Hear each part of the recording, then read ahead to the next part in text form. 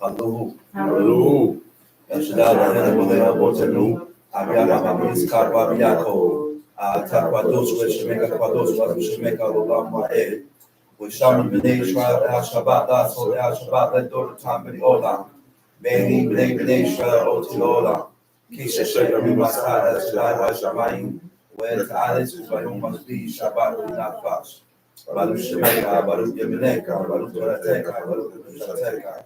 El Shaddai Melech, El Shaddai Malak, El Shaddai Imlok, Lolam Ma'eh. Baruch Shekabol Malkuto Lolam Ma'eh. Baruch Kabol Lohimi Kumon Lekel Yom.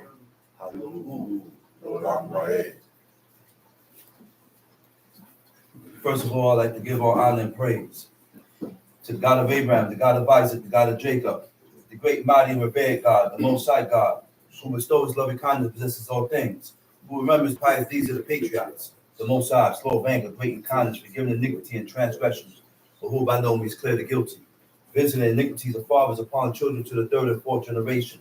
The Most High, his work is perfect, for all his ways of justice, a God of faithfulness, and without iniquity, just and right is he. May be seated. Giving due respect and honor to a head in Israel, my father, Chief Eleazar, to the chief men, princes, brothers and sisters, I say unto you the tongue of my forefathers, Shabbat Shalom. Shabbat Shalom.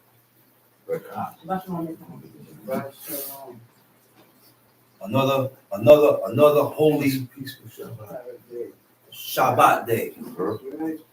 That's right. Another day to recharge yourself. 52 times. Another day to hear about your ways. Uh-huh. Another day to hear about your faults. Because that's what the purpose of having Sabbath teachings are for.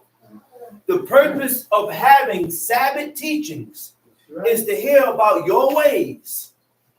To hear about the things that you have done in your life and change it. What you got to do to change it according to the standards of God. Yeah. These teachings, we don't have teachings so that you can point the finger at this one. That's right. We don't have teachings so that you can point the finger at the other one. And sometimes because of us being so close, I know because of us being so familiar, I know your faults. Right. And you know my faults. Yeah. So when I hear something in teachings that you've done, I elevate it. Only that. Only that. That's right. Why? Because I want to get under your skin. Right. Why? Because I want to annoy you. That's not the purpose of Shabbat teachings. Right. The purpose of Shabbat teachings is to hear about your faults and change it according to the standards of God. Yeah. Learn the ways of God and start putting it into action. Okay? We're going to learn what is the ways of God. Remember what God told Abraham? He said, for I know him. Genesis chapter 18, verse 19. He said, for I know him, that he will command his children and his household after him. That's right. So if the father is living one way, I'm not going to have the family living any other way. That's right. Because this is my house and I have a duty according to what God said to run my house according to the standards that God has set. Okay? And they shall keep the ways of the Lord. How do you keep the ways of God? Huh? To do justice. To do justice. You know what justice is? Justice or being just covers a wide spectrum. You know what being just is? If you don't like something for yourself, you won't do it to that person. That's being just. That's just. Right. If I don't like it being said to me, I won't say it to you. That's just. But if I can say something to you and I don't want it to be said back to me, you ain't just. That's not the ways of God. I said, that's not the ways of God. We think we know what just means. We think we following after the ways of God, but we don't study, so we don't know. And whose fault is that? Yours. That's your fault. Huh? The word for justice is zedakah. Zedek comes from the word Zedek. Zedakwa means being just. Okay? One of the definitions of being just is rectitude, righteousness. Rectitude means morally correct. Morally correct way to act and think. Huh? There's a morally correct way of how you act and how you think. It has to coincide with that book. How you act and how you think. If how you act and how you think doesn't coincide with what God said or how God has prescribed for you to live or how to think or how to move, then you ain't right. You're not just. That's not the ways of God. That's not the ways of God. Behavior that is correct, upright, and honorable. I said behavior or how you act that is correct, upright, and honorable. So if you're not being honorable, that don't mean for me to be not honorable. I have to carry through with the same principles. Because the laws is concerning you, not them. I said the laws of God is concerning you and not them. It always said thou, thou, thou, thou, thou, thou, not they. So the laws is directed towards each and every one of us according to how we act and how we think. So we got to be on point with these things. We got to be on point, man. Being just, acting according to what is morally right and fair by God. What is morally right and fair according to what God said. Not according to what I think. Not according to how I feel. Not according to my feelings that stirred up, because all that don't count. How you feel don't count. You know what counts? How God feels about it. What do God think about it? What did God say about it? And however and whatever God say about this situation, or how God feel about this situation, you got to feel the same way. So now we got to get rid of our emotions. Because you may not feel the same way God feels about it, and it don't make it right. Because you don't feel that way. So now you want God to accept you the way you is. Accept me the way I am. Huh? Ain't no Mary J's around here. Ain't no accepting me the way I am. God will only accept you according to the way that he prescribed for man to be. Okay? Let's go to Genesis chapter 19.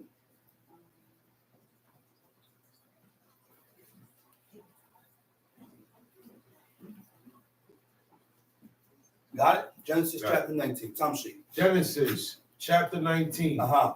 And there came two angels to Sodom at even. And there came two angels. Huh? Two angels to where? To Sodom. To Sodom. At even. At even. And Lot sat in the gate of Sodom. Uh-huh. And Lot, seeing them, rose up to meet them. Look, Lot living off the righteousness of Abraham. I said Lot got off because of the righteousness of his uncle. That wasn't even his father. Huh? Just off the uncle, just off of Abraham being so righteous. Look, which means what? It don't even got to be your father.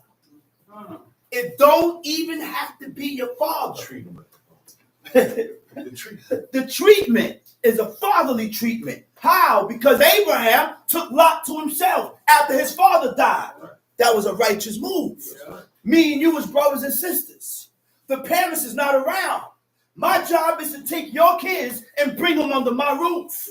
So now God is going to look at me as their parents, and my righteousness will be shined forth. Will be put upon them. Will be used to deliver them as if I was their direct parents.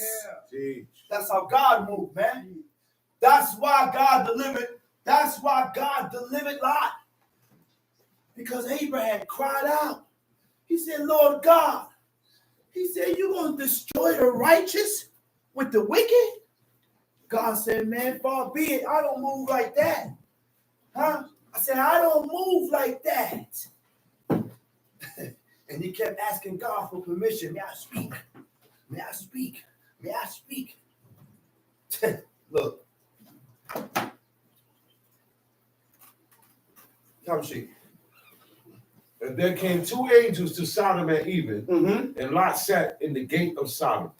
And There was two angels that came to Sodom at even. Lot sitting at the gate. Go ahead. And Lot, seeing them, rose up to meet them. Lot seeing them. He rose up. Read. And he bowed himself. He prostrated. With He his bowed face himself. With his face With towards his the face ground. towards the ground. Tom And he Sheik. said, behold now, my lords, turn in, I pray you, into your servant's house, and tarry all night, and wash your feet, and ye shall rise up early and go on your ways. And they said, nay, but we will abide in the street all night. See, these laws calls about also a treatment.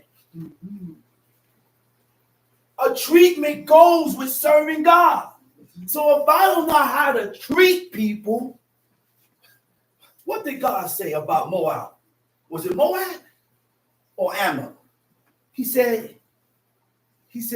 they are not accepted. All because of how they met you. They didn't meet you with bread and with water. They didn't come to meet you with bread and with water. He said, because of that, they're not accepted. Now, go ahead, read. Verse 3, and he pressed upon them greatly, and they turned in unto him and entered into his house. And he made them a feast, and did bake unleavened bread.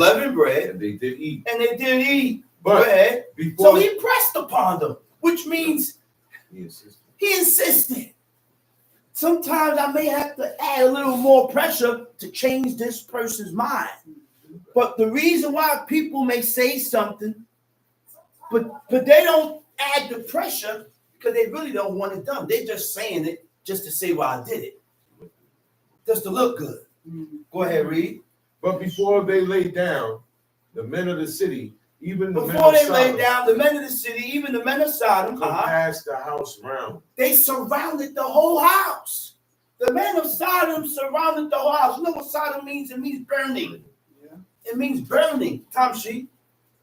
Both old and young, all the people from every quarter. Tom They called unto Lot and said unto him, where are the men which came into thee this night? So now you got a bunch of strangers, dudes surrounding the man's house, banging on the door. He said, listen, man, where's those dudes that came unto you that night? Where's those? Where they at? Read. Bring them out unto us, that we may know them. Bring them out so that we can know them. And they ain't talking about knowing each other's welfare. They wanted to penetrate these men. See, ain't nothing new under the sun. And God destroyed that place just because of their wickedness. So what makes you think God is going to accept men on men today? If he destroyed Sodom and Gomorrah for this heinous act, then what makes you think God is going to accept that? Man on man, woman and woman. Yeah, it's your choice, but I ain't got to accept it. It's the wrong choice. I said it's your choice, but I don't have to accept it. And you can't continue to teach these kids about men on men. You can't teach these kids that. Because that's what they're doing in the schools now. They're teaching the kids that homosexuality is okay. It's okay if you like the same, or if you're attracted to the same sex. So now we have to be on point and on top of our kids from in the house, teaching them in the ways of God, so that when they go to school, they will be able to detect. My Abba ain't teach me that. My Abba ain't teach me this. You got to. Right. Because they're getting indoctrinated in the schools too. Yeah. They're going to get indoctrinated in the schools, and they're going to see things that's not acceptable by God. Right. But you, as the parent, must be in their ear. You got to be in their ear. Right. Tom Sheik. And Lot went out at the door unto them and shut the door after them. And said, I pray you, brethren, do not so wickedly. Behold, now I have 2 daughters Uh-oh. which have not known man. Wait a minute. This is the same act that the man Judges did 19. in Judges 19. Right? He said, listen. He said, do not so what? Read that over. And said, I pray you, brethren, do not so wickedly. Behold, now I have 2 daughters Uh-oh. which have not known man. Okay, so now hold that. I want you to go to Judges 19. I want to go to that part there. Tom C. Yeah. When you go there, go to Judges 19. After I'll let you know when to go back to Genesis 19. Sorry. But go to Judges 19. So Lot is ready to give up his 2 daughters just so that these men don't penetrate the 2 angels that came into his house. Go ahead, Tom C. And it came to Judges pass 19. And it came to pass in those days in those there days, was no king in Israel. That there was a certain Levite sojourning on the side of Mount Ephraim who took to him a concubine. Who took to him a concubine out of Peleg, Bethlehem, Judah. Out of Bethlehem, Judah, read. And his concubine played the whore. And his concubine played the whore, Against which him. was the word for whore is zanah. It means to go astray. It means to go astray, off the right path or route, to stray, to wander from restraints of the laws of God. So you don't have to have sex with a man to play the whore. I say you don't have to have sex with a man to play the whore. All you gotta do is wander away from the restraints of the laws of God. Huh? Go ahead. And went away from him unto her father's house. Unto her father's Bethlehem, house. Judah. So now she left her husband and went to her father's house. But the reason why it specified that she played the whore, because once your father give you to me, you're my possession. You belong to me. That's right. So you can't just up and leave off. You belong to me now. You're my possession. So when she left off for those months, all those 2 and 3 months, they said that she played the whore. Tom she. And was there for 4 months, 4 whole months. And her husband arose and went after her to speak friendly unto her. And her husband arose, right? And went after her to speak friendly unto her. Dabar al lebo, to speak to her concerning her heart. Right. You know what that means? When it says to speak to her concerning her heart, to speak to her concerning how she feels. Because this book shows you how a husband supposed to react or move with his wife. Yeah. You got to be concerned. No, you can't be just heartless. What happened? Huh? Didn't Elkanah go to his wife and say, "Am I better to thee than 10 sons?" He knew what was going on and why she sad, because he was into his wife and he knew what was bothering her. Yeah. So therefore, because he knew what was bothering her, he gave her comforting words. Yeah. The woman's crying. You man, come on, man, stop crying. Nah, man, what's wrong with you? You don't even see that something is bothering her? Yeah. Yeah. She's crying. Go ahead, read. And her husband arose and went after her to speak friendly unto her and to bring her again, having his servant with him and a couple of asses. And she brought him unto her father's house. And when the father of the damsel saw him, he rejoiced to meet him. And his father-in-law, the damsel's father, retained him. And he abode with him 3 days. So they did eat and drink and lodge there. Verse 5. And it came to pass on the 4th day, when they arose early in the morning, that he rose up to depart. And the damsel's father said unto his son-in-law, comfort thine heart with a morsel of bread. Was that verse? Go to the spot. Verse 24. Behold, here's my. Okay, go to verse 20. Verse 20. And the old man said, peace be with thee. Howsoever, let all thy wants lie upon me. So now they both are considering each other. The man that's being accepted in his house saying, "Listen, I got private. I don't need to give. I don't need to lean on you for nothing." And the owner of the house turned around and looked. He said, "Man, lie your wants all upon me." This is a beautiful thing when both sides are considering each other. Yeah. See, that's what the law is about. The law is about me considering you and you returning the favor. You considering me. But if you don't consider me, it don't mean for me to stop being considering. It don't mean for me to stop being considerate because now I put myself in the same track. Go ahead, read. And so he brought him into his house and gave him provender unto the asses. And they washed their feet and did eat and drink. So provender is feed for the cattle. All right? Go ahead, Tom C. Now, straw or hay cut up, fine for the food of the cattle. Go ahead, Tom C. Now as they were making their hearts merry. Now as they was making their hearts merry, here it is. Behold, the men of the city, certain sons of Belial, he set the house round about. They surrounded the house round about. And beat at the door. They beaten at the door. And spake to the master of the house, the old man, saying, bring forth the man that came into thine house, that we may know him. That we may know him. Read. And the master of the house, went out unto them and said unto them, Nay, my brethren, I pray you, do not so wickedly. Seeing that this man is coming to mine house, do not despise him. You see that? Hospitality supersedes the love of his family. That's right. I said hospitality supersedes the love for his. You don't think he loved his daughters? Yeah. Huh? But we learn righteousness from what we read, and when we read it, we look at it as weird because we have a hedonistic mentality. We're moving different. Nobody in here would have gave up their daughters like that. Right. I wouldn't have done it. True. I wouldn't have done it because I think different. And this is a mentality that I have to learn to acquire before I die. Yes. See, that's the job. The job is for each and every one of us to acquire this righteous mentality, the way our forefathers think and how they move before we die. Before we die. Go ahead, read. Behold, here is my daughter, a maiden, and his concubine.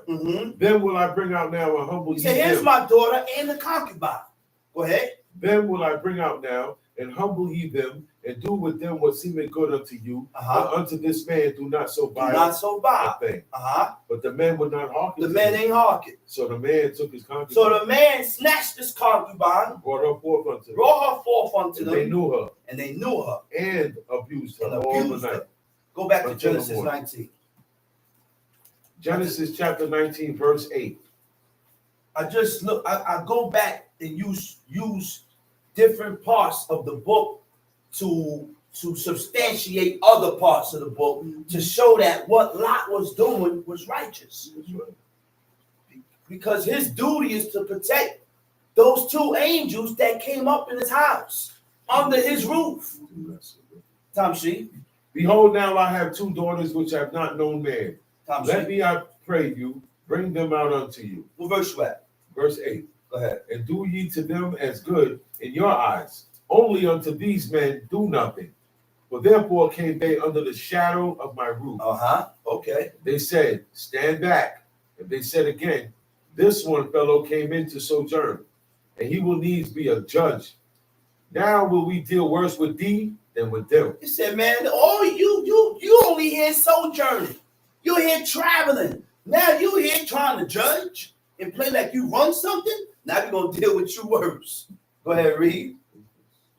And they pressed sore upon the man, even Lot, and came near to break the door. But the men put forth their hand and pulled Lot into the house. So the two angels pulled Lot back in because they ready to bum rush the door. Go ahead, read. And shut the door. And they smote the men that were at the door of the house with blindness. To where they couldn't find the door. Now Lot didn't even know Lot didn't even know that these two guys were angels. But after he smoked that door, smoked them with blindness to where they couldn't find the door, what happened now?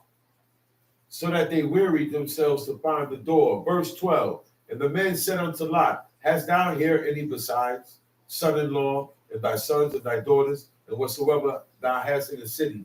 Bring them out of this place. For we will destroy this place, because the cry of them is waxing great before the face of the Lord. Mm-hmm. And the Lord has sent us to destroy it. And Lot went out. That didn't happen overnight. God give us time to correct ourselves and acknowledge our fault. And when we don't acknowledge our fault and correct our ways before God at that set time, then judgment. Then we're going to be judged according to our fault, to what we did that was wrong by God. And when God is judging you, there's a thing called guilt. That's the only thing that will cause you to change. And first of all, before you change, you got to acknowledge that you was wrong. I mean, truly acknowledge that you was wrong, because there are two stages of guilt. We're going to get into that later. Go ahead, Tom C. But we will destroy this place because the cry of them is waxing great. The cry of them is waxing great. Before the face of the Lord. Uh-huh. The Lord has sent us to destroy it. And Lot went out and spake unto his sons-in-law, which married his daughters, and said, Up, get ye out of this place. For the Lord will destroy this city. But he seemed as one that mocked unto his sons-in-law. And when the morning arose, then the angels hastened Lot, saying, Arise, take thy wife and thy two daughters which are here, lest thou be consumed in the iniquity. He said, Arise, take your wives and your daughters and get out of the city, lest you be consumed with the iniquity of the city. So now we got to consider where we lay our head at. Consider where you live at, where I dwell at. I cannot live in a house with people that don't serve God, because now God is going to consume me with the iniquity of this place. You got to consider these things. Where you go, who your friends at, who you walk with. Because whoever you walk with, God look at you as if like you agree with. So my friends, I can have friends and we deal with each other on a certain level. And it doesn't pass that. After that, I separate myself because we ain't the same. After that, I separate myself because me and you are not the same. So I got to put a separation between me and you. Tom C. Verse 16. Verse 16. And while he lingered, the men laid hold upon his hand and upon the hand of his wife and upon the hand of his two daughters, the Lord being merciful unto him. The Lord being merciful unto him. Read. They brought him forth and set him without the city. And it came to pass when they had brought them forth abroad that he said, Escape for thy life. Escape for thy life. Look not behind thee. Don't look behind you. Neither stay thou in all the plain. Escape to the mountain, lest thou be consumed. And Lot said unto them, O not so, my Lord. Behold now, thy servant hath found grace in thy sight, and thou hast magnified thy mercy, which thou hast showed unto me in saving my life. And I cannot escape to the mountain, lest some evil take me and I die. Read. Behold now, this city is near to flee unto, and it is a little one. Oh, let me escape thither. Is it not a little one? And my soul shall live. Verse 21. And he said unto him, See, I have accepted thee concerning this day, but I will not overthrow this city for the which thou hast spoken. See, he said, I have accepted thee concerning all those cities going to get wiped out. But the only reason why they ain't wipe out that city, he said, listen, man, he begged them. He said, listen, let me go into the city here. He said, all right, I ain't going to destroy the city concerning you. He said, but the rest of these cities going to get wiped out. Sodom, Gomorrah, Admonitions, and Sodom got wiped out. Up to this day, nothing grows there. Nothing grows there. Tom C. Haste thee, escape thither, for I cannot do anything till thou be come thither. Therefore the name of the city was called Zoar. The sun was risen upon the earth when Lot entered into Zoar. Then the Lord rained upon Sodom and You upon see how Gomorrah. long of a travel that was? They left there at evening.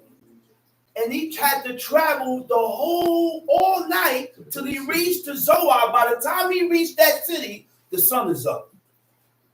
Go ahead, read. Verse 24.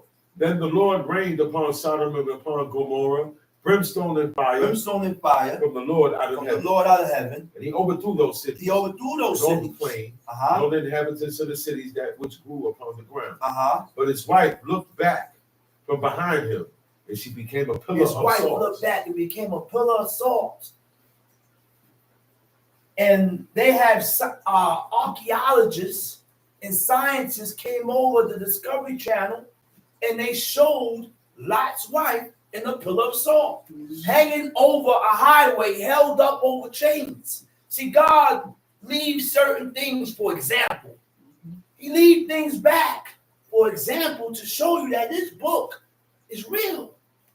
This book is real. Go ahead, read. Verse 27. 27. And Abraham got up early in the morning to the place where he stood before the Lord. Uh-huh. And he looked toward Sodom He and looked Gomorrah toward Sodom and and toward Gomorrah. all the land of the plain. Uh-huh. And behold, lo, the smoke of the country went up as the smoke of a furnace. Mm-hmm. And it came to pass when God destroyed the cities of the plain, that God remembered Abraham and sent Lot out of the midst of the overthrow, when he overthrew the cities in the which Lot dwelt. And Lot went up out of Zoar and dwelt in the mountain, and his 2 daughters with him. For he feared to dwell in Zoar. And he dwelt in a cave, he and his 2 daughters. Uh-huh. And the firstborn said unto the younger, Our father is old, and there is not a man in the earth to come in unto us after the manner of all the earth. Uh-huh. Come, let us make our father drink wine, and we will lie with him. If they didn't let Lot drink wine, Lot wasn't gonna sleep. No. They had to get Lot so drunk that he could not perceive when the daughters went in and when they left out.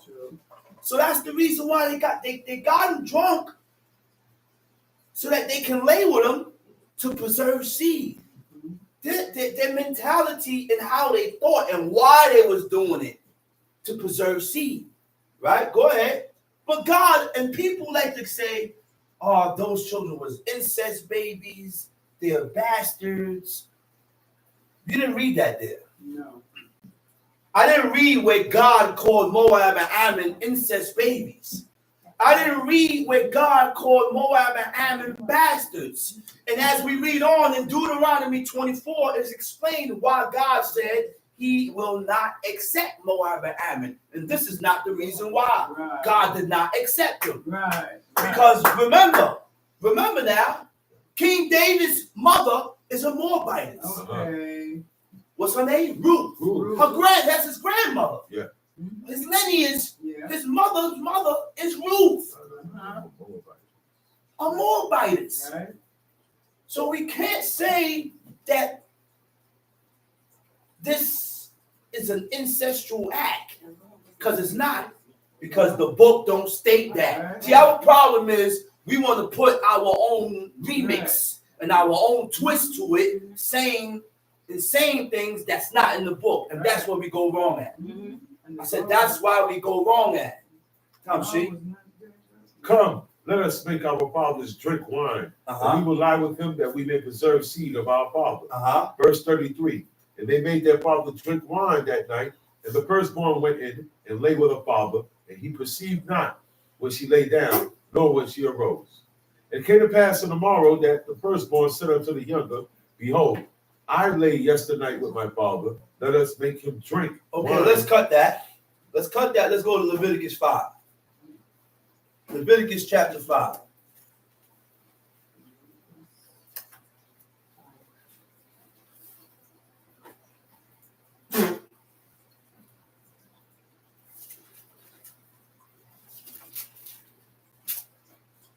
Got it? Got it. Time sheet. Leviticus chapter 5. Leviticus chapter 5. Read. And if a soul sin, And if a soul sin, what is sin? Most of us don't know what is sin. So the word sin, it means to incur guilt upon. Moral evil. Sin corrupts your morals. When we sin and violate the commandments of God, your morals becomes corrupt. To incur the displeasure of God, right? To incur the displeasure of God. To incur is to become subject to some kind of consequences as a result of one's own actions. So we have to realize that and recognize that when we come up short with God, that there are consequences when we come up short with God. There's a reason why things happen in our lives, because we have came up short with God. Don't ask yourself why. Don't question and say why. Don't blame nobody. All our job is to blame ourselves. Blame yourself. This is for my shortcomings. This is happening to you because of your shortcomings. Everything that transpires in our lives is because we came up short with God. Tom Sheet. So hold up. Moral evil. Moral evil is evil caused by humans towards each other. Yeah. Evil from people. Evil caused by humans towards each other. And this is concerning the things that you do and the things that you say. The things that you do and say that you have intended to harm. You have intentions to harm. I had intentions to get underneath your skin, and that's why I continue to say the things I say, because you know the reason why you're saying it. But you're portraying to everybody else that I'm not saying it to get under this person's skin, but you really is. And this is why we can't get better with God, because we ain't truthful with ourselves. We ain't truthful with self. You know what was your objective. My objective was to harm. My objective was to be spiteful.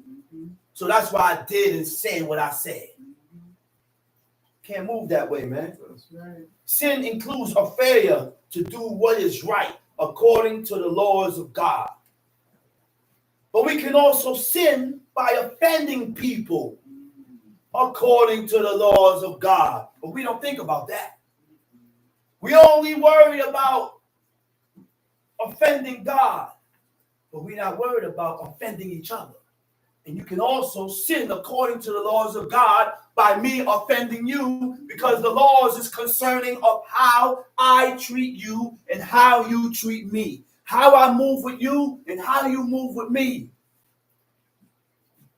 It is violence. It is violence and lovelessness towards each other. You see why we offend each other and we say the things that we say to offend each other? Because there's no love. There's no love. I don't love you like I love myself, and you don't love me like you love yourself. So that's why I say the things I say and do the things I do to you. Ultimately, rebellion against God. Sin corrupts the heart. Sin corrupts the mind. And cause you to be inclined towards evil. You'll be more inclined to wickedness. You'll be more inclined to evil and wickedness. So what is iniquity? Iniquity is a Latin word.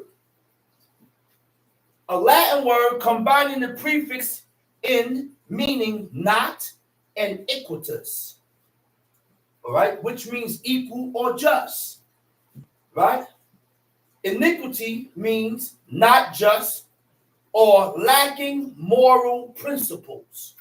Perversity, depravity. Depravity is innate corruption of human nature. Innate corruption means inborn or existing within. Inborn corruption of human nature, which means I was born with this corruption. We were born in sin, born in iniquity. The root of sin is in us.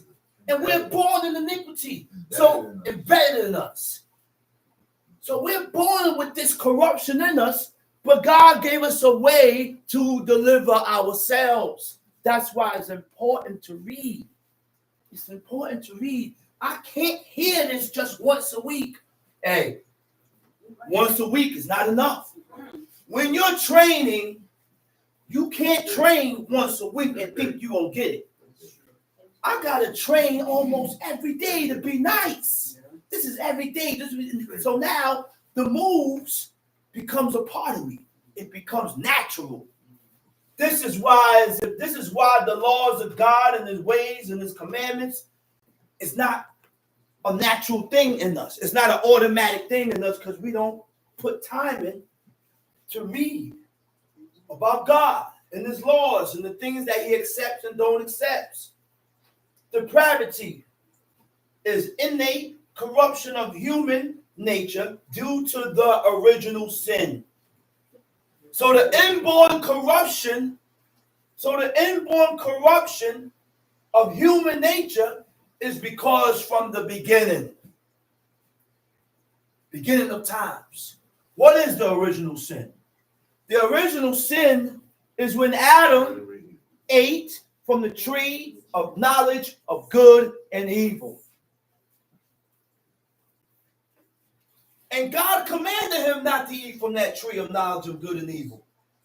He said, because when the day that you eat from that tree of knowledge of good and evil, he didn't tell them you're going to be like gods, because they didn't have to know that. That was irrelevant. He said, the day that you eat from this tree, you're going to what? You're going to die. I said, you're going to die.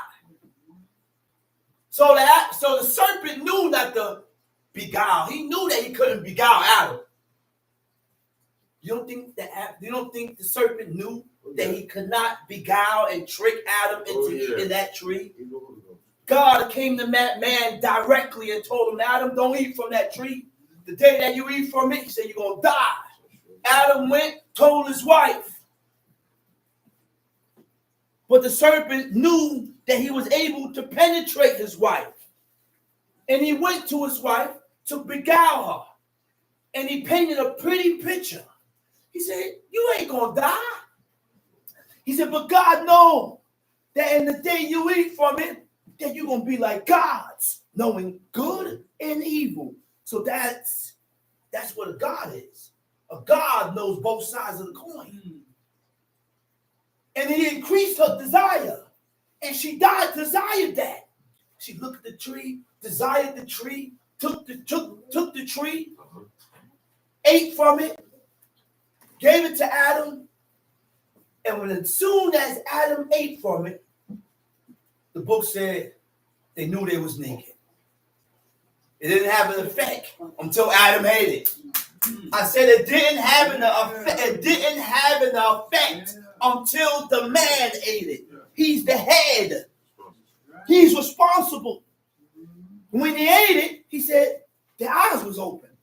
Now they know they was naked. Now they hiding from God. They was able to perceive when God is in the midst. He said, I heard your voice walking in the cool of the day. He said, I hid myself because I was naked. Shame took into play. I said, shame took into play. We have become more and more shameless. We don't have shame no more. This is why women and men do things. See, the shame of women and men is different. Yeah. I said the shame of women and men is different. It's not the same. It's not the same. True. And the book tells us what to be ashamed of. Go ahead. Now, hold up. What else I have to go into? Okay, moral corruption. Moral corruption means doing something regardless of it being right or wrong according to the laws of God for your own benefit. You disregard the laws of God and you still perform the act because this is for your own benefit. It's going to benefit me. So I disregard that it's the Sabbath day because this is the only way I'm going to receive and get this job. So I disregard that it's God's day and I take the job. Okay? Perversity is contrary to accepted standards of God. Deliberate desire to behave in an unreasonable or unacceptable way. That's unacceptable. You don't have to move that way. You shouldn't act that way. Those are ways of a perverse person. That's what perversity is. Being deliberately contrary, doing the opposite of what God expects or require of thee. Perversion is a form of human behavior which causes you to deviate from what is right by God. I said perversion is a part of human behavior which causes you to deviate, which causes you to turn away from what is right by God. Time sheet. Where we at? Verse what? Leviticus Chapter 5. Verse Verse what? soul sin at the top. No, verse 3. Yeah, I finished the top. Or if he touch the uncleanness of man, whatsoever. All right, go to verse 5. I'm sorry. Verse 5 on the top. Right. And if a soul sin, And if a soul sin, and hear the voice of swearing, it is a witness, whether he has seen and or if a known of soul sins and hear the voice of swearing, read. what it is a witness. And he's a witness. I done heard you say it, or I heard you swore. Read. Whether he has seen or Whether known he's of it. seen it or known of it. If he does not utter it, then he shall bear his iniquity. If he don't utter it, then he's gonna bear his iniquity. Which means I have to show and prove myself that I don't agree with you in this particular situation. Friends, brothers, sisters, kinsmen, cousins, aunties, uncles is out the window. I said it's out the window. Why? Because righteousness stands above all. The laws of God stands above all. So when you're wrong according to the standards of God, I can't side with you when you're wrong. I heard you said it. I heard you said it. And I seen you do it. I must utter it. I'm not going to keep it to myself. You're wrong, bro. I say you're 100% wrong. You shouldn't have did that. You're 100% wrong. You shouldn't have said that. Your job is not to side with that person in their wrong. You have to tell them. Because when you don't inform the person that he's wrong, then what God said. You wrong too. You wrong too. And you're going to bear that sin. And you hate him. That's not love. That ain't love. God denotes and shows us and teaches us what is love. Tom sheet. Whether he has seen or known of it, Uh-huh. if he do not utter it, then he shall bear his He iniquity. shall bear his iniquity. Tom sheet. Or if a soul touch any unclean thing, whether it be a carcass of an unclean Or if a beast, soul touched an unclean thing, whether it be a carcass of an unclean beast, whether it be the carcass of an unclean beast, or a carcass of unclean cattle, or the carcass of an unclean cattle, or the carcass of unclean creeping or the thing, carcass of an unclean creeping and thing, if it be hidden from him, and if it be hidden from him, he also shall be unclean. he and also shall be unclean and guilty. Everybody's not guilt. Everybody don't have guilt. Everybody. I said everybody don't have guilt. People do and say things and don't feel no remorse or don't feel no way about what they did and say. Right? Go ahead. Or if he touch the uncleanness of man, whatsoever uncleanness it be, that a man shall be defiled. Or if he withal. touched the uncleanness of man. Uh-oh. I had taught this one time that in Leviticus 22 it states that when the seed of copulation leave a man, right, and not touch your flesh, I'm unclean.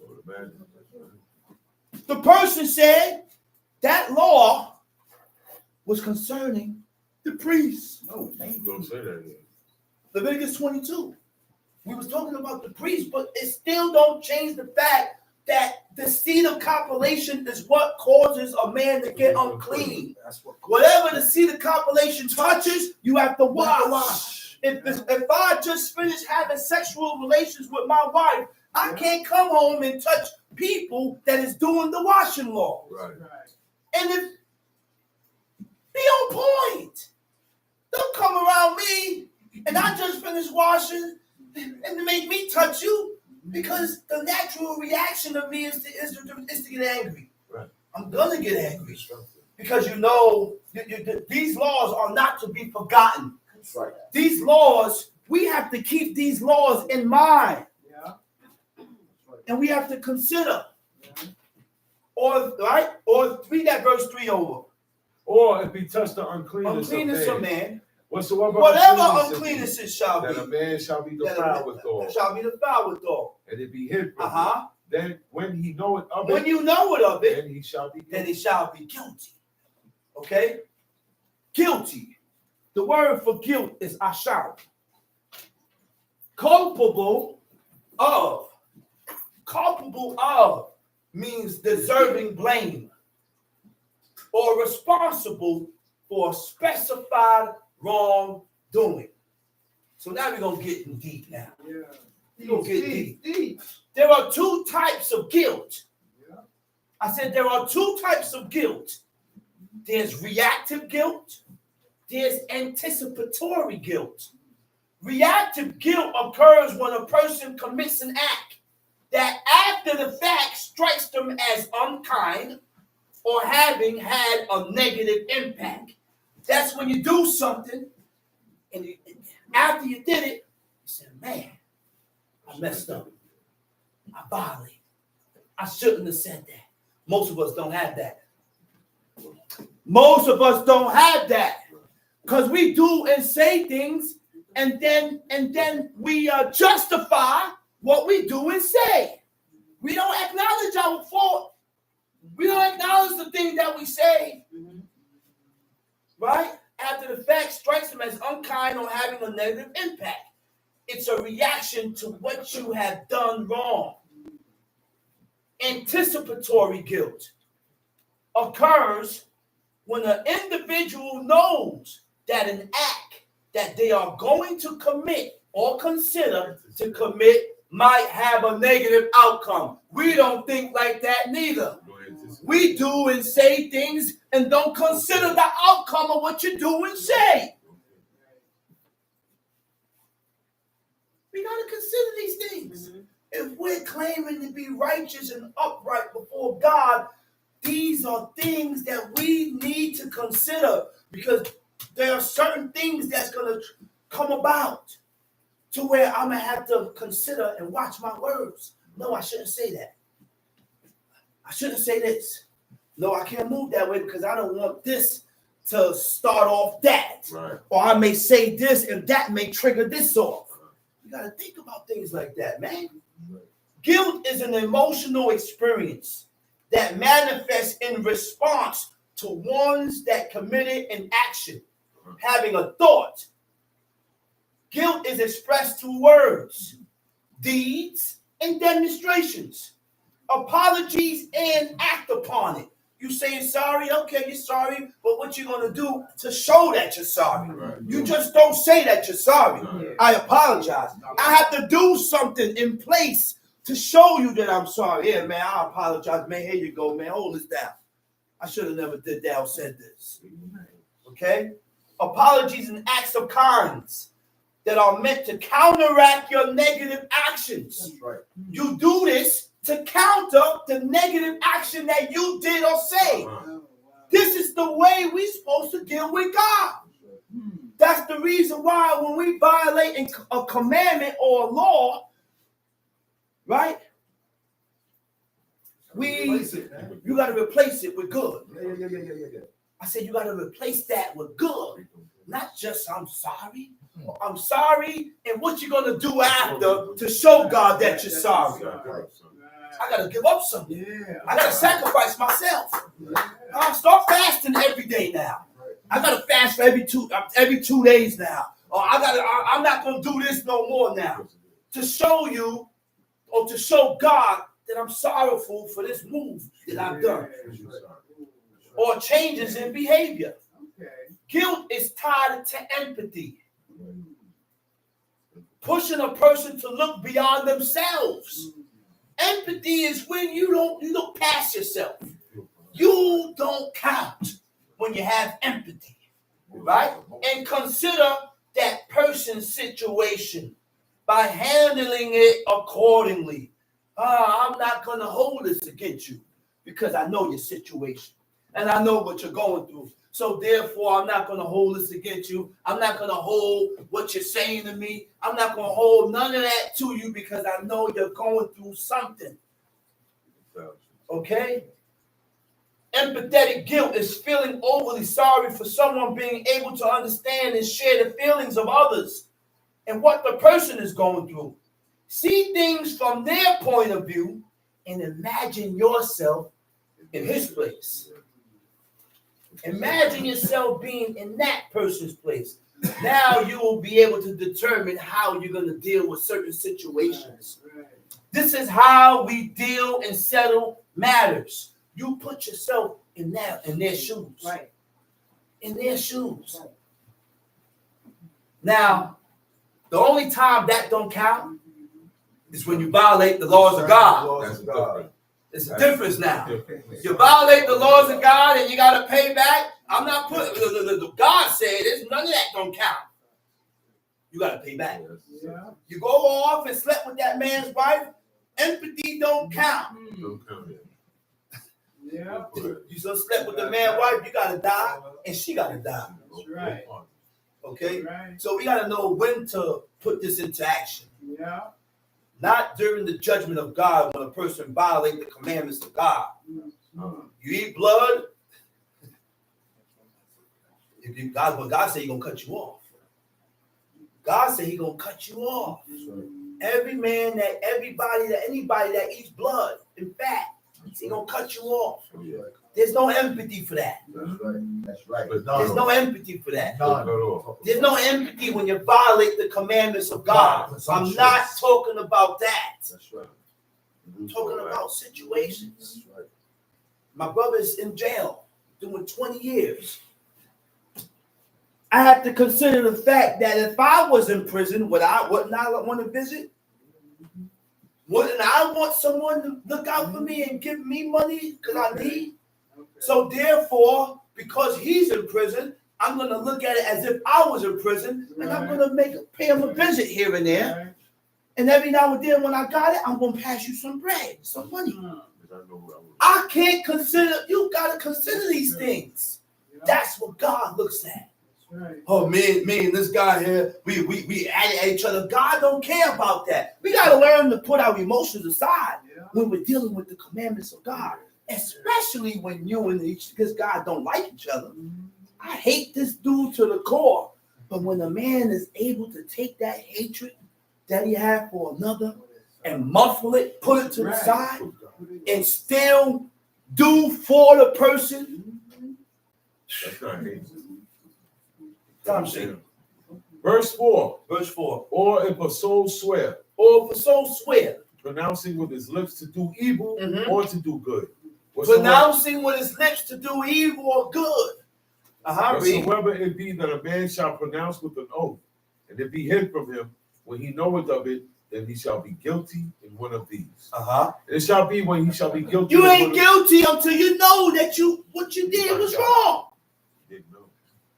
This is why God is a magnificent God, man. Yeah. That's right. This is a magnificent God. Dudes, you will be violating the law, but you didn't know I was in violation, and God won't charge you until you are aware of your wrongdoing. You see that? That's why the Most High went to Jonah. He said, listen, Jonah, I need you to go to where? Was it Syria. not Tarshish, Syria, Syria. and warn them. Jonah looked, he said, man, they deserve it. Basically, they're heathens. Straight up heathens. Basically, there was heathens. They deserve to die. Listen, I ain't warning them. I ain't telling them nothing. I'm going to take this ship, and I'm going opposite. God don't like that mentality. God hated that mentality. And it caused an uproar in the ocean. Next thing, the people had to take him and throw him in the ocean to settle it. And then after they threw Jonah in the ocean, he commanded a big fish to swallow him. But he still survived through all that. Even through God's judgments and punishments, he had mercy on them. Then after a certain amount of time, the fish spit him out. He ended up on land. Now, mind you, that fish was traveling. That ship was in deep sea, in the midst of a sea. He used the fish, swallow him, take him back in, spit him on land. God came back to him with the same command.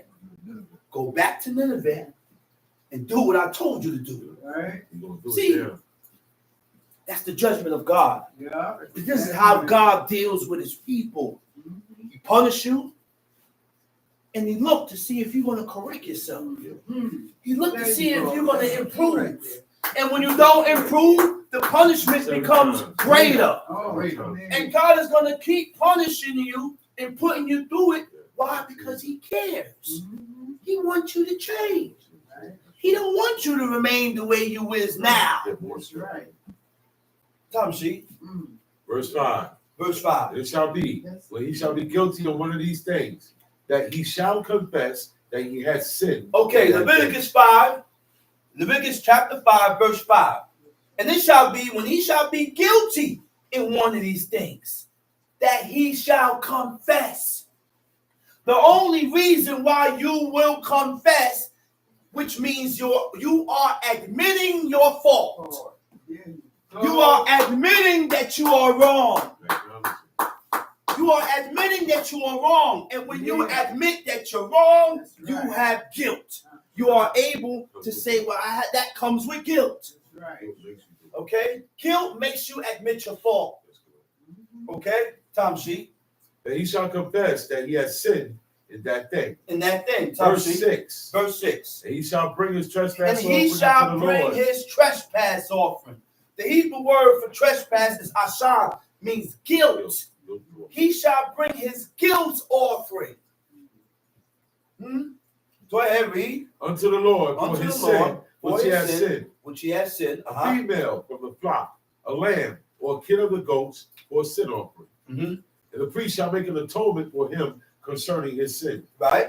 And if he be not able to bring a lamb, then he shall bring for his trespass which he had committed 2 turtle doves or 2 young pigeons unto the Lord. One for a sin offering, One for a sin burnt offering, offering. and the other for a burnt offering. Time sheet. And he shall bring them unto the priest, who shall offer that which is for the sin offering first, and bring off his head from his neck. But divide not, but it shall not divide it asunder. Right. He shall sprinkle of the blood of the sin offering upon the side of the altar, and the rest of the blood shall be run out at the bottom of the altar. It is a sin offering. Time sheet. And he shall offer for the second for a burnt offering, according to the manner. And the priest shall make an atonement for him for his sin, which he has sinned, and it shall be forgiven him. But if he be not able to bring 2 turtle doves or 2 young pigeons, then he that sinned shall bring for his offering the 10th part of an ephah of fine flour for a sin offering. Read. He shall put no oil upon it, neither shall he put any frankincense thereon, for it is a sin offering.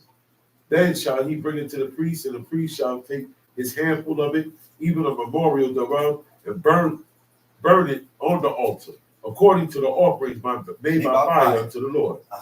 It is a sin offering. Time sheet. Verse 13. And the priest shall make an atonement for him as touching his sin, that he hath sinned in one of these, and it shall be forgiven him. And the remnant shall be the priest as a meat offering. We don't have a priest now. None of that. We don't have that. We don't have that priest that can go to God, confess your iniquities before God, and God is going to accept it through the priest, and he will forgive you. But we don't have that benefit no more, because we have strayed away from God so far away. That opportunity is gone. This is why during Yom Kippur, all we doing is fasting and afflicting our souls. There's no truth that those sins is gone. You hope that it's gone. And you hope not even going to make it go. You know why? Because you got to make it go. I have to make those sins go by not repeating those acts. That's how it goes. That's how it goes. Stop stealing, brother. Stop doing what you're doing, brother. Stop looking at your neighbor's wife, brother. That's how it goes. There's no more priest confessing your sins and putting the sins on the scapegoat and all. There's no atonement going down today. So you want those sins to go, you got to remove those sins from you by not violating the commandments of God. Tom, see? Verse 14, and the Lord spake unto Moses, saying, if a soul commit a trespass, if a soul commit a trespass, and sin through ignorance, it's the holy things of the Lord. If a soul commit a trespass and sin through ignorance, I didn't know. I didn't know I was in violation. I didn't know I was in wrong. I didn't know I was in error. But make sure it's in error. Okay? Sin through error, right? Now, guilt. Right? Again, that word guilt. Stirred up feelings of regret. Responsibility of what you had done wrong. It's a self-conscious emotion that involves negative evaluation of self. Which means you will begin to evaluate yourself. You will begin to take heed to yourself. You will begin to check yourself. But we have a problem checking ourselves because we always want to be right. I'm not never wrong. So because I'm never wrong, you don't give yourself space and time to improve before God. Tom, see? If a soul commit a trespass and sin through ignorance in the holy things of the Lord, then he shall bring for his trespass unto the Lord a ram without blemish out of the flocks, with thy estimation by shekels of silver, after the shekel of the sanctuary, for a trespass offering. He shall make amends for the harm that he had done in the holy thing, and shall add the fifth part thereto, and give it unto the priest. And the priest shall make an atonement for him with the ram of the trespass offering, and it shall be forgiven him. Verse 17. And if a soul sin, commit any of these things which are forbidden to be done by the commandments of the Lord, though he wist it not, yet is he guilty, and shall bear his iniquity. He shall bring a ram without blemish out of the flock without estimation for a trespass offering unto the Lord, unto the priest. And the priest shall make an atonement for him concerning his ignorance wherein he erred and wist it not, and it shall be forgiven him. It is a trespass offering. Go to Jeremiah chapter 3. Jeremiah chapter 3.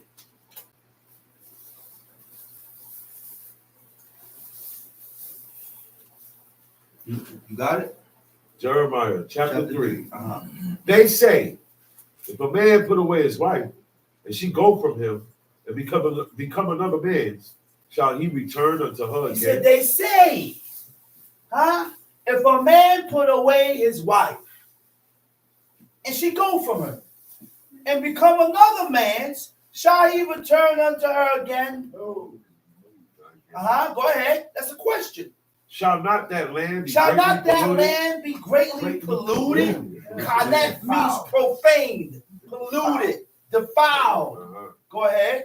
But thou hast played the harlot with many lovers, yet return again unto me. The word for lovers.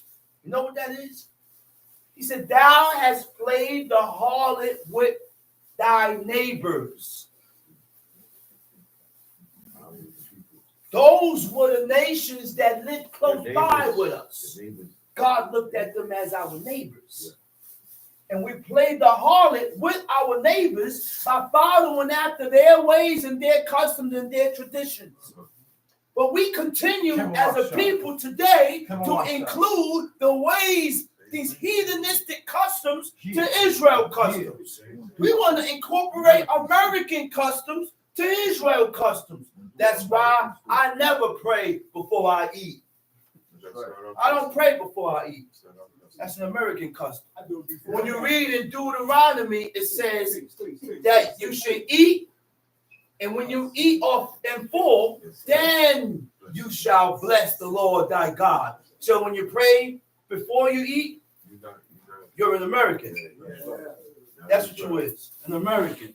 Deuteronomy 4 or Deuteronomy 6, one of them chapters, it says that you shall eat, and when thou hast eaten and are full, then ye shall bless the Lord. That's what you then do. you bless God. Uh-huh. You don't bless God before you eat. That's You right. eat and then you bless God. That's See, right. I use the book to prove what I taught. Say it again, brother. See, I use the book to prove That's what I right. taught. So That's when right. you bless God before you eat, you're a heathen. That's right. It's American. So continue right. blessing God before you eat. I It's do it American. before, during, It's and American. Talk about it, brother.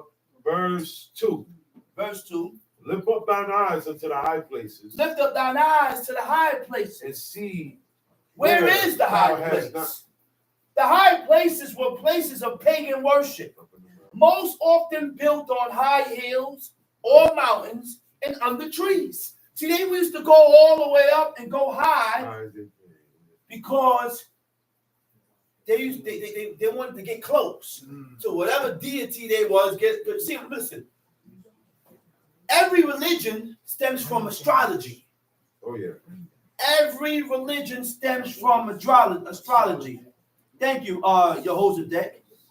He said, that's the Deuteronomy 8. Yes, it is. When thou hast eaten and are full, then thou shalt bless the Lord thy God for the good land which thou hast given. See, that's the problem. We got to read the book and do exactly. Do your own living. Do exactly. That's what you read. Follow the procedure. That's how you know the procedure. Follow the procedure. Do your But own we thing. want to Think do you our good. own thing. And think you good. And then we think we good with God. No, Nino. Doing our own thing. No. God already gave us a standard, a set standard That's of right. how this thing here is supposed to go. That's right. He gave us a set standard. That's right. Tom Sheik, Verse 2. verse 2. Lift up thine eyes unto the high places Uh-huh. and see where thou hast not been laid with. Uh-huh. In the ways. We've been everywhere. Not once, We've not been in every religion, Every every idol. custom. We've Come on, been with son. every idol. We've been everywhere, man. Come on. But God still looked and accepted us back. God still looked at us and accepted us back. You know why? Because of his covenant with Father Abraham. yeah. All because of the covenant, that agreement that he had with Abraham. Go ahead, read. In the ways hast thou sat for them, as Uh-huh. the Arabian in the wilderness, and thou hast polluted the land with thy whoredoms Thou hast polluted the land with thy whoredoms. and with Read. thy wickedness. Therefore, the showers have been withholden. Therefore, the showers had been withholden. There have been no latter rain. No latter rain. And thou hadst a whore's forehead. Okay, wait a minute now. See, The former and the latter it didn't rain crazy like Nah. this, the way it rained now. rain. 7 days of rain. No, God had the rain at a set time. Former and latter When the rain used to come down in the season. in the season. The rain didn't rain the way it is now. It had a season. It had a time. That's right. It had a specific time when it rained. Tom, it said a whore's forehead, right? So a whore's forehead is described as what? The shameless apostasy. Shameless apostasy and faithlessness of Israel. Okay? So what is shameless apostasy?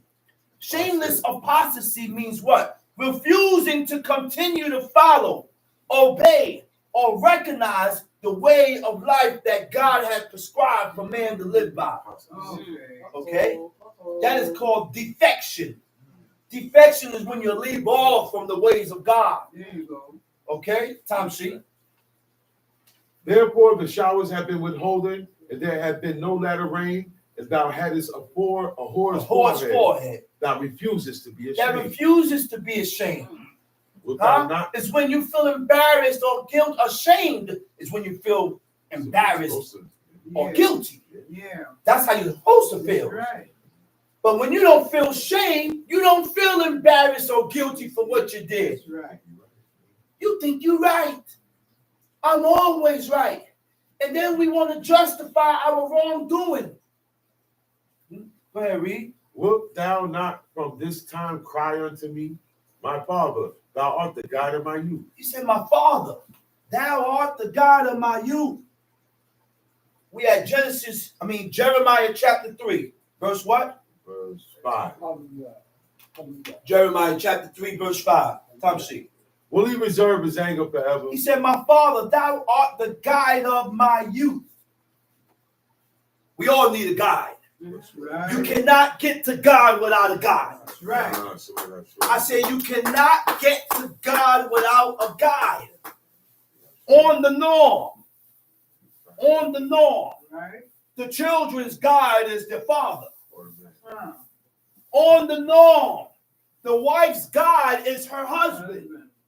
That's You right. cannot get to God, wife, without your husband. That's right. God is not going to choose you above your husband. That's not the norm. That's right. All through the book, the norm was that God turned towards the men first Oh, yeah. and showed the men so that he can lead his household in righteousness. Ah. See, when Deborah was a prophetess, Talk, she talk, left the talk, prophetess talk. out there. Mhm. When she came home, That's the right. prophetess stayed out there. That's right. She didn't come home prophesying to her man. No correction. Don't rebuke it. Don't rebuke it. They don't put it in the listen, woman. You keep that prophesying stuff right out there. That's right. But when you come here, just know that I run this. That's right. Yeah. There's all that prophecy stuff going on here. Yeah. You see what happened? You see what happened with Samson's mother? Uh-huh. The angel didn't come to her husband. The angel came to her twice. She told him about it. The second time, when she went to go get her husband come. Right?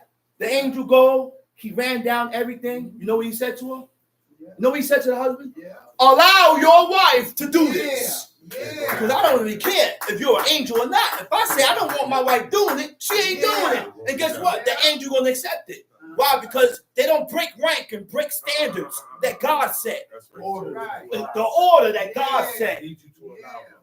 He said, I need you to allow her to do this. Yeah. And all that lied upon him. Whether he allowed her to do it or not, he allowed her to do it and it was able to be done. That's right. But if he said no, it's no. Right. It's no. Twisted, Yeah. bro. Tom C. Wilt thou not from this time cry unto me, my father, thou art the God of my youth? Uh-huh. Verse 5. Will he reserve his anger forever? Will he reserve his anger forever? You know what reserve I know means? you're going to hold this. How long are you going to remain angry? Wait a minute. Yeah. Wait a minute. Do you want God to reserve anger for you? Oh, no. I don't want God to reserve his anger for me. So guess what? So why do I reserve my anger for you? Uh-oh. Okay. Uh-oh. How long are you going to hold on to this? It's been years. It done passed already. Let it go. Why? So that God can let go of the things that you did. Okay. There you go. Okay?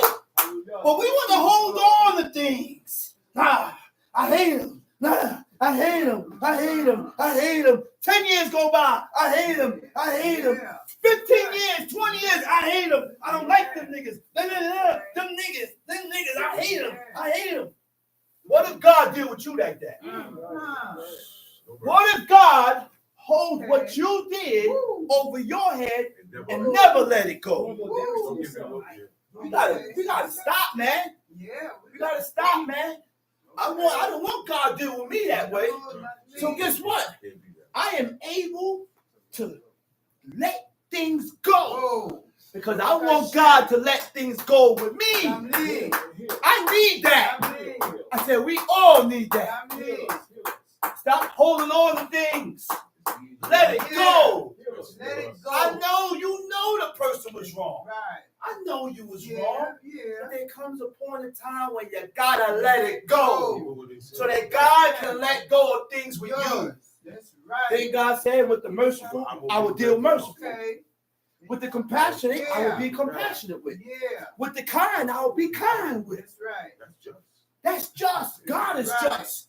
And we got to be just like God. That's right. I said, we have to be just like That's God. right. That's right. Okay. We say that, brother? So override your emotions. Override your emotions. That's our problem. We're not overriding our emotions. Yeah. We are allowing our emotions to get the best of us. Okay. And it's going to ruin you from inside. You're going to ruin yourself. You're going to ruin yourself. Let's read. Will he reserve his anger forever? Will he keep it reserve to the his end? anger forever? Huh? Will he keep it to the Will end? he keep it to the end? Hey, You know what the end is? Till I die. God's still gonna keep you. You want God angry at you? Still? You're 6 feet deep in the coffin, and God is still angry at you. Lord have mercy. Take it there with you. Lord have mercy. I don't want that. So guess what? I don't reserve nothing for nobody. It comes a point in time where I have to let it go and forgive. Because I got to think about me. Sister said. Right. I got to think about me and the things that you did. The things that you did that was offensive. Yeah. Because you have offended people also.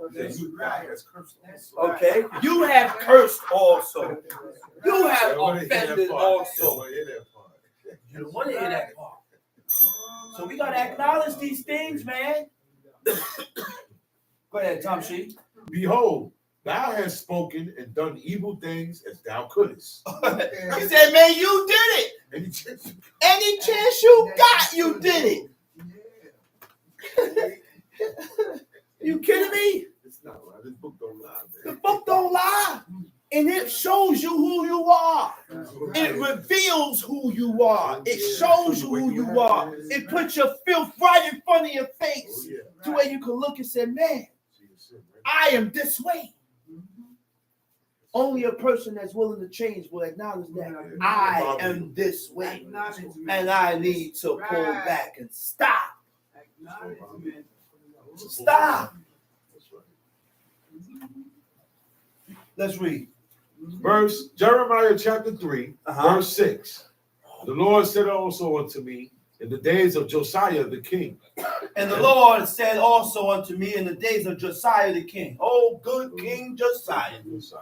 Oh, good King Josiah. That is my father's favorite word. Oh, good King Josiah. He was a good king. He was a good king. Oh, yeah. Yes, he was. Good King Josiah. Tom Shee. Hast thou seen that which backsliding Israel had done? He said, did you see what backsliding Israel done did? Damn, Israel on backslide. Go ahead, read. She is going up upon every high mountain. She's going everywhere. And under every green tree. Every green tree. And there hath played the harlot. And she's playing the harlot. And I said, after she had done all these things, turn thou unto me. After you done violated, after you done messed up, after you done been everywhere playing the whore, God turned and said, return back. He said, I will still accept you. And guess what? You know some men is like that. Some men are like that. Some men are like that. To where the wife can't do no wrong. At any, not you, and not every man, but some men is like that. Some, not all. Not all men is like that neither. Some men is like, what? Nah, you went off for me. That's it. I ain't taking you back. But you have some that say, man, I don't care. I don't care. You can go out and come back and we'll work it out, baby. But you have men like that. You do have men like that. And the reason why Israelites can't be that way, because God said you can't be that way. Once she go off from you, that land is polluted. It's defiled. You gotta go. Don't come back here. That's why God knows. I said God knows that He had to put a law there. Yeah, this is gonna cost some stuff. He had to Niggas put will that take law. them back. You'll take them back. Man, soft-hearted. After I said she had done all these things, What verse you turn thou unto me. Verse 7. Oh, 7, sorry, go ahead. And I said, after she had done all these things, turn thou unto me, but she returned not. And Turn thou unto me, but she returned not. Read. And her treacherous sister Judah saw it. Uh-oh. and her treacherous sister Judah, She saw it. she saw what Israel was doing. Okay, go ahead. And I saw, when for all the causes whereby backsliding Israel committed adultery, Uh-huh. I had put her away and given her a bill of divorce. Uh-huh. Yet her treacherous sister Judah feared not, but went and played the harlot also. Went and played the heart, following after her sister. Yeah. Go ahead, read. And it came to pass through the The lightness of her whoredom whoredom. that she The defiled. word for lightness, it means frivolous. Ooh, Frivolous. Frivolous means self-indulgence. careless of anything else. I said self-indulgence. Self-indulgence is characterized by doing exactly what you want. It don't have to Do be what you food. like. Do what you like. It don't gotta be food. You're Yep. self-indulgent, gorgeous self-indulgent. Whatever. It's whatever you desire, whatever you want. Satisfy yourself. You do things to satisfy yourself, not to satisfy God. Not to satisfy God. You disregard the laws of God to satisfy yourself. Tom sheet. And it came to pass through the lightness of her whoredom that she defiled the land Uh-huh. and committed adultery with Mhm. stones and with stocks. Uh-huh. And yet for all this, her treacherous sister Judah had not turned unto me with her whole heart, but faintly, said the Lord. Faintly. Deceptive. Deception. Halfway. Halfway. You didn't turn to God wholly. Right. 100%. You turned to God halfway. So you got 50% actions.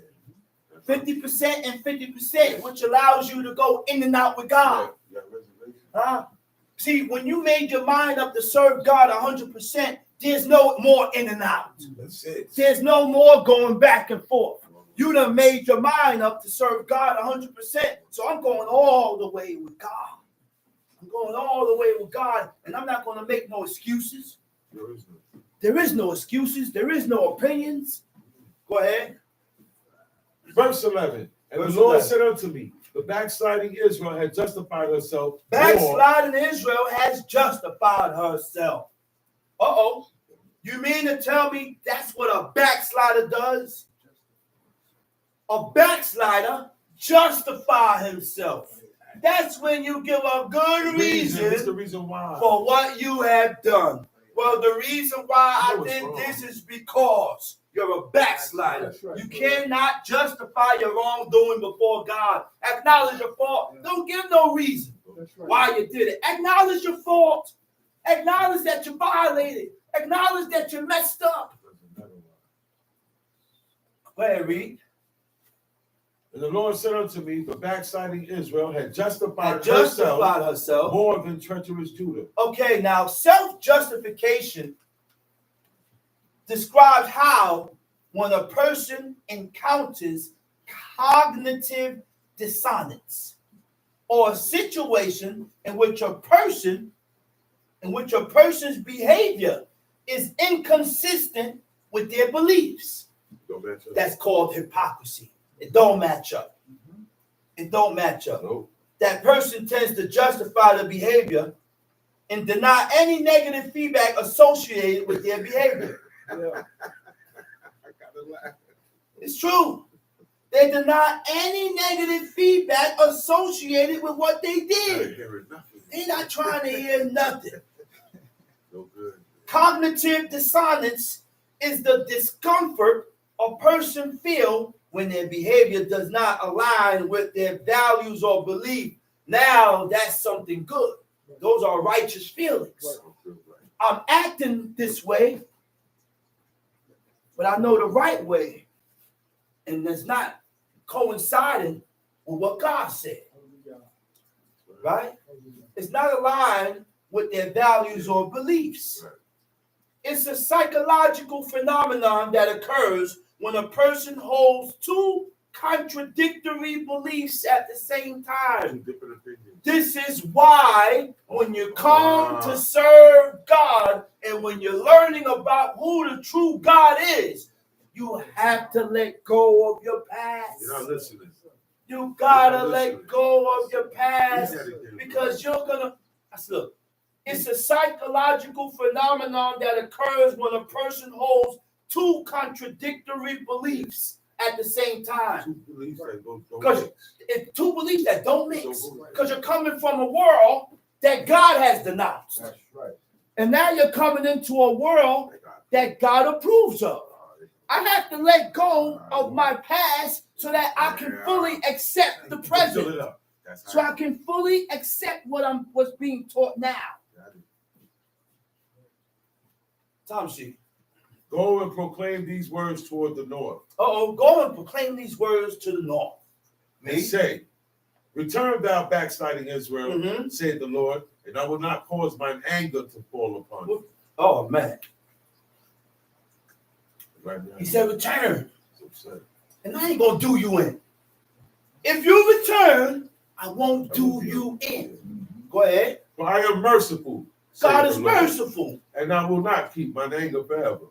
Uh-huh. Only acknowledge thine iniquity that thou hast transgressed. Only against the acknowledge Lord thy your God. iniquity. Acknowledge where you went wrong at. So he went. Acknowledge your fault. We have a problem acknowledging our fault. Some of us say, man, we ain't never wrong. I don't see, bro. Because that's how they don't see it. Why? Because they only see it, they're one-sided.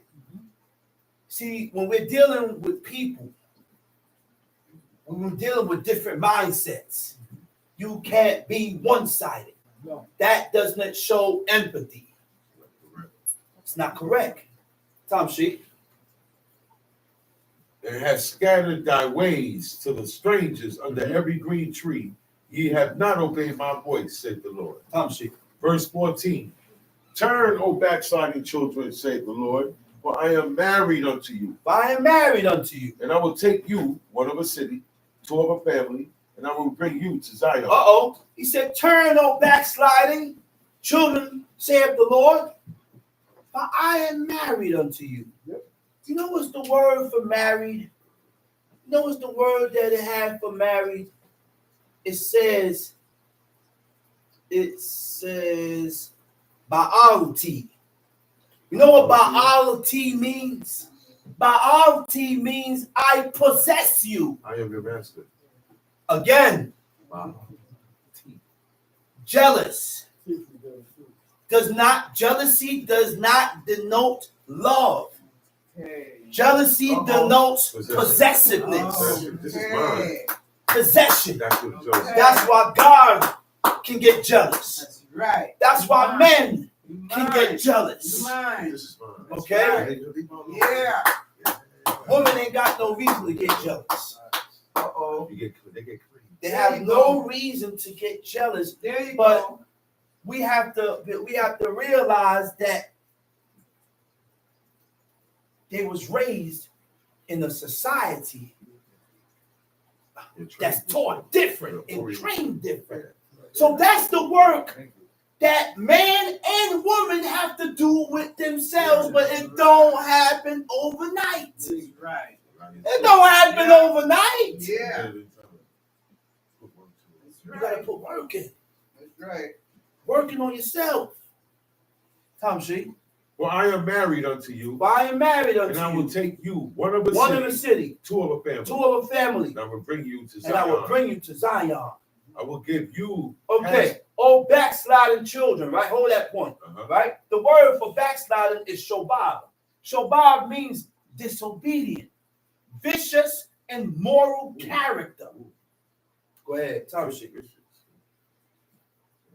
And I will give you pastors according to mine To heart, my heart, which read. shall feed you with the knowledge and understanding. Mm-hmm. And it shall come to pass when ye be multiplied and increased in the land, Mm-hmm. in those days, saith the Lord, Mhm. they shall say no more the ark of the covenant of the Lord.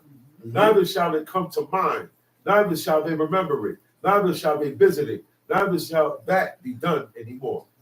At that time they shall call Jerusalem the throne of the Lord, Uh-huh. and the nations shall be gathered unto it to the name of the Lord Tom to Sheet. Jerusalem. Tom Sheet. Neither shall they walk any more after the imagination of their evil heart.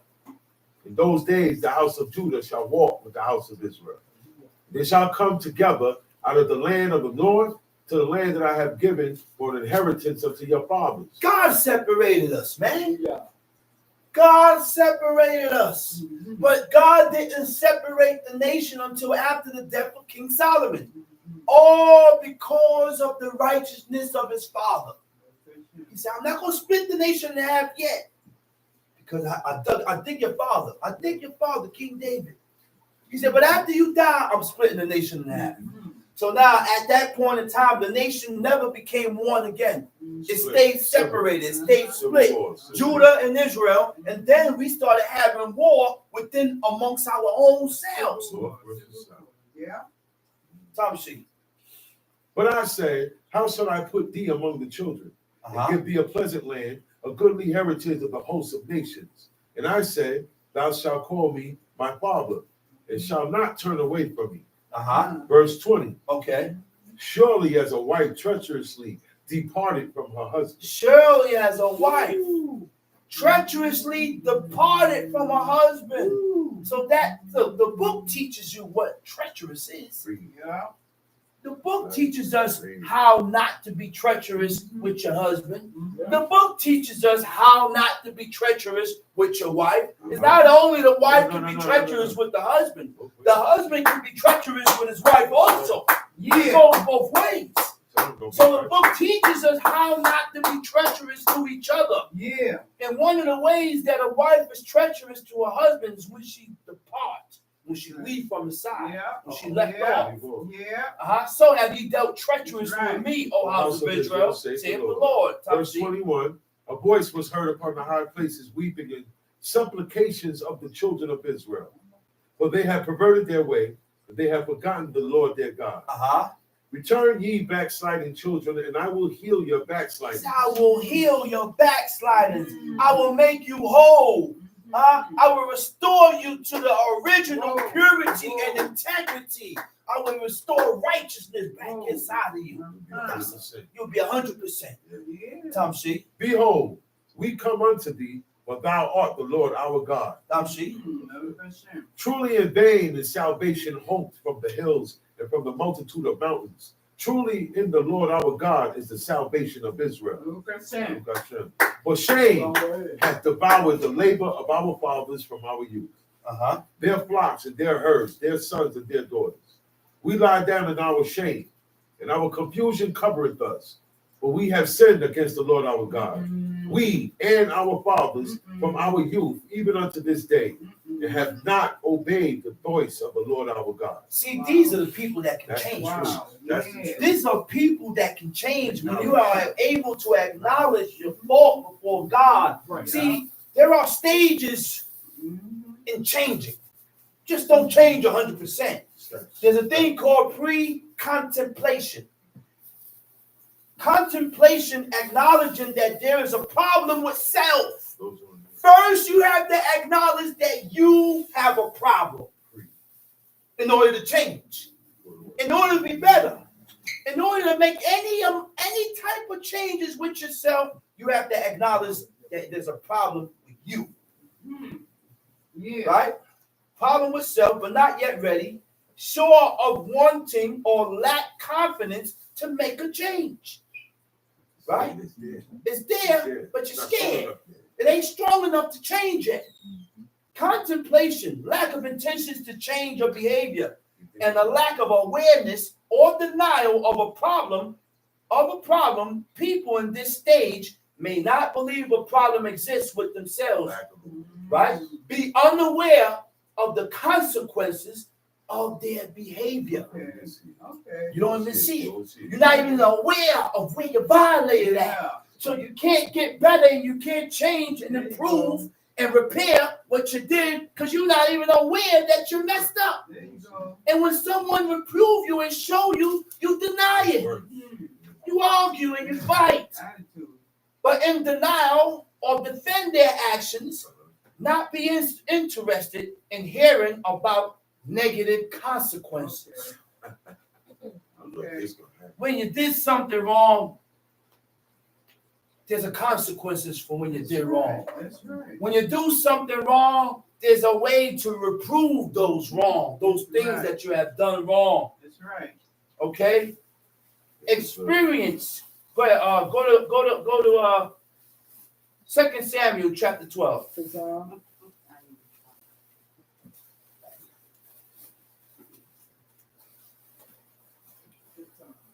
You got it? Let me know when you get it. 2 Samuel chapter 12. And the Lord sent Nathan unto David. And he came unto him and said unto him, There were two men in one city, the one rich and the other poor. The rich man had exceeding many flocks and herds. Now this is after King Solomon went into Bathsheba, who was Uriah the Hittite's wife. King David. This is when King David went into Uriah the Hittite wife, right? Right. But now remember now, when King David got anointed, what we read after that? From the day that King David got anointed, it said that the Spirit of God rested upon King David, which means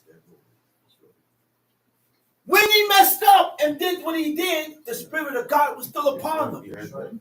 You can still violate a law and the Spirit of God still remain on you.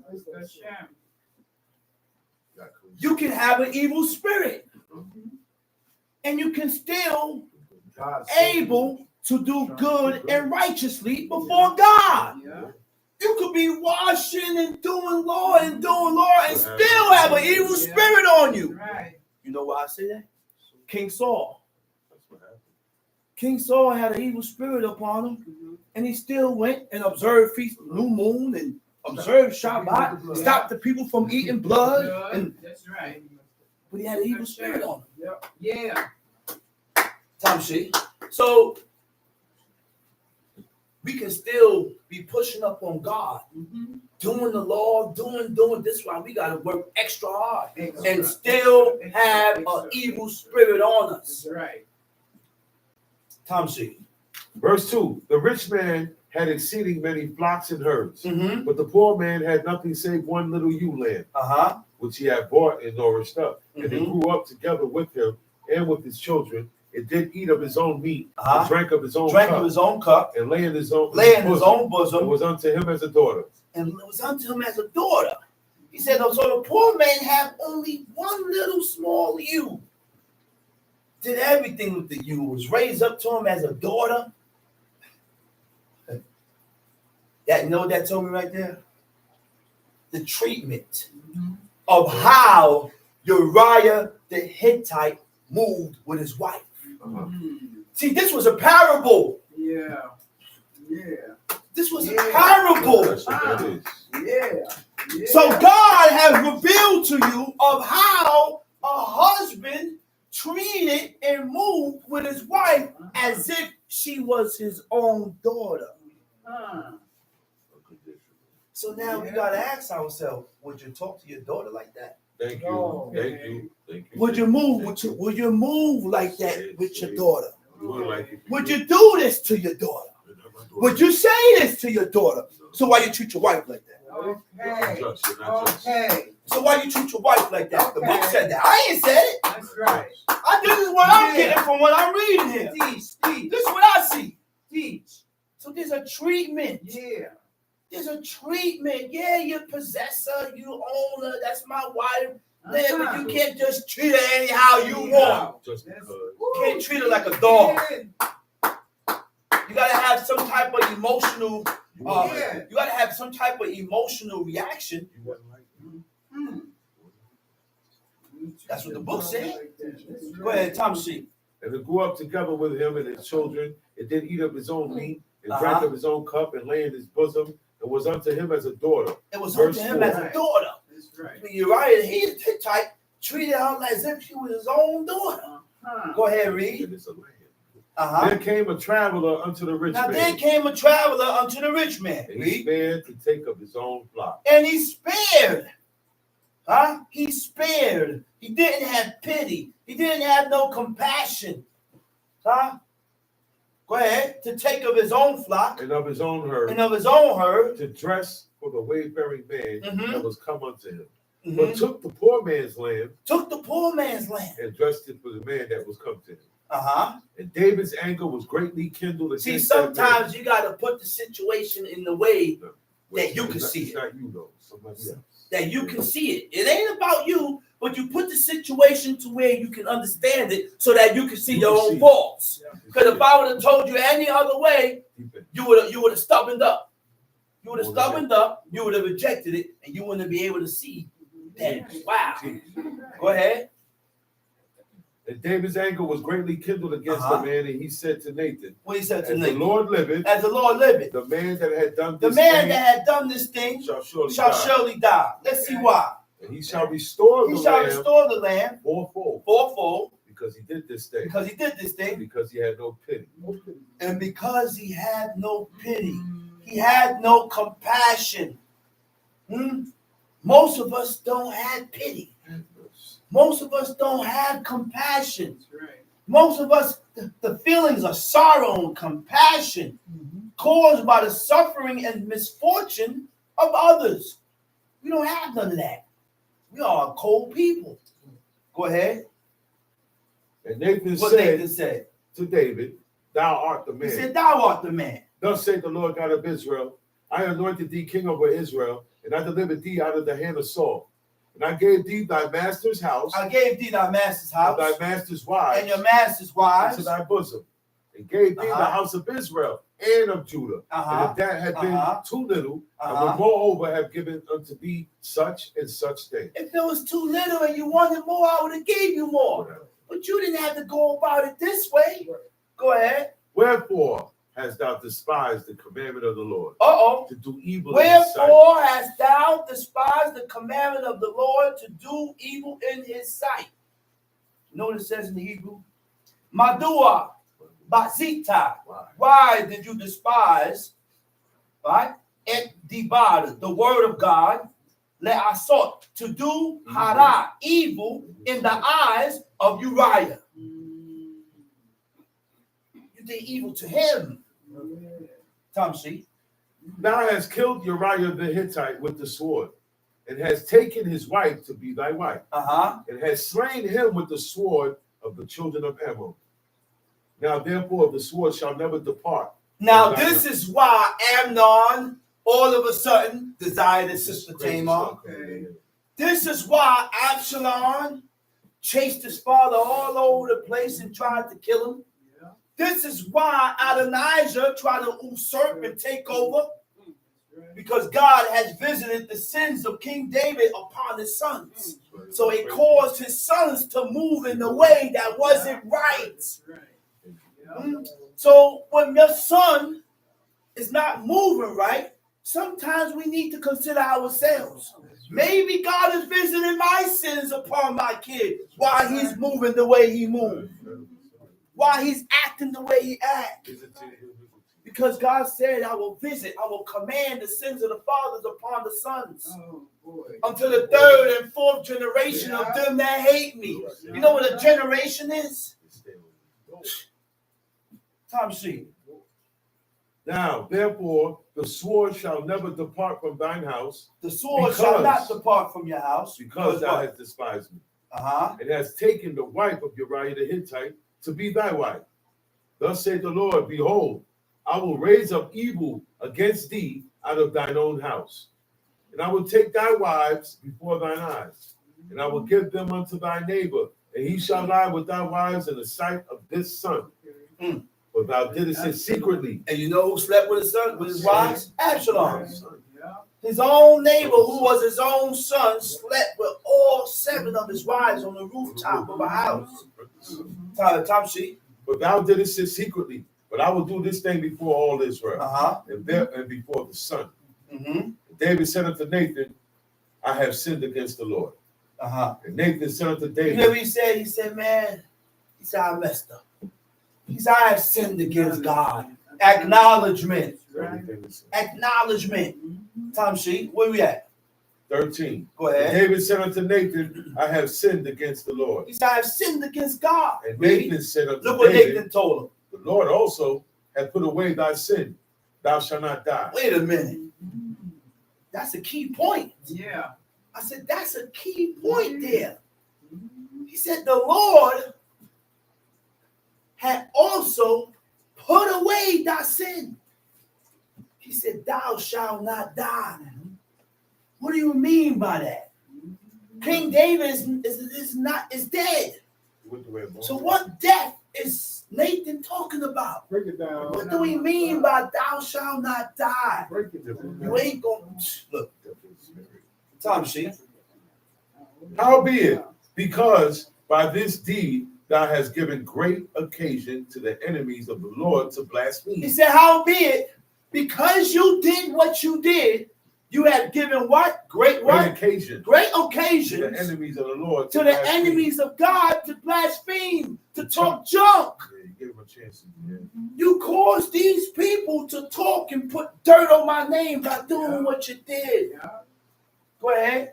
The child also that is born unto thee shall surely die. Uh-huh. Verse 15. And Nathan The departed. child that is born unto thee shall surely die. Now God gonna kill that child now. Go ahead. Because that child is a bastard. Okay? That's a child of an evil bed. All right? A bastard is a child born out of wedlock. Uh-huh. When two people are not married. Right. A child, a bastard, is when a child is born from adultery. Yeah. Uh-huh. Now, mind you, adultery for a man and a woman is different. Right. I didn't say it. God said it. That's right. So take your problem up with God. Right. I said, take your problem up with God. That's right. So when you have sex with a woman that's married, that child is, you having a Right. child in adultery, and that child is a bastard. That's right. Incest. Child of sinners. Bastard. Tom sheet. Verse Now, 15. rape, I wouldn't call that child a bastard. I don't know. I don't know. What do you? I'm not sure. Rape? I'm not sure. I really don't know. Because there was times where women got raped. Right. What if the woman got pregnant? It happens. And it By the happens. time they keep the child. Huh? But how was he born? How was the child born? Forceful whoredom. Forceful whoredom, not on her part. But she was forced into it by the man. Right.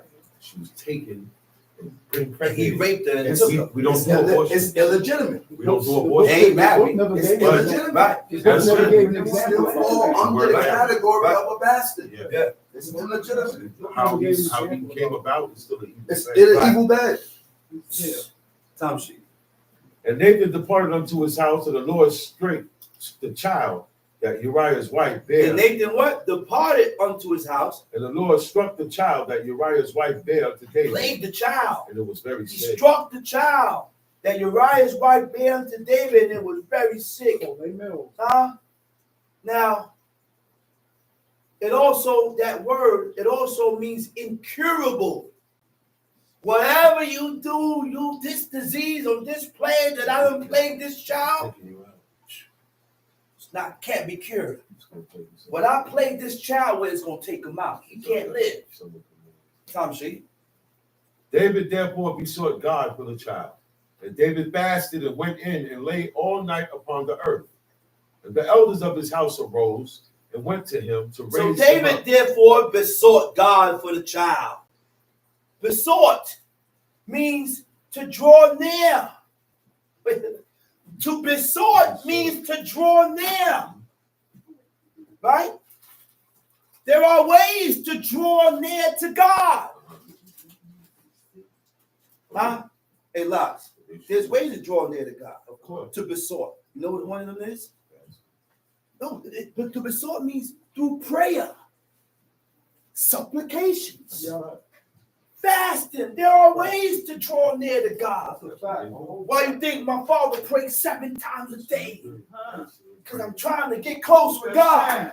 And by me praying 7 times, 5 times, 3 times a day, that comes with changes in oneself. That's right. I can't be praying 5 and 3 and 7 times and there's no changes with That's me. right. That's I right. got to put some changes towards that. Yeah. This is why we pray. That's right. Because I'm trying to seek God. I'm trying to get close to God. Yeah. I'm trying to get some type of relationship, some affinity Right. with God. That's Right. Yeah. Okay? Go ahead, Tom C. So And King later- David besought God for the child, Tom C. And David fasted and He went fasted. in. And He went went in. in And lay all night. and laid upon the all earth. night upon the earth, which means what? He David made died. He himself uncomfortable. Uh-oh. I said he made himself uncomfortable. Yeah. This is why during Yom Kippur, when we're on the fast, you may have a person say, well, you know what? I'm putting on some sackcloth and I ain't sleeping in my bed. I'm asleep on this hardwood floor. That's right. I'm going to put myself in an uncomfortable state Yeah. to afflict myself and to show God that I'm sorrowful for the things that I've done concerning your laws. Time sheet. And the elders of his house arose and went to him to raise him up from the earth, but he would not. Neither did he eat bread with them. Uh-huh. And it came to pass on the seventh day that the child died. Came to pass on the seventh day that the child died. What verse was that? Amen. 18. Okay. And it came to pass on the seventh day that the child died, Read. and the servants of David feared to tell him that the child was dead. Mm-hmm. For they said, behold, while the child was yet alive, While the child was yet we alive. spake unto him, He said, and he would not hearken unto our voice. okay. How will he then vex himself if we tell him that the child is dead? But when David saw that his servants whispered, When David seen that his servants whispered, then what? David perceived He perceived that the child was that dead. the child was dead. He picked it up. He picked it up, Tom Sheep. Therefore David said unto his servants, is the child dead? He said, They said, he said, is the child dead? Uh-huh. and they said, And they said, he is dead. he is dead. Verse 20. Uh-huh. Then David arose from the earth Arose from the earth, and washed washed, and anointed himself anointed himself, and changed his apparel and changed his apparel. and came into This the is house. why we don't take showers during Yom Kippur. You're afflicting yourself. So why are you going to go anoint yourself with oils and deodorant and everything to smell good? Take showers. You stay away from all that. Okay, go ahead. Then David arose from the earth and washed and anointed himself Uh-huh. and changed his apparel and came into the house of the Lord and worshiped. And worship. Then he came to his own house. Then he came to his own house. And when he required, they set bread before him, and he did eat. Time sheet. Then said his servants unto him, what thing is that thou hast done? Thou didst fast and weep for the child. Thou while he didst was fast alive. and weep for the child while he was alive. But when the child was dead, But when the child was dead, thou didst rise. thou and eat didst bread. rise and eat bread. He said, while the child was yet alive, I fasted and wept. For I said, who can tell whether God will be gracious to me that the child may live? But now he is dead. Now he's dead. Wherefore should I fast? Why am I fasting still? Can I bring him I back can't again? bring him back. I shall go to him, I will go to him, but he shall not but return he to can't me. return to me. David comforted Bathsheba, his wife, and went in unto her and lay with her, and she bare a son. And he called his name Solomon, and the Lord loved him. And he sent by the hand of Nathan the prophet. Go to Leviticus 26. What verse was that? What verse was that? 25. Okay, go to Leviticus 26. I got it. And he Leviticus said, chapter go to 26. 26. And he said by the hand of Nathan the prophet, and he called his name Jedediah because of the Lord. Beloved. Who named him Jedediah? God named Solomon God. Jedediah. God. Yeah, it's right. God had a certain liking towards this child, You give him a different name. and he gave him a different name from the name that was given from his father. That's what God called him. Yeah. God called him Jedediah. Because listen, God saw something in that child. He saw something in Solomon, man. Tom Sheet. Go ahead. No, 26, Leviticus. 26. Hold on. Leviticus chapter 26. And You shall- Joab fought against Rabbah of the children of Ammon and took the royal city. And Joab sent messengers to David and said, I have fought against Rabbah and have taken the city of waters. Now therefore gather the rest of the people together and encamp against the city and take it, lest I take the city and it be called after my name. You see the mentality of Joab. Give it up. Joab is not only considering his name and his legacy, he's considering the king. He's considering the king. So he said, listen, I can't go and take all these cities because I'm going to get all the glory. And you're the king. He says, so king, you got to go and take this city, man. I don't want the glory. You the king. That's honorable. That's honor. Yeah. We don't have that honor today. No. We don't got that. Let's go to Leviticus chapter 26. Time sheet. You shall make no idols, Uh-oh. no graven image. Ye shall make you no idols. Right? False gods. I said false gods. An idol is a form or appearance visible but without substance, without life. An image or a representation of a god used as an object of worship of extreme devotion. See, according to our devotions, that's what makes it hard for us to let certain things go. Because you have devotion is a certain attachment, right? Ardent love or affection for. Now, what is ardent love? Ardent love characterized by intense feeling, passionate, fervent for God, means to have a burning zeal to do the will of God. The problem is that images did not exist for Old Testament Jews.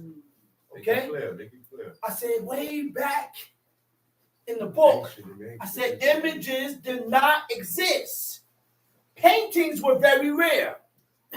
Photos did not exist yet.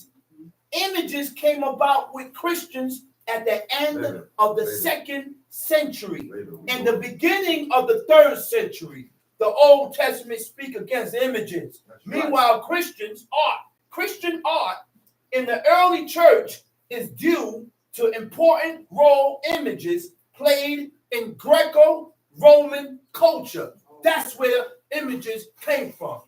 It is a cult. It is Greek culture. It's Greek culture. But we so blind to the fact that we don't want to accept this because I don't want to get rid of my pictures. I am emotionally attached to these things. Thank you. This is why I find it so difficult to get rid of it. Emotionally, yes. But images is Greek culture. Do your studies. Time sheet. Leviticus chapter 26. You shall make you no idols, no graven image. No graven image. Neither A graven image is a carved image. The root word is fasal, means to hew out, to carve, or to sculpture. Time sheet. Neither rear you up a standing. Now you rear you up a standing image, a matzeba. A standing image is a matzeba. A matzeba is a monument, a tombstone. So what is a monument? A monument is a written legal document or record, pagan origin of tombstones, right? Now, each tombstones, right, has its own distinct narrative and symbolism. The symbols carved into the stones commemorating the dead can reveal a lot about the deceased person's belief and philosophies, or at least those attributed to them by their families when they was buried.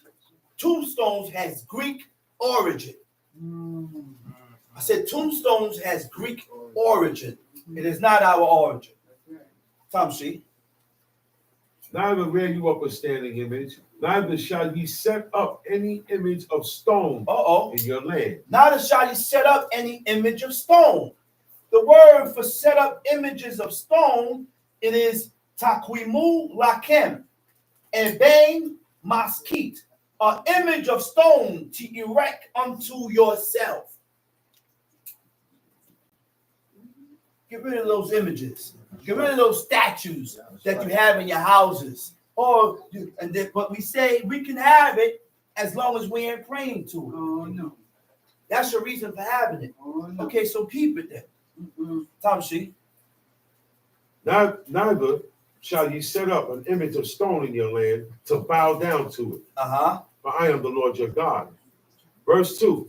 You shall keep my Sabbaths. You shall keep my Sabbaths. Reverence my sanctuary. Reverence my sanctuary. I am the Lord. Now, a sanctuary is a place of refuge and protection. Remember, Joab ran to the altar. Joab ran to the altar. Right? Seeking refuge. And Benaiah could have killed him. But the man follows protocol.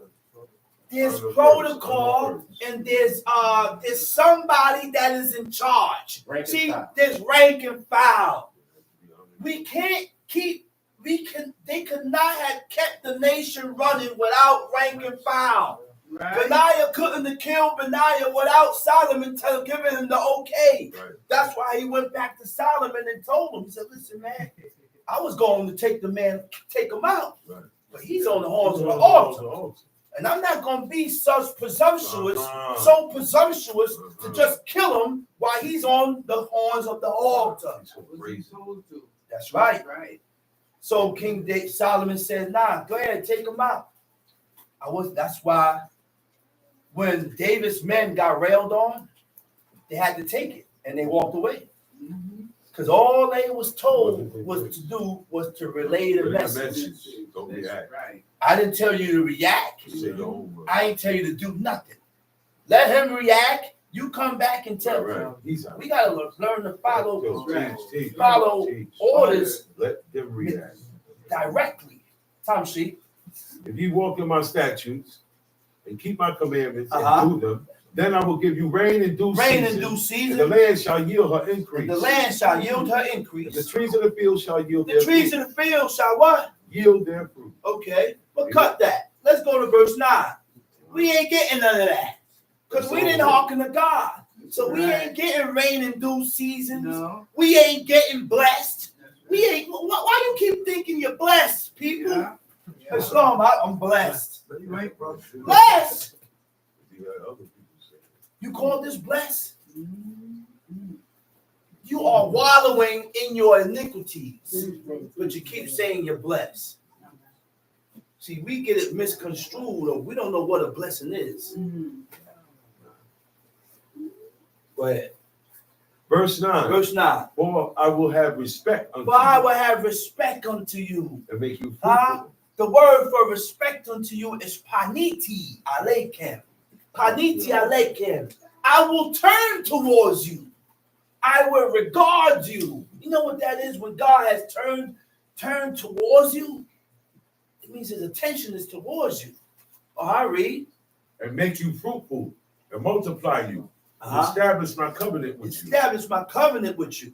And you shall eat confirm my covenant with you. And you shall eat old store. And bring forth the new. Because of the new. And I will set my tabernacle amongst you, and my soul shall not abhor you. And I will walk among you, and will be your God, and you shall be my people. I am the Lord your God, which brought you forth out of the land of Egypt. That you should not be their bondmen. And I have broken the bands of your yoke and made you go upright. Say, I am the God that delivered you out from the land of Egypt. That you should not be their bondsmen. You my people. You belong to me. You belong to me. God said, I will make you upright. Uprightness means what? Being just, conscientious, having a strict regard for what is morally right by God. Moral principles are standards of what is right or wrong by God. Tom Sheep. But if you will not hearken unto me, and will not do all these commandments, and if ye shall despise my statutes, or if your soul abhor my judgments, so that ye will not do all my commandments, but that ye break my covenant. I will also do this unto you. I will even appoint over you terror, consumption, the burning egg, that shall consume the eyes. You know what the burning egg is? That's fever, malaria. Right, go ahead. That shall consume the eyes. And cause sorrow of heart. Sorrow of heart, Tom Sheep. The word for terror is sudden haste, Tom Sheep.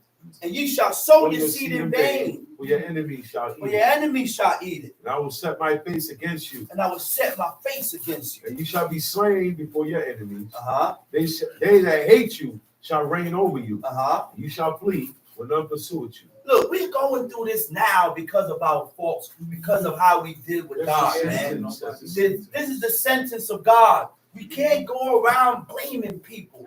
Blaming this one, blaming the other one, blaming that one, blaming whoever you want to blame, and not acknowledging that this is happening to me because I came up short with God.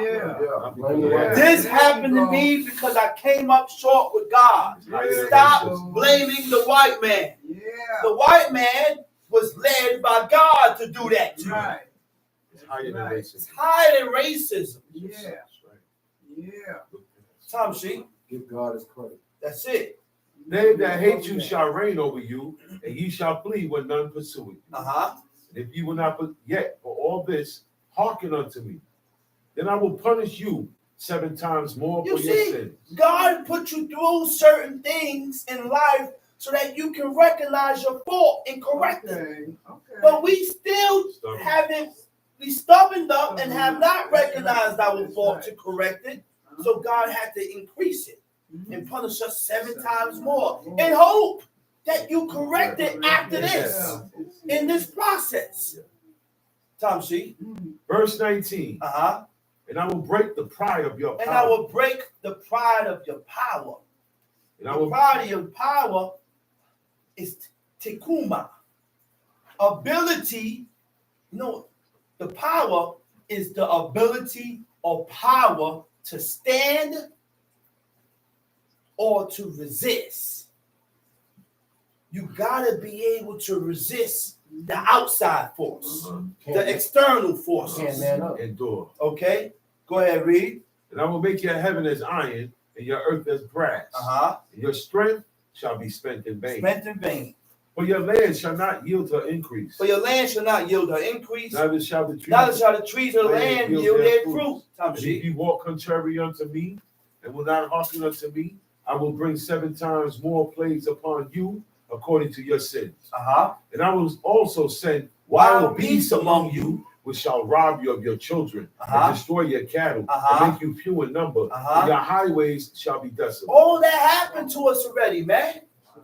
God has caused wild beasts to come inland and bereave us of our own kids. Not a good ending. Not an excellent. Go ahead. And if ye will not be reformed by these things, but will walk contrary unto me, then I will also walk contrary unto you, and will punish you yet 7 times for your sins. Verse 25. And I will bring a sword upon you that shall avenge the quarrel of my covenant. And when ye are gathered together within your cities, I will send the pestilence among you, and you shall be delivered into the hand of the enemy. When I have broken the staff of your bread, 10 women shall bake your bread in one oven. They shall deliver you your bread again by weight, and you shall eat and not be satisfied. He said, and I will bring a sword upon you that shall avenge the quarrel of my covenant. And when you are gathered together within your cities, I will send the pestilence among you. I'm going to send out sickness. I'm going to send the sword. I'm going to put you through this. I'm going to put you through the other. I'm going to do this to you. I'm going to do that to you. Tom, see? And if ye will not for all this hearken unto me, but will walk contrary unto me, then I will walk contrary unto you. So God didn't walk opposite. God didn't walk contrary to us first. We was contrary to God. So because we was contrary to God, he had to move. He had to be contrary towards us. Very. Then I will walk contrary unto you also in fury. And even I will chastise you 7 times. 7 times for your iniquities. Read. And ye shall eat the flesh of your sons. And ye shall eat the flesh of your sons. And the flesh of your daughters shall ye eat. And it came, that happened. I said that happened. During the siege, a siege is when nothing goes in, nothing comes out. So during this siege, you had 2 women. They both had a child. So they made a deal. One woman went to the other woman and said, let's eat your child today, and tomorrow we eat yours. So they made a bond. They said, okay. So the one woman took the child, they cooked him and ate him. But when it was time for the other woman to eat her child, she got up, took her child, and left. Wow. When she went and took the case to Solomon, Broken broke him down. He said, there's nothing to solve here. What I'm going to do? Chase the other woman to get her child to kill? He ripped his robe, ripped it, and mourned because of the state that God has put the nation through. Low estate. Tom Sheep. And I will destroy your high places. Uh-huh. Cut down your images. Cut down your And images. cast your carcasses upon the carcasses of your idols, and my soul shall abhor you. And I will make your cities waste, and bring your sanctuaries unto desolation. And I will not smell the savior of your sweet odors. I will not smell the savior That's of your what sweet odors. Hallelujah. This is a smell that God loves. Yeah. This is a scent that pacifies the anger of God. That's right. And God don't want to smell that. This, you know he angry. He's tight. Yeah. Tom Sheep. And I will bring the land into desolation, and your enemies which dwell therein shall be astonished. Look, that's at like it. your parents. Break it down. Your father loves something, right? You go and do what he loved, but it still can't cover up. It can't pacify. Anger. It can't cover up the anger of what you did. It was extreme. That's how God was with us. Tom Sheep. I will scatter you among the heathen. I will scatter you among the heathens. We all over the place. All right. God has scattered us all over. That's why you have Israelites all in China. Everywhere. China, Japan. You have recordings about Israelites being in China and Japan. That's right. Yeah, you got Israelites all over that know God. Yeah. That knows God, man. Tom Sheep. And I will draw out a sword after you, and your land shall be desolate, and your cities waste. Mhm. Verse 34. Uh-huh. Then shall the land enjoy her Sabbaths. As long as As we long ain't as it there. lie desolate. As long as it lies desolate and we ain't there, the land will enjoy her Sabbath. Yes. Ain't that something, Yes. Tom Sheep? And ye be in your enemies' land. And you be in your enemy's land. Even then shall the land rest and enjoy her Sabbath. Uh-huh. As long as it lie desolate, it shall rest. Mhm. Because it did not rest in your Sabbath It ain't resting when your ye dwelt Sabbath upon it. when you dwell upon it. Let's cut that and let's do some praises.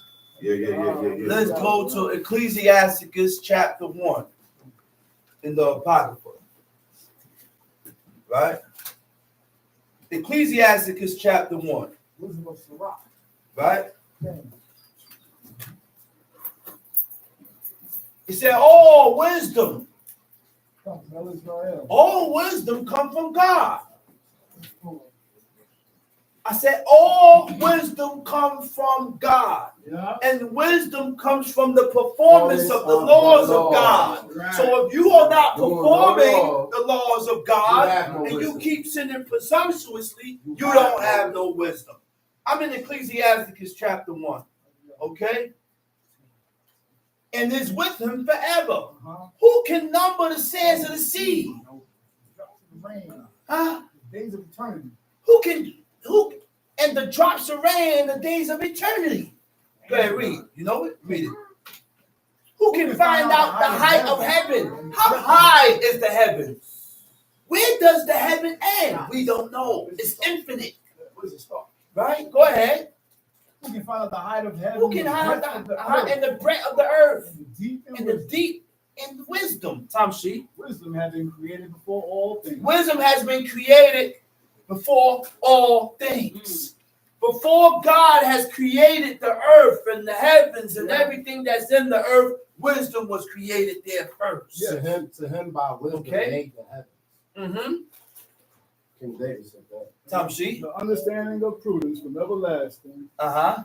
The word of the Most High in Israel is the fountain of wisdom. The word of God is the fountain of wisdom, Tom Sheep. And her ways. And her ways are everlasting everlasting commandments, Tom Sheep. To whom had the root of To wisdom? whom been had the revealed? root of wisdom been revealed? And who had known her Or wise who had known her counsel? wise counsel?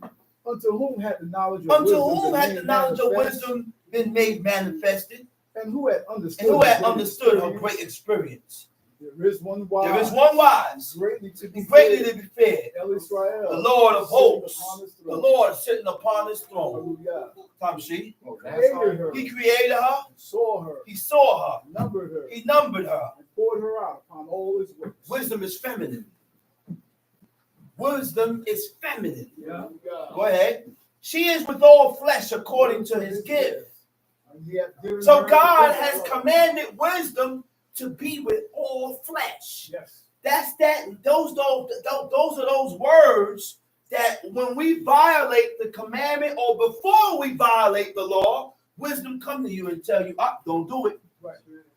Up, don't go there. Now it's up to you to listen and hearken to those words. Go ahead. She is with all flesh according to his gift, Uh-huh. and he hath given her to them that love him. He had given wisdom only to them that shows love for God. Yeah. Everybody don't have wisdom. This is something that everybody don't have. Some have more. God gave wisdom only to those that love God. So how can you show that you love God? By doing his laws. Performance of the law. By performing and fulfilling the laws and the commandments of God. God will give you his wisdom. Give you wisdom, Tamshi. The fear of Israel is honor. The fear of the and Lord glory. is honor. Uh-huh. And glory. And what? Glory. And glory. And gladness. Gladness. Crown of And the rejoicing. crown of rejoicing.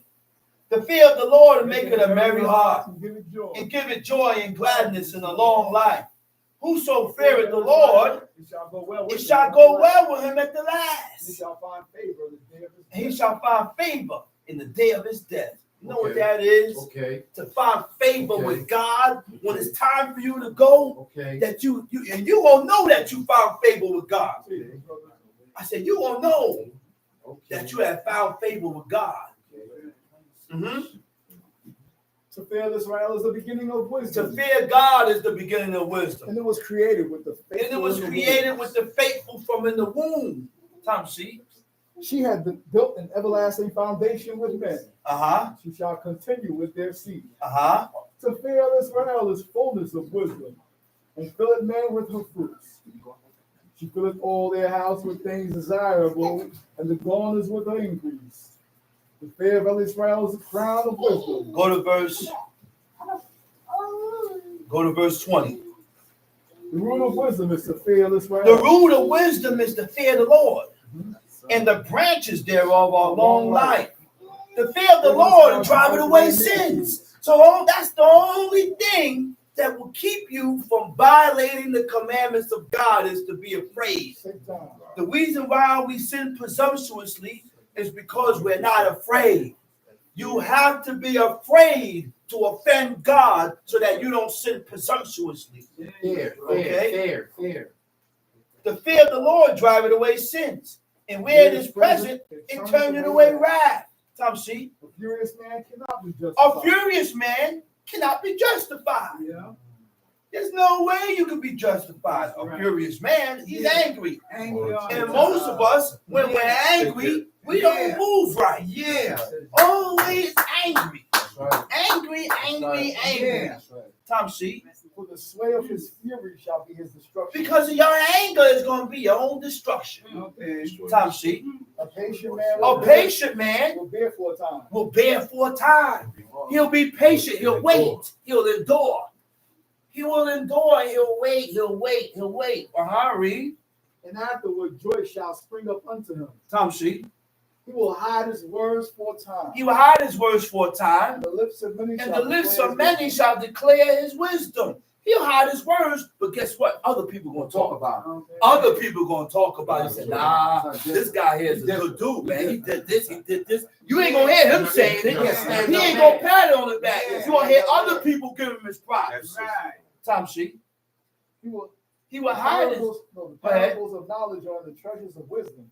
The parables of knowledge are in the treasures of wisdom. But godliness is an abomination to a transgressor.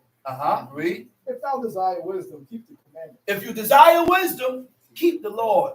Keep the laws, keep the That's how you commandments, get it. keep the That's how you statutes. get it. That's how you get That's how you wisdom. get it. You can't get wisdom doing nothing else. You don't get wisdom by studying. No. No. Oh, I'm studying. Read No, Proverbs. you don't get wisdom Read by the reading Proverbs. You get wisdom. No. That's Solomon's wisdom. That's his personal wisdom. You receive wisdom by keeping the laws and the commandments of God. That's it. Tom Sheet.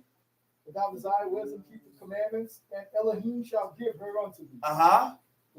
For the fear of the Lord is wisdom and instruction. And make the meekness his delight. Faith and meekness is his delight. Wait. Faith and meekness, God delights in. That's right.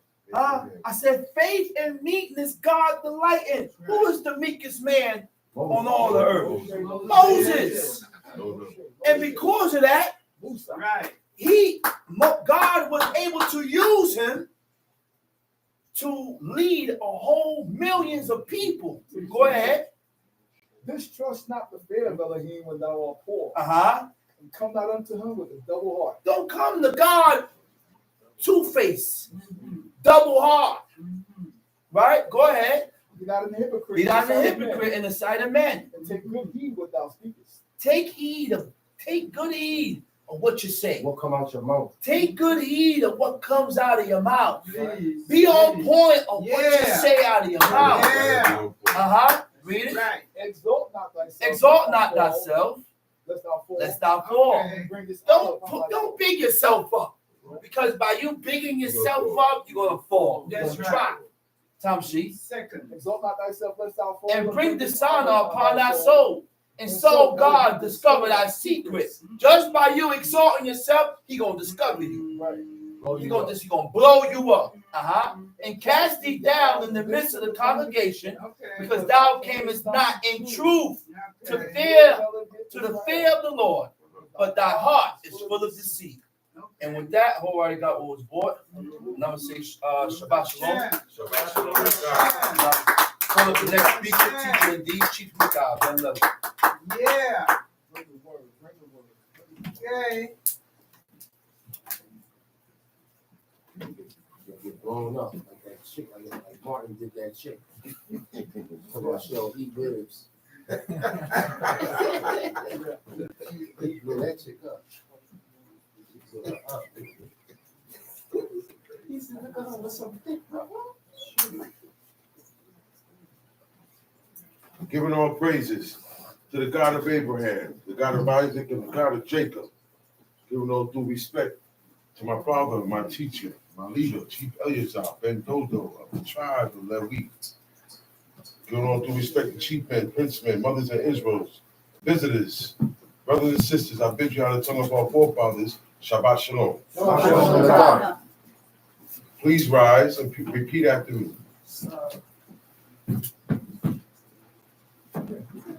And God spake all these words, saying, And God spake all these words, saying, I am the Lord thy God, I am the Lord thy God, which have brought thee out of the land of Egypt, which have brought thee out of the land of Egypt, out of the house of bondage. out of the house of bondage. Thou shalt have no other gods before me. Thou shalt have no other gods before me. Thou shalt not make unto thee any graven image, Thou shalt not make unto thee a graven image, or any likeness of anything or the likeness of anything that is in heaven above, that is in heaven above, that is in the earth beneath, that is in the earth beneath, that is in the water under the earth. or that is in the water under the earth. Thou shalt not bow down thyself to them, Thou shalt not bow down thyself to them, nor serve them. nor serve them. For I, the Lord thy God, am a jealous God, I, the Lord thy God, am jealous God, visiting the iniquities of the fathers visiting the iniquity of the fathers, unto the third and fourth generation of them that hate me, unto the third and fourth generation of them that hate me, and showing mercy unto thousands of them that love me, and showing mercy to thousands of them that love me, and keep my commandments. and keep my commandments. Thou shalt not take the name of the Lord thy God in vain. Thou shalt not take the name of the Lord thy God in vain. For the Lord will not hold him guiltless that taketh his name in vain. For the Lord will not hold him guiltless that take his name in vain. Remember the Sabbath day, Remember the Sabbath day, and keep it holy. keep it holy. 6 days shalt thou labor, 6 days shalt thou labor, and do all thy work. and do all thy work. But the seventh day is the Sabbath of the Lord thy God. But the 7th day is the Sabbath of the Lord thy God. In it In it, thou shalt not do any work. thou shalt not do any work. Thou, Thou, nor thy son, nor thy son, nor thy daughter, nor thy thy daughter, daughter, thy manservant, thy manservant, nor thy maidservant, nor thy maidservant, nor thy cattle, nor thy thy cattle, cattle, nor thy stranger that is within thy gates. nor thy strangers within thy gates. For 6 days the Lord made heaven and earth, For 6 days the Lord made heaven and earth, the sea, the sea, and all that in them is, and all that in them is, and rested the 7th day. and rested the 7th day. Wherefore the Lord blessed the Sabbath day Wherefore the Lord blessed the Sabbath day, and hallowed it. and hallowed it. Honor thy father and thy mother, Honor thy father and thy mother, that thy days may be long upon the land which the Lord thy God giveth thee. That thy days may be long upon the land which the Lord thy God giveth thee. Thou shalt not murder. Thou shalt not murder. Thou shalt not commit adultery. thou Thou shalt shalt not not commit commit adultery. adultery. Thou shalt not steal. Thou shalt not steal. Thou shalt not bear false witness against thy neighbor. Thou shalt not bear false witness against thy neighbors. Thou shalt not covet thy neighbor's house. Thou Thou shalt shalt not covet thy neighbor's house. Thou shalt not covet thy neighbor's wife, Thou shalt Thou shalt not covet thy neighbor's wife, nor his manservant, nor his manservant, nor his maidservant, nor his maidservant, nor his ox, nor his ox, nor his ass, nor his ass, nor anything that is thy neighbor's. anything that is thy neighbor's. Nor the people saw the thunderings and the lightnings and the noise of the trumpet and the mountain smoking. And when the people saw it, they removed and stood afar off. And they said unto Moses, Speak thou with us, and we will hear. But let not God speak with us, lest we die. And Moses said unto the people, Fear not, for God is come to prove you, and that his fear may be before your faces, that ye sin not. And the people stood afar off, and Moses drew near to the thick darkness where God was. And the Lord said unto Moses, Thus thou shalt say unto the children of Israel, Ye have seen that I talk with you from heaven. You shall not make with me gods of silver, neither shall you make unto you gods of gold. An altar of earth thou shalt make unto me, and shalt sacrifice thereon thy burnt offerings and thy peace offerings, thy sheep and thine oxen. In all places where I record my name, I will come unto thee, and I will bless thee. And if thou wilt make me an altar of stone, thou shalt not build it of hewn stone, for if thou lift up thy tool upon it, thou hast polluted it. Neither shalt thou go up thy steps into mine altar, that thy nakedness be not discovered thereon. That's why you're not supposed to wear shorts. That last one right here. That's why. That last, oh. That's crazy. Oh man, look, still bring it. Sometimes Chief Sean will bring a chapter that I plan to bring. What Abba taught us. Still bring it. That means we are in tune when we can say and repeat the same words that we read, and we don't study together. But you got to be dedicated to follow what you read. So let's move forward and go to Leviticus chapter 20. It always starts with God's laws, God's commandments. The source, your power, your strength, right, is the commandments of God. Doing those commandments, now God got you. Okay. That's how we go. All right? Going against these commandments, with what you're going through already, ain't going to be nothing compared to when you have to answer for your sins. Because what I'm getting from people who don't follow these commandments and Israelites who don't follow these commandments. So I said people in the world and Israelites that don't follow these commandments, they got a system in their head and they lead people to believe you don't have to do everything that you read in here. You can mix it and still hold on from where you came from. Okay? That's what's being told to people. Okay? The law is not being taught to Israelites today. Everybody wants to go into history. Right. And when you go into history, you don't go into the part that backs the law up. Right. Every law that's in this book, there's somewhere in the history that proves it, that backs it. It may not detail it, but it say, hey, this guy did that, and the Lord reacted what? He was upset. Or this happened. So you say, okay, you don't have to be told that's a bad thing. This is the evil thing. You see somebody do something, you see what happened, you see how God reacted. That's why he said, Judah, you was worse than Israel. Because you saw what Israel did, you saw what I did to them, and you went and did the same thing. Because you thought you was better than your brother. See, I'm gonna put it to you like this. You don't allow nobody to get you off of your drive towards God. You always keep your place so that when, hey man, what happened? Who started? Who did this? And well, look, people are gonna say, witnesses could say, Azariah didn't say a word. This guy was standing, and then he started talking about stuff that didn't have nothing to do with it. That's what he really wanted to get out. Okay? See, these commandments stop us from being this way. You think it's just something, the celebrations and the diet and the dress wear is being heathen? How we react to each other in situations, what we say to each other. And I've been saying it, that's no more simpler than this. If you don't like it, why you do it?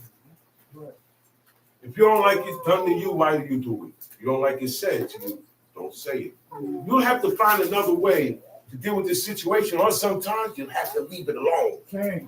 Most of the time, it's good to mind your business. Leave the situation alone. Agreed. Sometimes you can't change a person's mind. Some people have determined to serve God, and some people have determined to stand on their own justifications and their own. Well, that's right. Yeah, but see the but. Yeah, law, but. So I'm trying to justify what I'm doing, and you and God must accept this. Okay, but then now when Shachi Shama do it, I, the first one to come at him. Y'all see that? Yeah. I can do it, but you can't. The fault is everywhere else except here. Sometimes I tell people, I say, you know what? You are correct and you are correct. And guess what? Nobody's listening. Why? Because they hate each other. So it's not about what you're talking about. Right. It's the beginning of the conversation, and it leads to what you really want to see. So we have to watch ourselves, because when you get to a certain level serving God, He don't get you like He get everybody else. Right. And I'm talking about Satan, who's out here to make you sin. He don't want you on his side. He hates you too. He wants you to sin. Okay?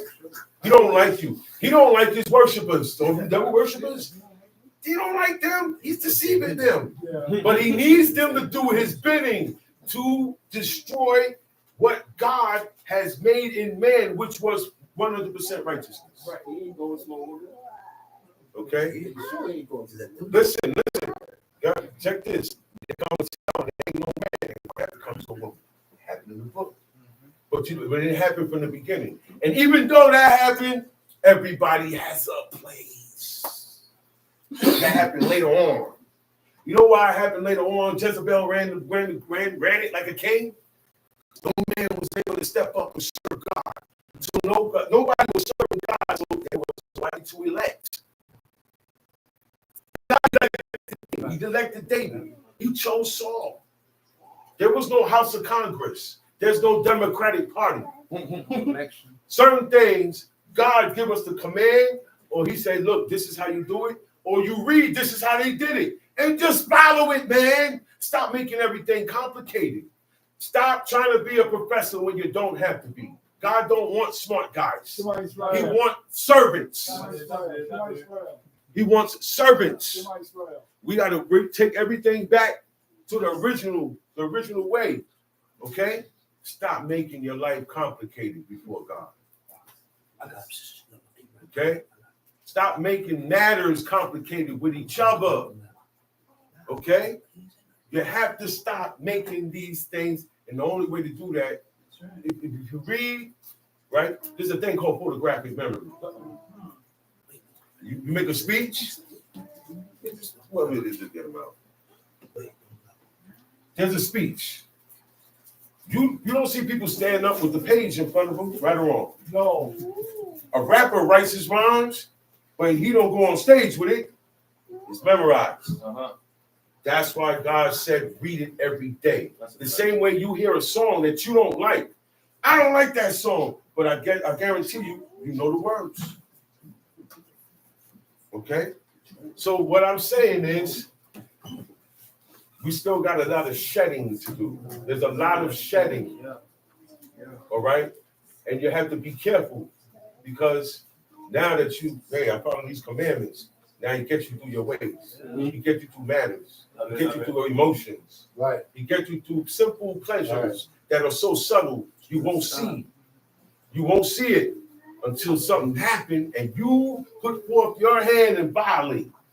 Okay? Leviticus chapter 20. Leviticus Got it, chapter got 20, Read. And then Israel spake unto Moshe, saying, Again, thou shalt say to the children of Israel, whosoever he be of the children of Israel. Again, so this was told before. This way of life, the way of life, and these commandments and what you're studying, you're going to read the same things over and over.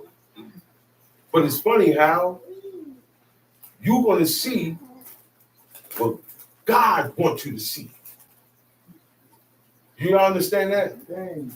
Not everybody read these commandments and sees this and comprehends. Some people don't know what's going on. They wait until they hear something they're familiar with to try to understand. Some people will be sitting there like, oh, I don't know none of that. For years, they will be reading stuff and won't know, right? And when you start putting those commandments to yourself and a certain mindset get to you, you start fearing God. In order to fear God, you have to believe what you read. Yeah. That's how you start to fear. You have to believe without evidence. The only evidence you got is that, hey, and God spake all these words saying. Then your belief starts there. Because God ain't coming to you like he did Abraham. That's a fact. See? It's a different thing now. God come to you. You be like, whoa. Yo, now I know. Right? But that's gone. So in order for you to get fear, the only way for you to fear the Most High God, right, is to believe. Because now I know if I do this, I read what God says going to happen, or what God say to do to this person, or how God is going to deal with me. If you believe that, fear will set in. You understand it? When God spoke to Abraham and he said, walk before me and be perfect. These commandments are perfect. There's no flaw. And you know what? I'm not getting personal. But for my people, Israel, all right, the good and bad ones, you are not listening to the lessons. The lessons are the commands. And we read how and what happened to these people when they did this, when they did that. All we got to do is say, okay, so you don't do that. Right. Don't talk bad about them. No. You find this, oh, wait, he probably thought, no, you probably thought, your mother probably thought. Leave that alone. Leave objective statements to leave open for options for somebody to say something different. Okay, they're changing these books, they're changing the words, they're changing the history. Who? Not the heathen. Not the heathen. Not the heathen. My people is doing this. The people that say they serve God today in 2024, they read what the people did before them and do worse. That's why he said, Israel has been justified more than Judah. You worse than him. You came behind him. Yeah, he's bad. He did. You came and did. You thought you was better than him, and you did worse. Right. You went and did the same thing he did. So there's a lot of pride going on. Yeah. The men got too much pride in Israel, and the women got too much pride in Israel. And that's why nobody could be in a place. Okay?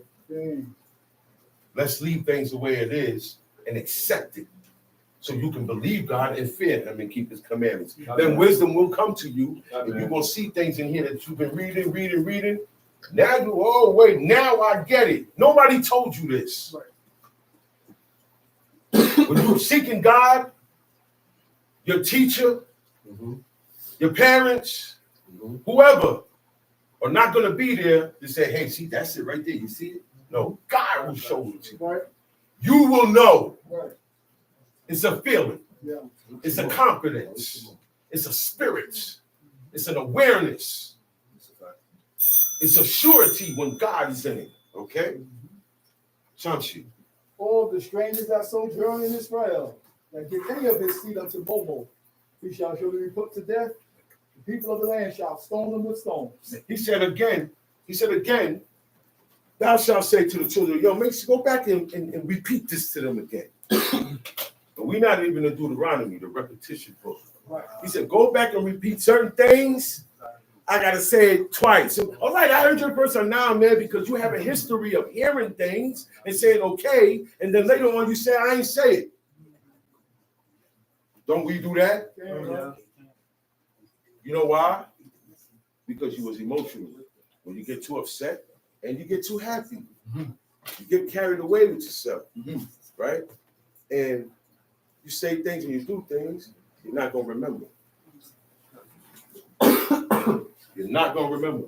You say, remember, I ain't said that. So, yes, you did, man. 30 people was here that heard you say it. 30 people. And I said, but you were so upset. So under the influence too. See, upset, anger, and wine is not a good mix. Today they say Henny and pills don't mix. That's where they got it from. See, certain things don't mix. You're supposed to, look. It's a problem. Don't people have a problem when you see them drinking and then they drink and then you shouldn't drink, right or wrong? It's supposed to, when you're in grief, right? It's supposed to soothe you and comfort you, rise with you in that grief. But under the influence, you're upset. You're not even supposed to drive a car. So it's not wisdom to drink and pray. Or be intoxicated. Wait until you're not that high. Bring it down to a normal state. They wasn't like this either. Once they have a mishte, it's over. It's over. No. They did the praying. This is time. There's a time for everything. That's right. And we try to do everything at one time and be late. Drop the ball. Okay? Having intercourse with your wife, don't pray. Yo. It's a time and a place for everything. Tell she. I will set my face against that man and will cut him off from among his people. So he said, what will he be of the children of Israel? This is for Israel. This is for the ones who serve God. These commandments were not meant for everybody. God knows the intent of man. He knows the future of your brain and thoughts. He knows your end before you're born. So he makes in life, you find, if you're, most people, they say people who not even seeking God run right into him. Yeah. We went over that chapter a couple of weeks ago. God does that. My job is not to recruit nobody. Number one, first and foremost, my job is to run my household, my wife, my children. If I live by myself, it's me. Okay? And it's, you got total control. You ain't got to worry about nobody hiding images. We're not supposed to be in this no more. What happened? None of that, man. That's why I say take your time, pick the right ones, man and woman. Everything ain't gonna be smooth, right? But roll with it. Roll with it. Okay? Because look, you came this far, we gotta see it out now. Okay? We together serving God, things gonna get bumpy. Sarah got snatched. She was gone for a while. It got bumpy. God maintained. Abraham didn't lose faith in God. He didn't take that and say, God, why are you doing this to me? Say none of that. Because he just got told a little while ago that his children in the future gonna go through it. So this is a mindset. We believe. Regardless of what, you stick to God, whether it's a test or not. If it's not a test, that's the way of the world. Wickedness is increased. I was explaining to somebody last night. Plagues. bacteria, viruses, crime, death tolls. These things has metastasized. The weather is not how it used to be. Nope. Nothing is how it used to be. Everything is a little bit more hostile. All right?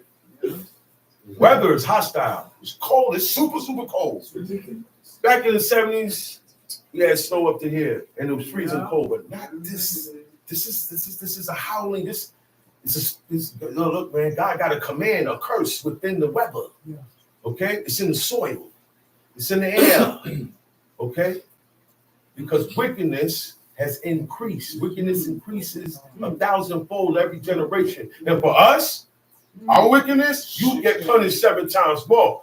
They're not going to get punished 7 times more. Stop paying attention to the outsiders. Their portion is in this life. I tell you. A person that don't serve God is not meant to serve God. I tell you. More concerned for you and your family serving God than a person that's not, or violated. This never was for the world. Okay, it was never meant. Once that situation went down in the garden, when Adam ate, Chose Israel. this is the blueprint now for a world that lives in wickedness. God did not make a world that lives in wickedness. God did not make a world for babies to die. A friend of mine, her daughter is 2 years old. She had cardiac arrest 2 days ago. Went to the hospital. Little girl, little baby, she's right there, messed up. She just got here. She don't know no sin. She's born with sin. But why her mama and daddy? And their mama and daddy. And his mama and daddy. And you put in certain, God say, yo, you take a woman back that you divorced, right? She went and married somebody else. She was with another man. Now that ain't work. He died, he leave her, he divorced her. You can't take the wow, girl, you still looking good. It's been 10 years. Oh, you got big. Ooh, where you? Oh, wow. That's ridiculous. Right? God knows what he did to man when he made woman. Adam said, oh, this is bone of my bone and flesh of my flesh. But then later on now, things happen, so God got to put the order in. All right? Look, I gave you the command. You shouldn't have listened to your wife. Okay? When it comes to me, nobody could break that command with me and you. I made you. I made her to keep you company. So guess what? Why you did that? She said, I got tricked. She realized she got tricked after she got tricked. After she ate. And then she went and gave to Adam. Adam ate, and bang, realization set in. Bang. They knew they was naked. They started, oh, wow, body parts. Oh, God coming. So you can't walk around in your house naked. She can cover herself. Right. Mothers, you can't walk around your house naked. Oh, but that's just my kids. Nah. Nobody sees nobody nakedness unless it's husband and wife. Okay? That's how detrimental that was. They heard God coming and they said, man, we can't let him see us like this. So how you dress, if you're not dressed any other way but with your robes on, you're in a disguise. Talk about it. And you're naked. Talk about it. The body parts get revealed. Do you all know the nakedness of a man and nakedness of a woman is different? It's different. That's right. It said, thou shalt not walk up by steps into my altar. So all the altars in Israel did not look like none of the altars of anybody's altars. If an Israelite make an altar today, it's not valid. It's not even going to look like that. Guess what? It's valid. Guess what? Where he going to get the boulders from in Brooklyn? It's valid to the adversary. Tools is on it. Those stones was brought somewhere else and put there. God knows what we say. Tool has been put upon. Remember, we're not in the land where God chose a part of that land to set his name there for these people to get rid of their sins and to praise him forever. Because he said, you do certain things, it's going to defile the land. And it's already set up that way before you got here. That's why these guys got dispelled. Because read Leviticus 18. the Canaanites got sentenced for God to eradicate them with the sword of the Israelites. That was the one time we was the sword of God. When we messed up, Assyria became the rod of God, the rod of his anger. He said, Babylon. He said, man, look, they served idols and wood. They didn't know God, but God raised them up, made them mighty, because who he chose ain't living up to par, ain't living up to requirements that God said. God said, these are the requirements. Don't do this. If this happened, this happened. A woman shall not. If this happened, and we just disregard the whole thing. We say, yeah. By break time, in every camp, somebody violating what they just heard. Yeah. That's a fact.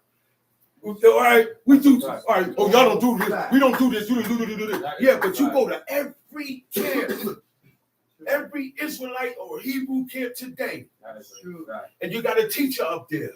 Not everything the teachers say is wrong, but the people act like it's a sermon. Yeah. They act like we in church. We're the biggest hypocrites. Yeah, man. And you won't even consider what you're about to do. You just clapped your hands to a half hour ago. What the hell is this? We just, Shama talked about it? Did I talk about it? What's going on? This is it. People in the chat bugging. This is it. That's true. This is it. People in the chat. We're not going to get so. Look, I'm commanded to do this. This helps me. It keeps me grounded. Okay? Look, a weaker man would have been like this alone and teach his house. Because it's That's what. but God said, teach them and tell them whether they hear or forbear. But if God didn't say that, he got to tell y'all nothing. Yeah. I tell who I know is worthy and who's going to listen. Thou shalt not do this. God said don't do this. Some Israelites saying this. That's the problem. Yeah. You think you shooting an Israelite down when he bring up the law, you shooting God down. Remember, your murmurings are against God. Just remember that. You're repeating history again, and now today they're trying to change the history. They're trying to change the characters of these people. Look. You will never get it if that go down. Hurry up and get it. I was told by Prince Yaakov Nasi, the man that told everybody here, yo, you are Israelites. Nobody used that word. All right? The one that taught people this rap. Nobody in the world got this rap. This turban rap. Nobody raps like this. Teacher. I had dudes like, those sick Arabs, all types of different people. They said, yo, how you get that so mean, so perfect? And they're just bulky. It's a rap. It's not for everybody. You gotta earn that. And you gotta represent it. But I want to wear a hat. I want to put on a hat with a robe. Don't look right. I want to put on a suit and tie with a turban. I seen that. Suit and tie, where you gonna put the zissies at? See it every week. Seen that. Some of these things got curves. They don't have corners. They are not designed for the law. You cannot mix it. Can you mix oil and water? Nope. You believe you can, though. With your actions in life, you're saying you can mix oil and water. Your mouth says it, but your actions say different against these commandments. Yeah. Okay? Now, Molech, M-O-L-E-C-H, is an idol god, most of the time depicted as a bull. Today is represented in astronomy as Taurus, the bull. Okay? It all comes from death, animal, and star worship. It's combined. Satan is behind it. He's in the works of people who don't serve God. He puts these ideas in their head. You don't do these commandments, he will let you see something else in here and say, hey, man, no, we ain't got to do that. We don't have to wear our zissies there. We can wear our zissies on our pants. There's nothing wrong with that. Oh, you can do this shit. There's nothing wrong with that. And you have people who want to, oh, man, you're teaching the people wrong, but these people today, that's what they want to hear. It's in the book of Jeremiah, I think Isaiah, it said, look, man, we don't want to hear thus saith the Lord. The Israelites said to the prophet, the prophet of God, we don't want to hear nothing about thus saith the Lord. Divine us, smooth things, make us laugh, make me clap, make me feel good. Give us dreams. I don't want to hear about my correction. I want to go to telling me I'm wrong. Tell us dreams. Tell me I'm blessed. Tell us dreams. Tell me I'm the chosen people. That's the book. Okay, let's go eat these sandwiches that we got put around the corner That happened from the ox. Yeah. That's what they did. And I see the same thing. I see history repeating itself for a bad term. Okay? Yeah. Yeah, right. See, experience too. You don't just teach by reading. Some things you go through when you see it. And you say, well, okay, this is how it is in life. We don't like to listen. We're very hard-headed. We don't listen to our fathers. We don't listen to our mother. We don't listen to God. We don't listen to each other. Yeah. You don't listen to the elder. You don't listen to the young one. Yeah. You don't listen to who you love. You don't listen to who love you. We some cold-hearted people, man. Yeah. That's why you can't do. That's why Joshua said you're not able. But I'm gonna tell you something. Yeah. I'm gonna tell you something. Today the Israelites are not able, but it's worse than them. Yeah. Joshua spoke why they weren't able. Nothing special. He said, you're not able to serve God. He said, because you're still carrying around those idols. You still calling on those idols. He said, get rid of those idols, and God, he got you. He said, well, unless you keep going and messing with this, they had on robe. They wasn't eating with the blood. They was observing the Shabbat with all those rules included. Okay? Nobody was having sex outside of marriage. Okay? A woman on her period stuck to the rules. There's rules for that too. And men, you can't be around the woman when she's on the period. Got to start making accommodations. Baby, I love you, but we can't be in each other's face all the time. Right. I have duties, you have duties. And there's a time when you're unclean. You can't make nothing for me. You can't cook for me. Okay? I'm not giving you a goodbye. I love you. I'm not doing none of that. I don't have to tell you I love you all the time. I will show it every day, though. I'm too busy showing it than to talk off. Because talk is cheap. People talk to get you to believe them and move a different way. That's how they get y'all. Okay? You would read what God say, but listen to what somebody else said. All that is the heathenistic mind. Okay? We're not programmed to hearken. We are hard-headed. We got to recognize we are stubborn, man. We're stubborn for your own, against your own hurt. Just naturally, you're like that. It's not even head. It's what God and everything you're stubborn with. It said in Israel did worse than the heathen. You know what that mean, man? What they do, sin more than them. We can be worse than them. If we don't listen to what God says in these commandments, do these commandments, we don't check in with this. You are worse than who you pointing the finger at. You're worse than who you think you better than. Worse than the white man. I'm looking and say, I showed you more. I showed you more. So I expect more. That's how it goes, right or wrong. Exactly. Out of everybody, Exactly. this student here was around more. So he found out more. That's right. So he has to show he can't act like the rest because he know more. He is aware. He got to wait for everybody else to catch up. Right. And he got to keep himself in place.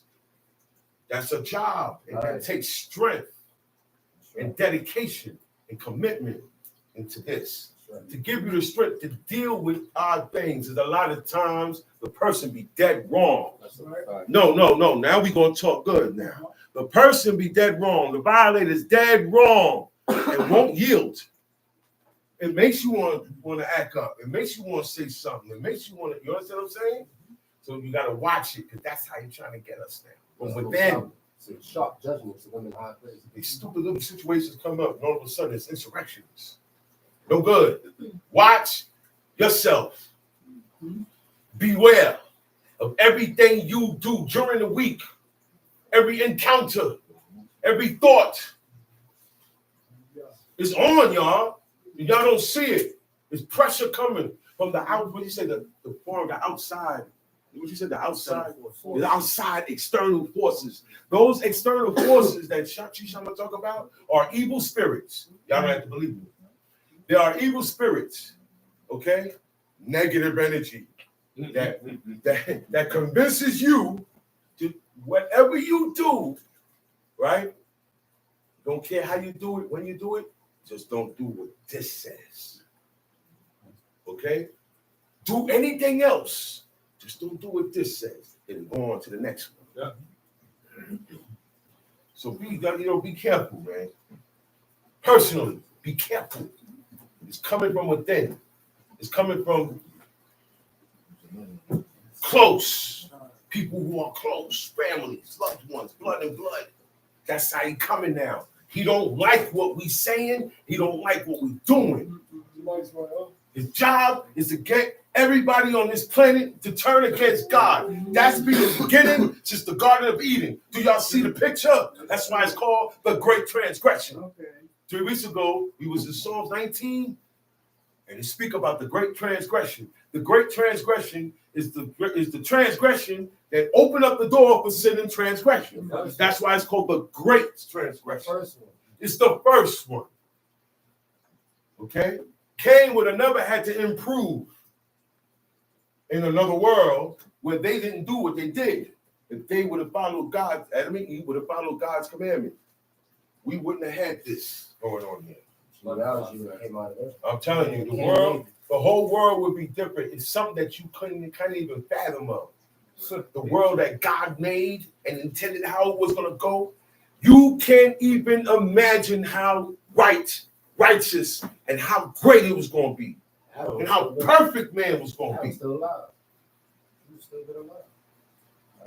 But God is never defeated. Never. He got the first word and the last laugh. All the time. So, okay, since y'all want to do this, I'm going to turn this around and do this, boom, boom, boom, boom, boom, and still going to turn out the way I did. So we ain't getting away with nothing.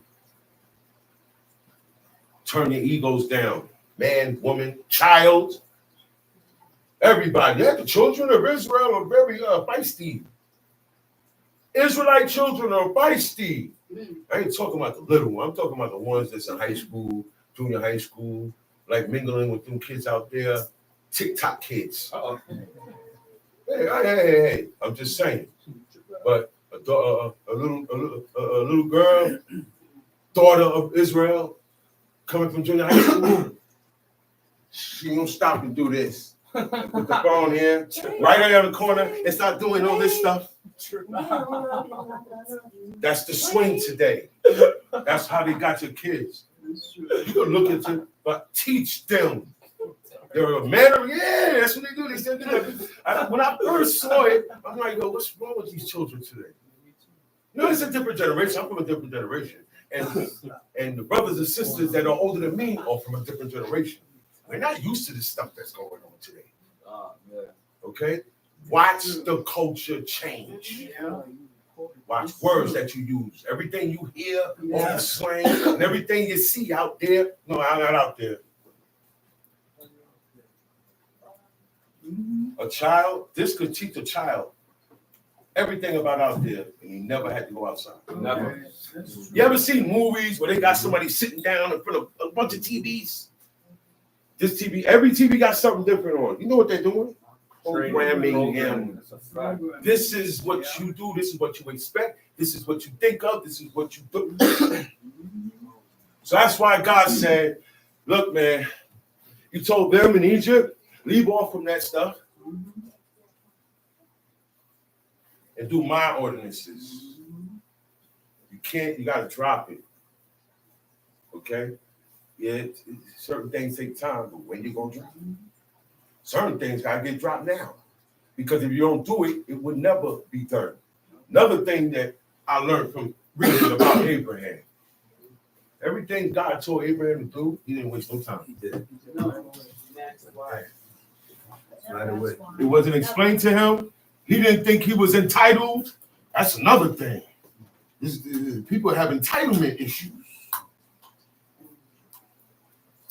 All right, I'm gonna give you an example. Oh, Abba. Well, if you want respect from me and you want honor from me, no, wait, hold on. First of all, God said to give it up to them. That's why parents stand on that. That's why you hear, yo, this is my house. That's why you hear, I'm gonna have the last word. That's why they take authoritative control of it if they feel they have to. It's inbred in them. Okay? All mothers and fathers have it in them that their sons and daughters are supposed to honor them. You can cancel everybody else out, not me. You can interrupt everybody in their speech, not me. Right. When your mother, we talking, my mother come. Sure, mother, what's up? You have something to say. She's not cutting us off because that's my mother. She can do that with her sons. It said God has confirmed the authority of the mother. God has confirmed the authority of the mother over the son. God knows the future. God knows it's going to be a time when society ain't got fathers in the house. And see, that's just mama there, right? That's crazy. And she's struggling, she's doing her thing. But then now, this is not here. So these children today, oh my mama, can I get this? Buy me this, buy me this. They get a certain age, they don't even speak to their mother in the house when they see them. They don't acknowledge them. It's a lot of things. But look, they're taking care of you. You disregard them, but when you need them, okay, when you're on that hospital bed, you want your iman, your abba. You ain't thinking about nobody. You're not even thinking about your children. Think about that. No, you hear me? You love your children. You'll die for them. But your parents, you want to see them. Yeah. Okay? They're available. You want to see them. This might be the time. And that's what you're going to think about. Your wife. That's who you're going to think about. Because y'all one. Y'all are one. We are one. And all of this got shot down because the families of Israel decided to give their seed to this idol named Molech. Oh man. Now, what they would do, I'm gonna keep it fast and quick. They would throw them in the fire. It's a big thing with a bull. Sometimes it's a goat. Sometimes it's a bull's head with human. All right. Sometimes they call it centaur. You ever seen a man and the rest of his body is a horse? All these things they're not myths. These are demons. I read somewhere when they gave their baby up, they got paid. They got paid. Oh, yeah. You sacrifice that like today. You get compensated. You sacrifice. And guess what? And you become a nobleman. At that moment, you become a noble of the priest of Molech. There's a lot. No. There's a lot of come up going on with serving idols. There's a lot of come up with serving idols and worshiping the devil. We ain't getting no come up serving God. Okay? You ain't getting that. Come there after death. You get a different reward. It's a different reward for the godly. Okay? He said, that type of stuff that y'all like, that's for the men who don't serve God. That's their portion now. That's their get. They get that. That's why you see everybody who's rich don't serve God. Even little comedians, actors. Oh yeah, I'm an Israelite. He ain't rich no more. He out of it. You don't see him in the movie no more. You don't see her in the movie no more. There's a lot of them. They're not making too much noise and they're not pushing that they Israel. Okay? Not all black people in entertainment are Israel. Not everybody serves God. There are a lot of people that call themselves Israel and serve the cross. There are more Israelites in the world that are on both testaments. Okay? We're the oddballs. Most Israelites look at us and say, oh no, those people are crazy. They say they agree with everything, and when you start talking against idols, and Jake is one of them. Okay? Jake is one of them. I'm not biting my tongue. This is our thing that God gave us. We don't have to bite our tongue. Everybody else can speak proudly for their false, ungodly way of life. I'm not biting my tongue. That cross and that idol of a fake man that never existed. Okay? Got the whole world trapped up. Look, Christians don't do what Christians supposed to do. Christians don't go by what Jacob be saying. It's all a game. For you to do what you want to do. That's how bad sin got people. Okay? Now, if you were one of those in Israel at that time that go messing with this stuff, you get stoned to death. There is no police. There is no government. Okay? Ain't nobody gonna look out for you. Nobody gonna try to stop it. Then you gonna get stoned too. You side away, hey, come here, grab him up. God gave us laws to govern ourselves righteously. That's why he told the judges, you can't, everybody else can take a gift. The king can receive gifts. This guy, the nobleman, the governor, the general, Joab. But you a judge, you sit at the gate, or you take care of court matters. You take care of, you can't accept a gift from anybody. Because those people, their ways was, hey man, I didn't ask for the gift, but I can't forget you now for the rest of my life because you gave me something, because you favored me, okay? Because you spoke up for me. Hey man, you spoke up for my brother. You held my brother down. My brother was at war, right? And you held him down. That's supposed to be done. You're not supposed to see your Israelite brother in any conflict and walk away. Don't get scared. Okay? Go in there and help your brother. Okay? There are certain things that apply that's in this book that only applies to me that serve God and you that serve God. Certain situations, war situations, okay? Sword situations, we can handle that different. But be careful. But when it comes to our people, you could deserve death by this. We don't like to wipe each other out. It's not a good thing. That's why we got to stay in our place. He said, I will set my face against that man and will cut him off from among his people. Okay? Because he had given up a seed unto Molech to defile my sanctuary and to profane my holy name. Certain acts that you do that's against God, you might as well have said God's name and blasphemy. Because what you did over here with the idol is the same level. God take that same offense as saying his name and blaspheming his name. He said to defile my sanctuary, to defile my place where I got amongst y'all. His sanctuary is where his name rests. Wherever God's name rests is where the priests live. Where God's name rests today, Chief Abraham? Could you answer me that question? I have no idea, bro. Did you hear of any place where there's a high priest operating right now? Right now? Does he have, and if he does he have the Urim and the Tumim? No. Most Israelites don't know what that is. Does he have the breastplate? Does he have the holiness to the Lord written on top of the turban, right? Which is a diadem. They call it a diadem. And he has something different to what we have. He has a big plate that says holiness to the Lord. False prophets and false priests. Then he got at the bottom, he got a bell and a pomegranate. A bell and a pomegranate. A bell. And then a corner with sissies on it. And another corner with sissies on it. Exactly what I read. Okay. And then now he got onyx right here. Stones of onyx placed on his shoulders right here. This is a spiritual thing. Okay.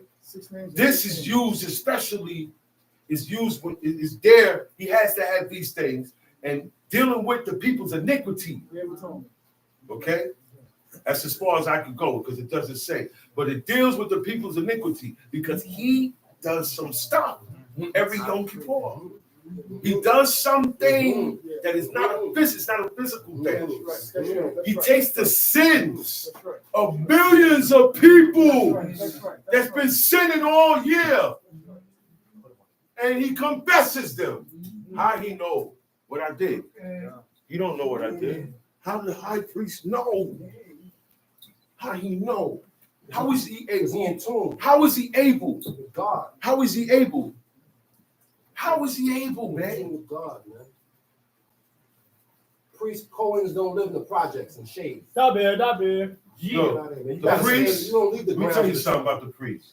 The priest is not a regular Israelite. You don't leave the grounds of the temple. Okay? He's under more restriction than the regular people because he's representing you. He helps clean you up in a spiritual way. God told him this is the procedure. Any sacrifice that goes on in the planet, God said this is how it's done. Okay? So today, I say again, where are these sacrifices coming from? Are we reading the same book? It said if you don't bring your offering, which is the animal, okay? Right. If you don't bring the offering to the tent of meeting, where God has placed his name there in the wilderness. And later on in history, when we got in the land, it was Shiloh. And then Eli allowed his sons to defile the sanctuary. You know what they did. And God was determined to destroy them. That's why they wouldn't hearken. And then they had to fill the cup. And then God allowed the Philistines. He allowed the people who we talk down on and say we're better than. God allowed them to touch the ark. That's right. A man named Uzzah grabbed the ark because it was falling. He died. And David called it Perez Uzzah, the breaking forth of Uzzah. Like God put the breach, like he created a breach, and whatever came through that breach killed him. But now outsiders can touch what we can't touch because of our sins. I'm not talking about now. I want y'all to compare back then, the truth, with now. And don't be in denial, man. Old town court everywhere is after them. Everybody, everywhere. No. Get this out of here. Look. To put them in their place, I'm gonna allow you to touch it. Yeah, I ain't getting away with it he ain't either. getting ready. Everybody got to pay God's way. God got it all hooked up. They said, get this out of here. Get it out of here. Get it out of here. Look, we don't even want to carry it back now. We're not that bold like we was before. Because when God come in, it's out of your control. It's out of your power. He breaks everybody. God is the only unbroken one. We break ourselves for him, to serve him. We break our evil selves. That's what it means when you say break yourself. Break yourself means accept and allow this to go down. I know, back in my day, carjacking, they would roll up on you and say, break yourself, fool. Break yourself, meaning allow yourself to get robbed. I know you a gangster, and I see you mad, but you better let it go down. And that's how you got to be with God. I know you're bad. I know you like that dish. I know you like to go here. I know you like to do this. I know you like to, but you better break yourself. Now, when you do that, you leave room to when you read, you get some substance in. But I don't see as a teacher, and I'm bona fide. My Abba made me and Chief Shama bona fide. And my Abba is bona fide. Okay? I stand on that because he did his job. Prince Zakaria. Look, man. Look, man. Whippersnappers in law. Law. Know and do. That was his command. You gotta know and do, and never fold. No matter what they say, he said the most ops you gonna have gonna be Israelite. They ain't gonna like that stuff you talking about. Yeah, back there, the prophet said, "Thus saith the Lord, get rid of these idols." They said, "Man, get him and kill him." Messing up what we got going on here. This idol stuff, it's money behind it. You have heathens that are involved in religion and all that, and a lot of them, they know it's fake. A lot of them know. The people back then knew.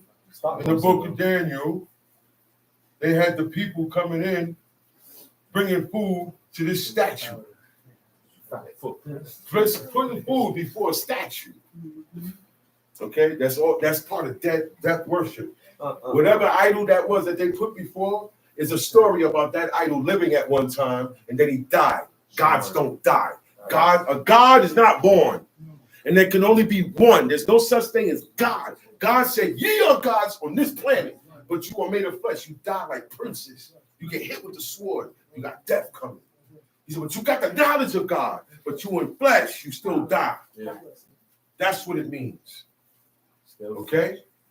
But there's only one eternal. There's only one G-O-D. Amen. David said, can't get out. And David said, yo, what's up with this dude Goliath? What has he to do to defy? Not God. Defy the armies. You guys who serve God. Why y'all letting this guy talk junk about y'all and y'all serve God, the real God, the living God, man? My God is alive. He never dies. My God made life. He created life. Any power that we can recognize came from God. He is beyond power. God is higher than power. God is higher than life. He's higher than destruction. Y'all don't understand, man. The living God. Y'all don't understand, man. The living God. Wake up. Know who you serve and get to know him by reading. It's easy. He said, look, man, I didn't like what that guy did. So that means you don't do it. Right? And then you go and do what he did. That guy is going to be more justified than you. You, God said, in other words, y'all both evil, but you worse than him. Yep. That's not true. Time sheet, verse 4. And if the people of the land do anyway hide their eyes from the man, when he give it of the sea unto Molech, and kill him not. Because you're down with it. If you this guy got an idol. He got some abomination, right? And I don't say nothing. 9 times out of 10, deep down, I don't see nothing wrong with that. It's not that important to me. I probably agree with it, but I keep my mouth shut and keep it in here. So I'm not going to blow him up. Look, he don't know that I know, and I'm not going to blow him up. This is why it's spread. Oh, well, look, go say something to him. Yeah, that's our favorite thing. Well, look, yeah, what you telling me, though? But you eat blood. Yeah, I did that, yeah, but you eat. So nobody gets corrected. Do y'all understand? Nobody gets corrected. Well, he who threw the first stone? Nah, man, don't go like that.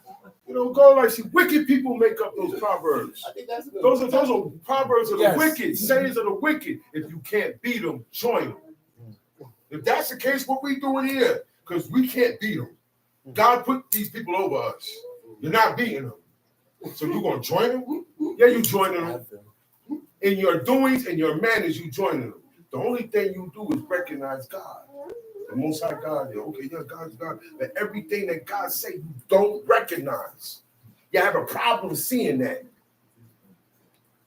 You have a problem understanding it. So let's do it like this. It said, thou shalt not steal, right? It said, thou shalt not steal, right? Yeah. Do you like it when it's done to you? No. Do you like it when it's done to you? Do you like it when it's done to you in any form? Nope. Through scamming, through money. Somebody ate your box of crackers that you bought. Can't do it. Okay? It's in all aspects. That ain't got to be explained because you do have righteousness in you beside the evil. But you let the wickedness roll over and take over. You admit it, but you don't move on it. The wickedness took over. That's why you ain't move on it. And you got to push yourself too. You got to be your own booster sometimes. Not word. Nothing will get your spirits up. There'll be days when you're down, just down, not motivated. You have to rock yourself up because we don't have boosters and motivators. We don't have prophets We don't have people rolling up on you, yo, man, get right before God. Y'all got to and everybody confess and fast and pray at the same time and make vows. Praying, fasting, come with vows. I keep saying it. Ahab made supplications. Vows is in there. You're making promises, making reforms because of what I did. And in order to keep my word, I bound myself so I make sure I don't do it again because I believe that if I go against my word that I'm swearing now, you see how it goes? Everything go hand in hand. That's what my father did. He made some vows. And he put his spirit, his body, his life. So if I don't do this, kill me. And remember my sins in the day of judgment. That's hard. No. That came out of his own mouth. No, ain't nobody gonna say that. Never heard it. That's seriousness. Because he believed it. And it's something to fear. So you're gonna vow to keep yourself in line. Not every time these words gonna keep you in line. We're highly stubborn. Always. Every time they went, and David, these men, they didn't just fast all day. They still rode the horses, still handle business. Yeah, I'm fasting today. You don't even look like you're hungry. Somewhere else. Most of that time, we're supposed to be asking God for forgiveness, going through it. But we don't want to do that. We want to do things like the Jewish people.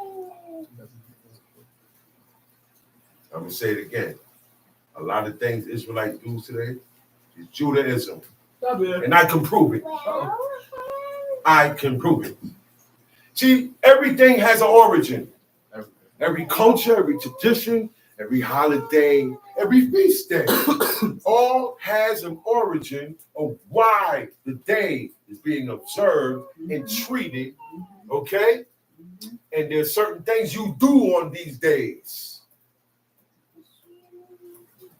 But if you share the same day with them, and you know who them is, the inhabitants of the land that don't know God. Some folks. You haven't made a full separation.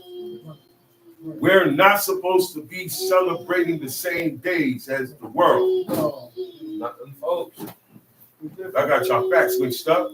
Somebody is teaching y'all wrong. People are not opening their mouth and saying it. People are scared. People are being intimidated. Nobody's want to stand up for this and stand your ground. These men stood their ground against their own people and died, knowing they was going to die.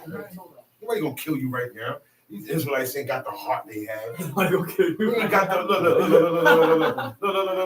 Ain't got the heart. You ain't got to worry about nobody killing their kids tomorrow. You good. Okay? Because God said if you got a son that don't listen, when you rebuke him, he's drunken in the glutton, this, that, and the third. He said the mother and the father take him to the judges at the gates, and they shall stone him with stones. He gets killed. Right. Take him. God said if you have a son that's giving you a hard time, go to the judges and let them take care of him. Get him killed. Now they're ready to serve God. Parents let the children get away with everything. Parents let the children get away with stuff they couldn't get away with. You softening your kids, It's a new age. and you making a monster. It's a new time. I'm gonna tell y'all something. Nobody likes to be told what to do no more. Nobody wants to hear God say. Nobody wants to hear, hey, you can't eat that. Nah. It's a problem. That's your wickedness and the stubbornness. Now, leave this alone. Go to Judges chapter 20. Last week, we was in Judges 19. Today, we read Judges 19 again. Okay? So, we already had a recap. Y'all know what happened. The woman left. She left and left her husband and stayed by her father for 4 months. That's a long time. I'm definitely coming to get you, baby. If I don't come to get you, you wasn't worth it. Maybe you did. Sometimes you did me a favor. Yeah. surprised, man. Time sheet. Then I will set my face against that man and against his Judges 20. Judges chapter 20.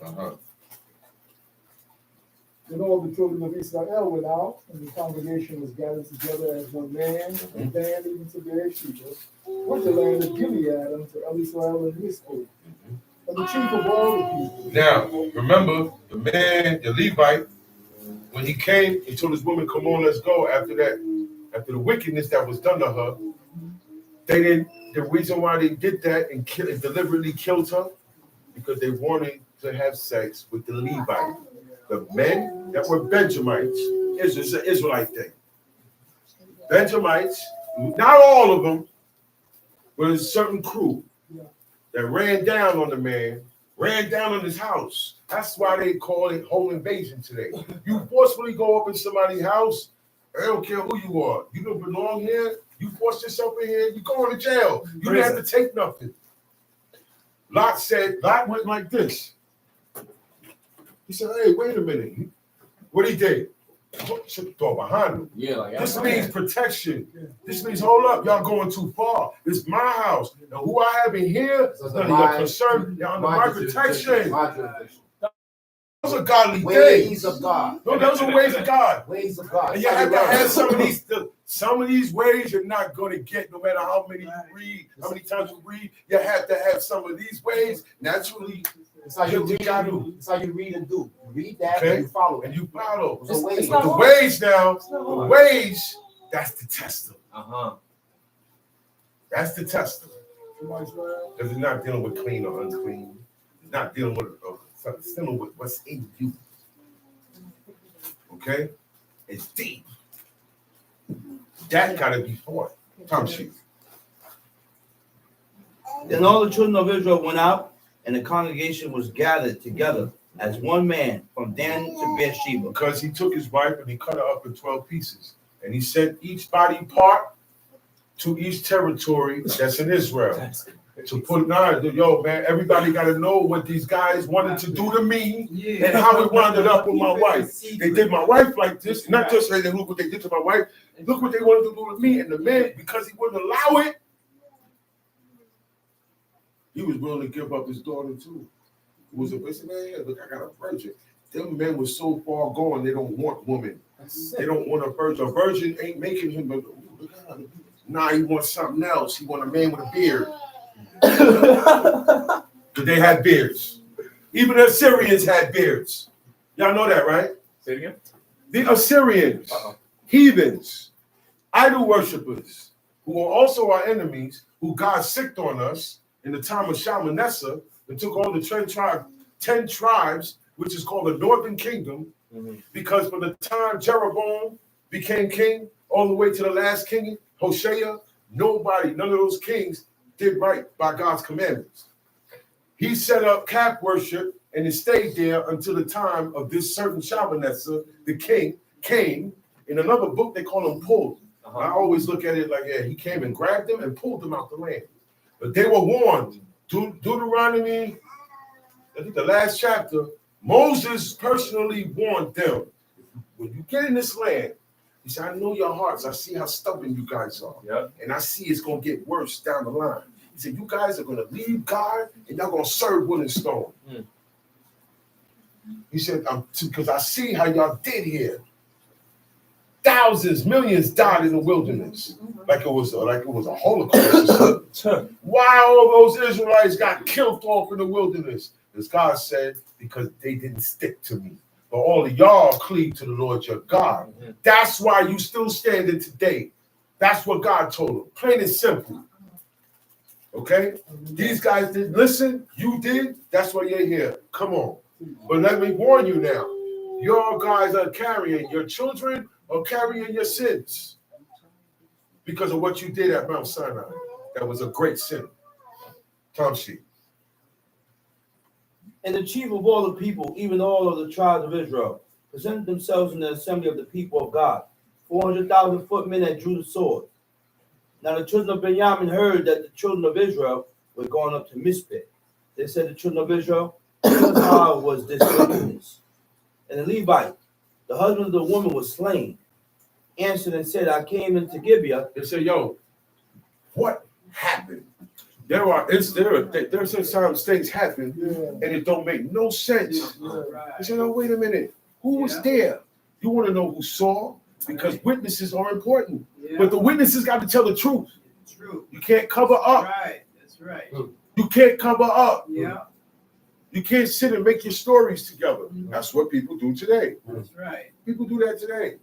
You say, yo, hey man, take it, don't get up. Yo, call him in and act like something wrong with you. What people say, I'm gonna be a witness. I got you, because what?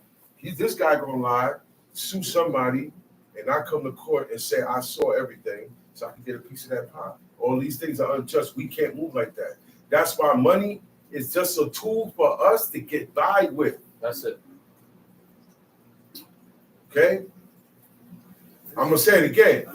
Money is only a tool for us to live and get by with.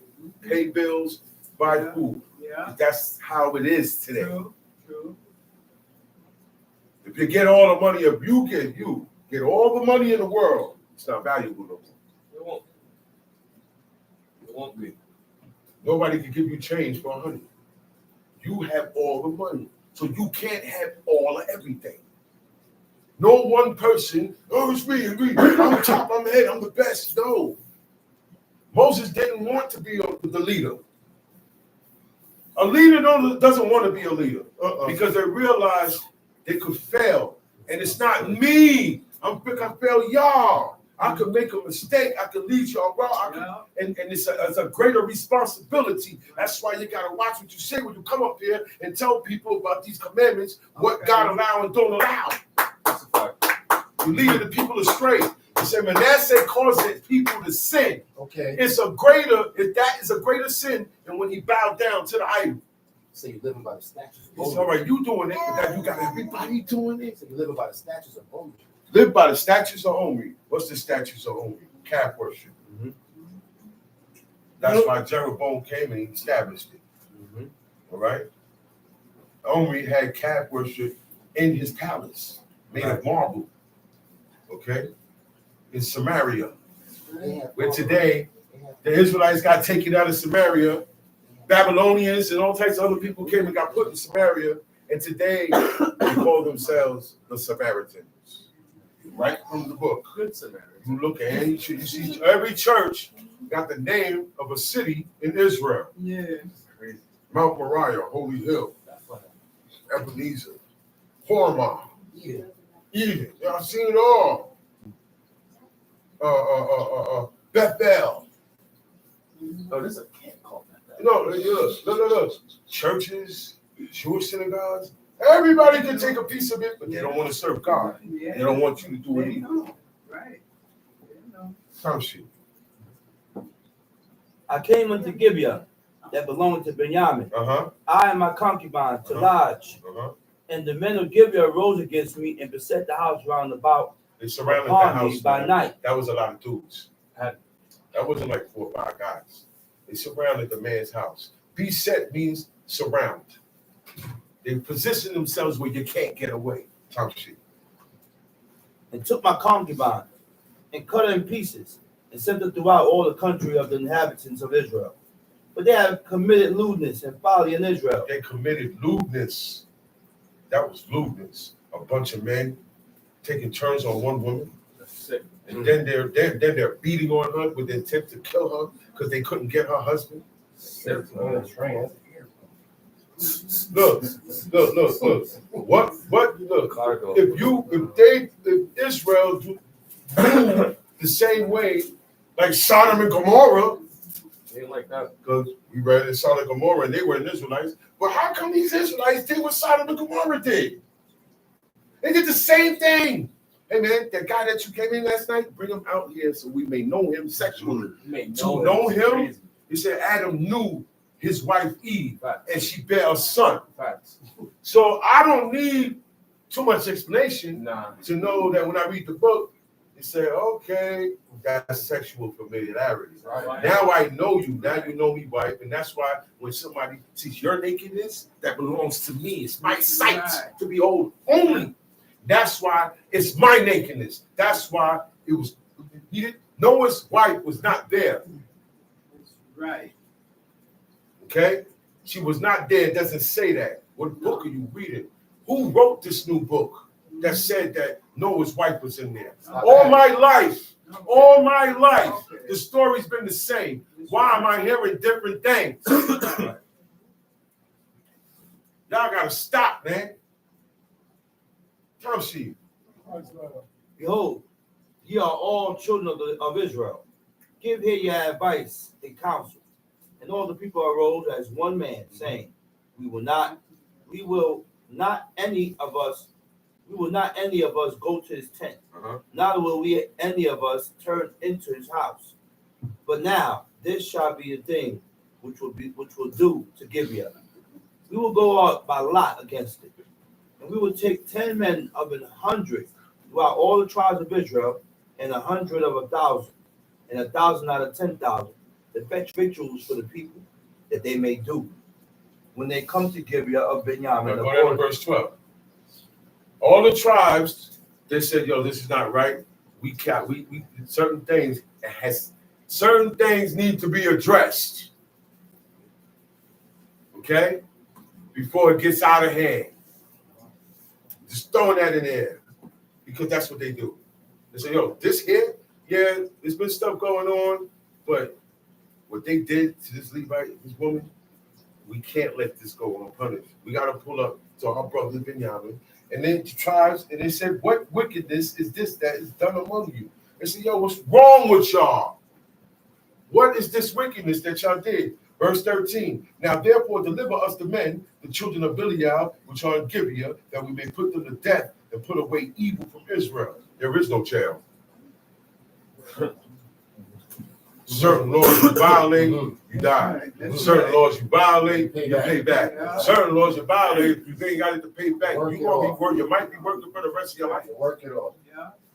Okay? Yeah. No child. He said, but the children of Benjamin would not hearken to the voice of their brethren, the children of Israel.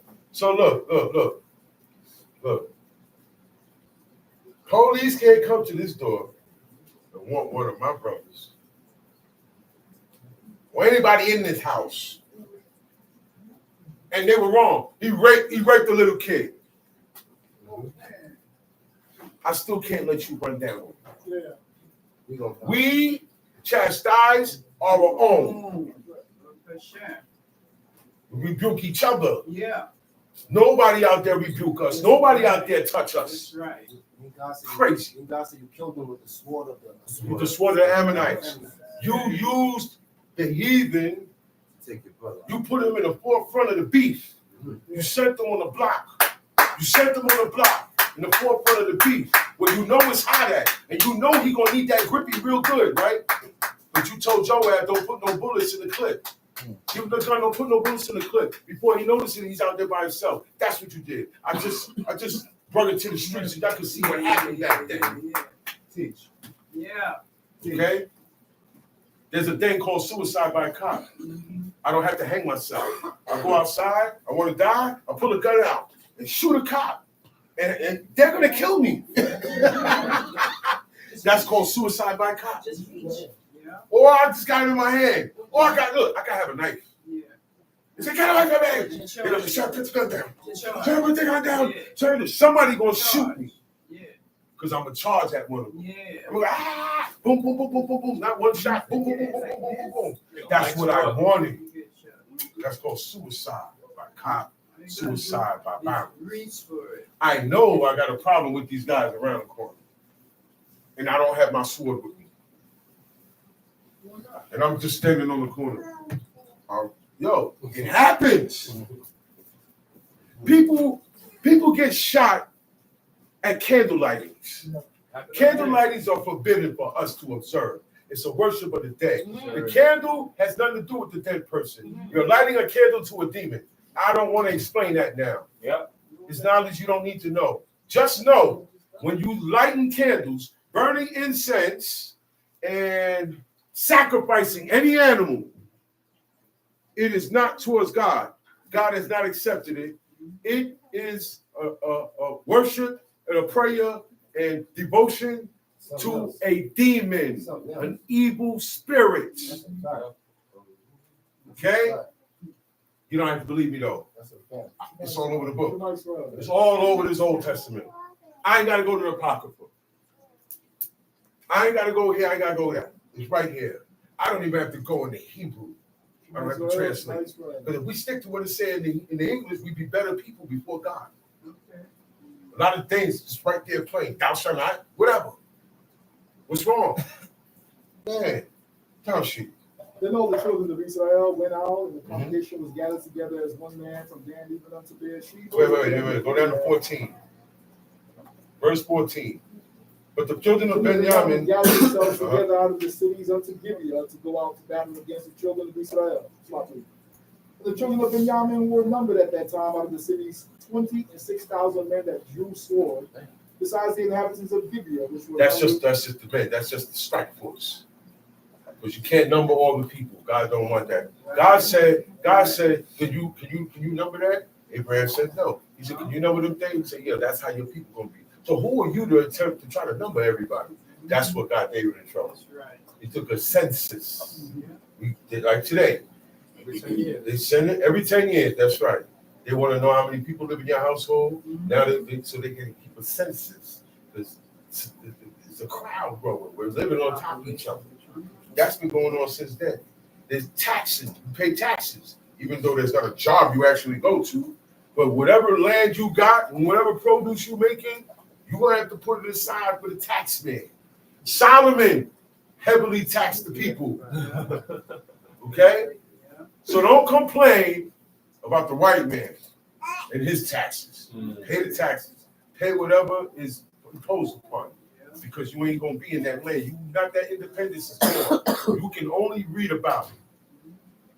Tom Sheep, verse 16. Go to verse 16. Among all this, there were 700 chosen men left-handed. Everyone could swing stone. These Benjamites are lefties.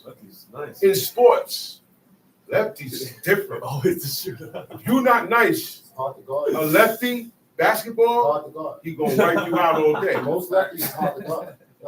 I know people who are ambidextrous, but he fool you with the right. You think he right-handed, and he'll catch the football with his left, one-handed. Okay? Fighting too. Southpaw. That southpaw is deadly.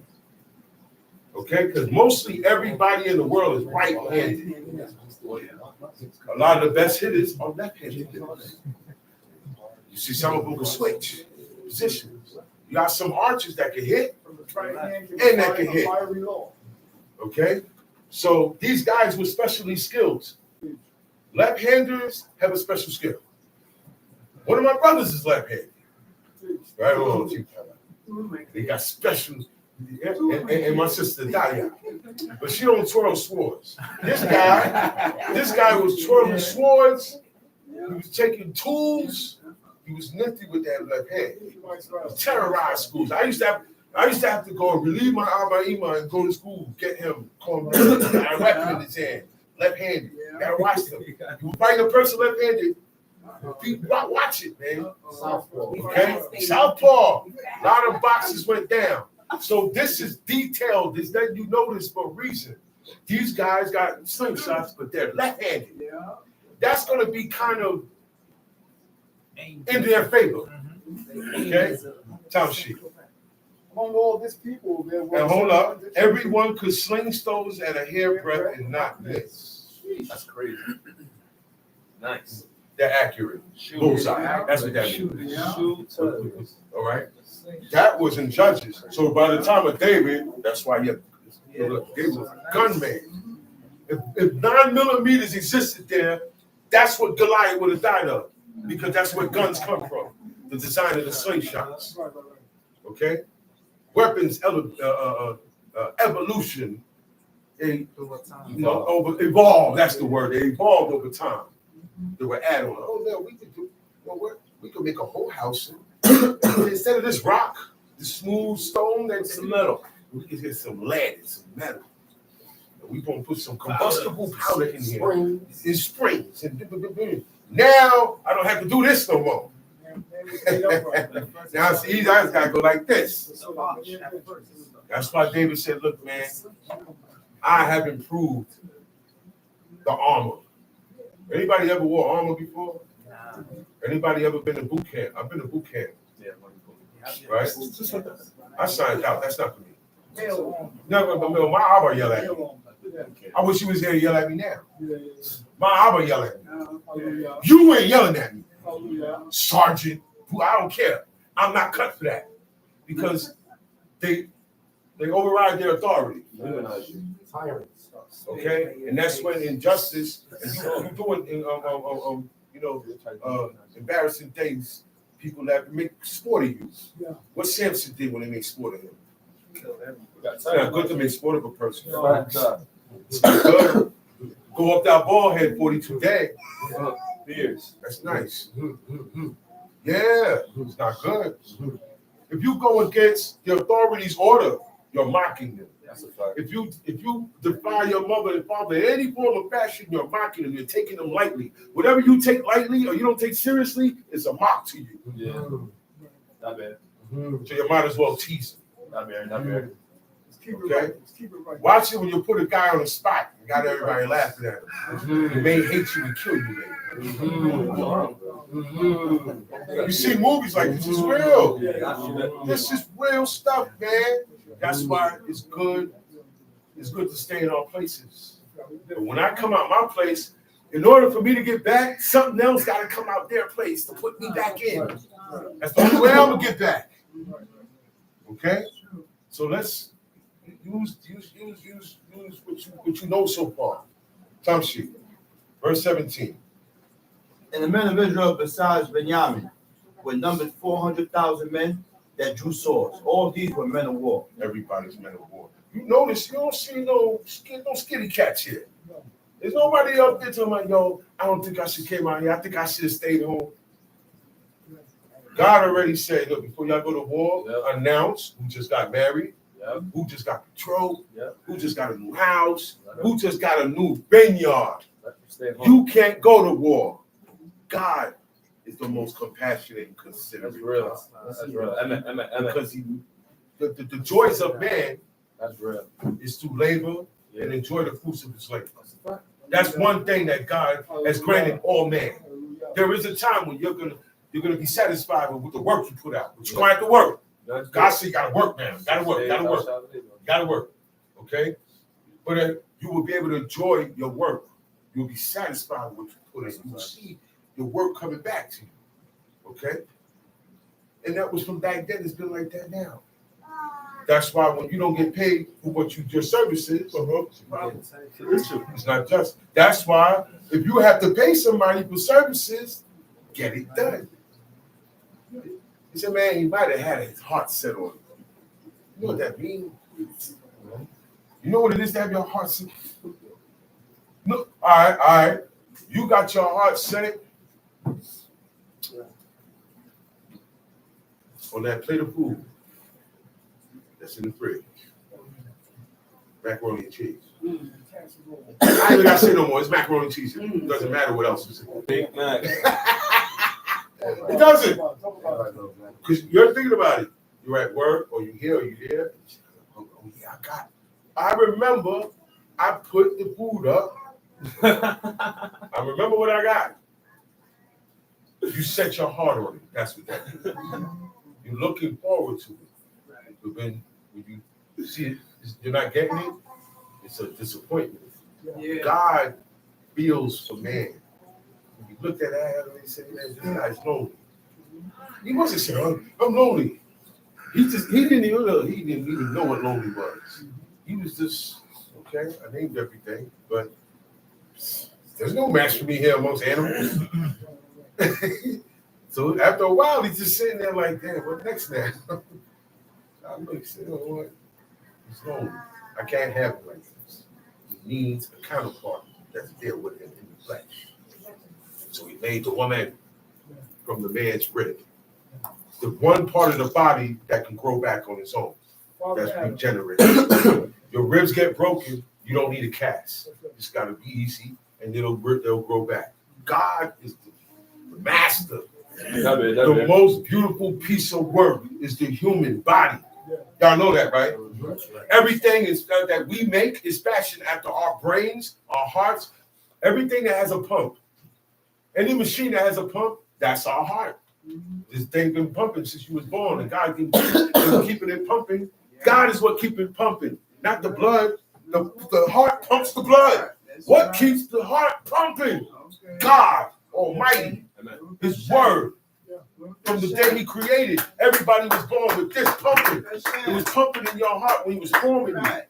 Okay? So everything we have and we create is fashioned after us, our bodies, and how our bodies react. Traffic is ran the same way our blood system rolls. Okay? This earth was made to house us. So He said that there's certain things that grow out of here, you can eat that. Certain animals are made for you, you can eat that. Don't touch those animals.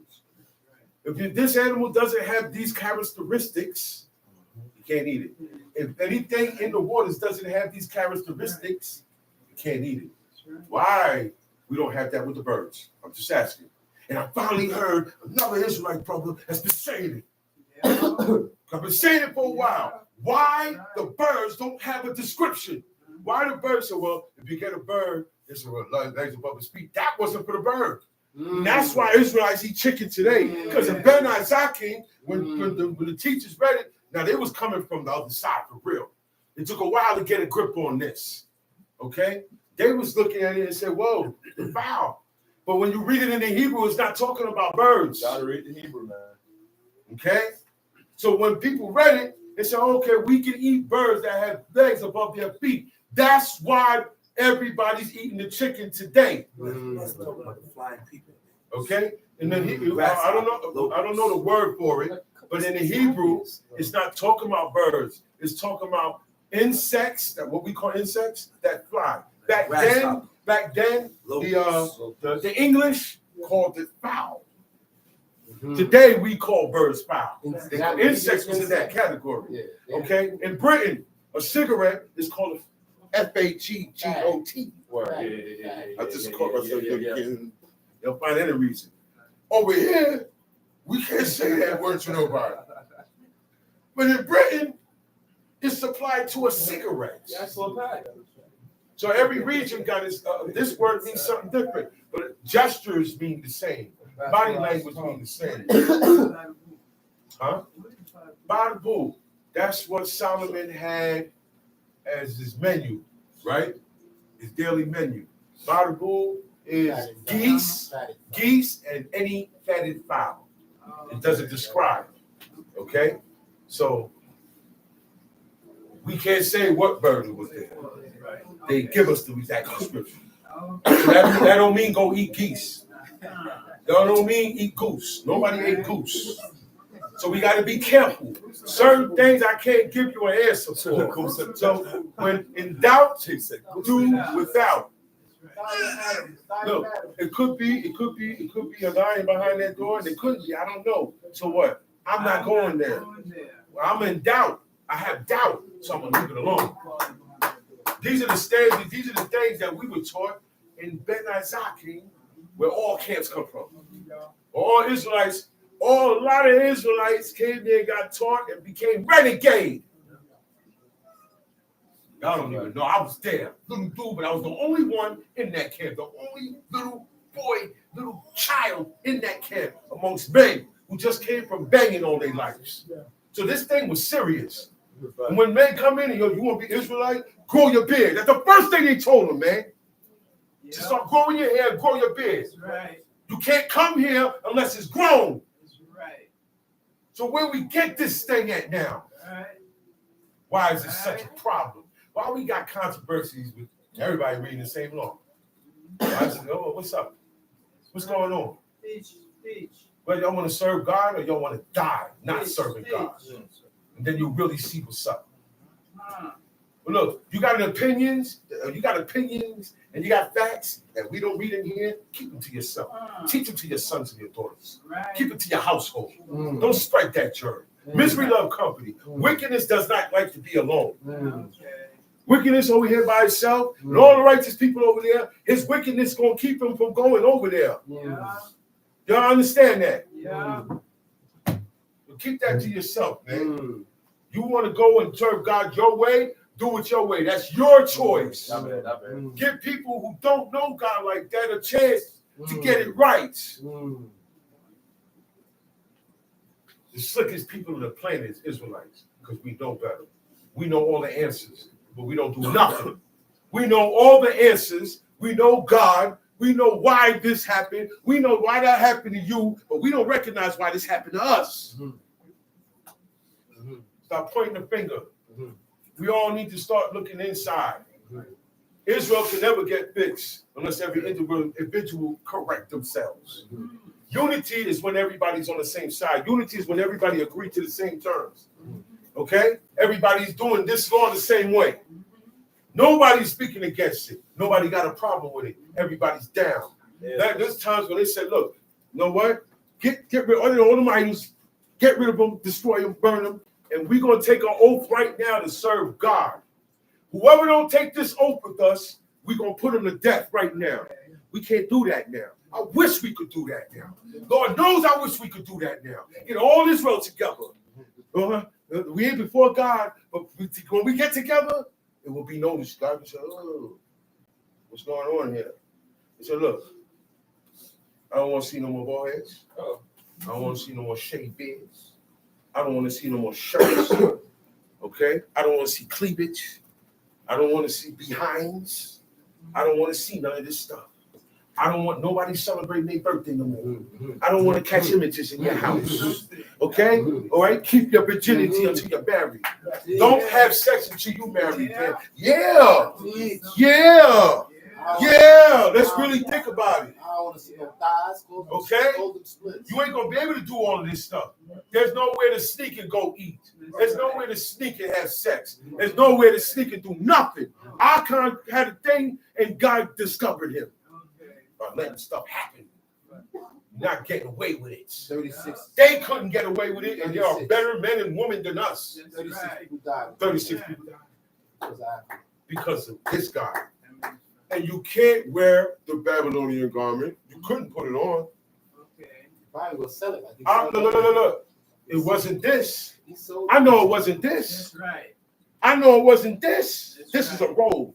That's right. I know it wasn't this. That's right.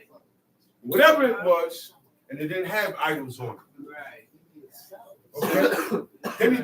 Then he took the Babylonian garment. That wasn't, see, we got to read every detail. It's not just the Babylonian garment. Let's say he left that alone. And he took the silver, the wedge of gold. God said, all the gold, all the minerals are mine. So whenever God claims something, when you get it, you got to take it straight to the priest. That's right. Whenever you giving up something, take it straight to the priest. Okay? The tent not supposed to be looking all outside. They take care of it.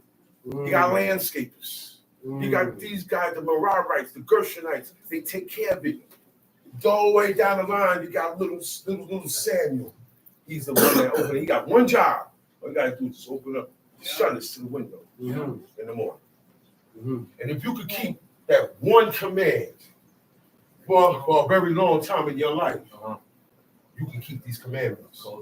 All these commandments for the rest of your life. And there is a lot of commandments. It's a lot. There are a lot. It's too much for wicked people. It's too much for people who ain't dedicating themselves to God. Right? That's why you got to read every day. Photographic memory. You remember the words. After a while, it's a part of you. You can be asleep and saying it in your sleep. Program. We have to program to God's way. We came out of thousands and thousands of years of wickedness, turning on God, idolatry, turning on each other, slavery. We went through it all, good, the bad, and the ugly. That was a Clint Eastwood movie. The good, the bad, and the ugly, but not God. The good that we saw, that we thought was good, to go serve those other gods. There was a point in time when they said, well, look, we serving the Queen of Heaven. Y'all know what the queen of heaven is? The moon. The first iteration of the queen of heaven is the moon. And the representation of the moon is any picture, painting, or likeness of the moon. Then after that, birthday cake. right? After that is the birthday cake. The birthday cake is the symbol of the moon god. The candles. Told you about the candles earlier, right? That's part of the birthday cake. Okay? And you have to make a wish. Blow out the candle. And they say, don't tell your wish because it won't come true. That's ridiculous. Does that sound like a people who serve God should be doing these things? Does it sound like a people who believe these words should be believing that junk?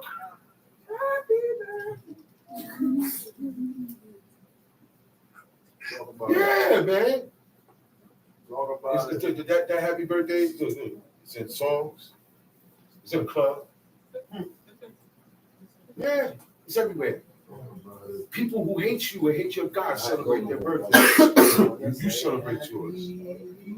Why do we have the same days in common? They don't do the Shabbat. Nah. They say the Sabbath is Sunday. And the God of Sunday is Jakey Jake, who was really the sun god, who was really the devil. Look, in the Garden of Eden, the devil had to step up. He didn't have nobody to follow him. He didn't have people yet to follow him. It was only 2 people. So he had to appear to them. After that, he didn't appear to nobody. In that world, if he appeared to you, you die. You can't summon him. Why is thou awake? Why is thou disquietest me? Does it sound like he was happy about? And that was the prophet, the spirit. Do Israelites even believe that? That Samuel died and his spirit was somewhere else resting. That's a fact. Okay? And she did her hoo stuff and called him up.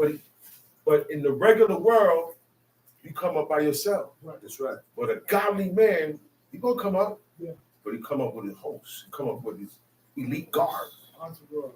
You come up with elite guards. She said, I see gods ascending out of the earth. What she saw, nobody saw. Because she's the one doing the spell. Yeah.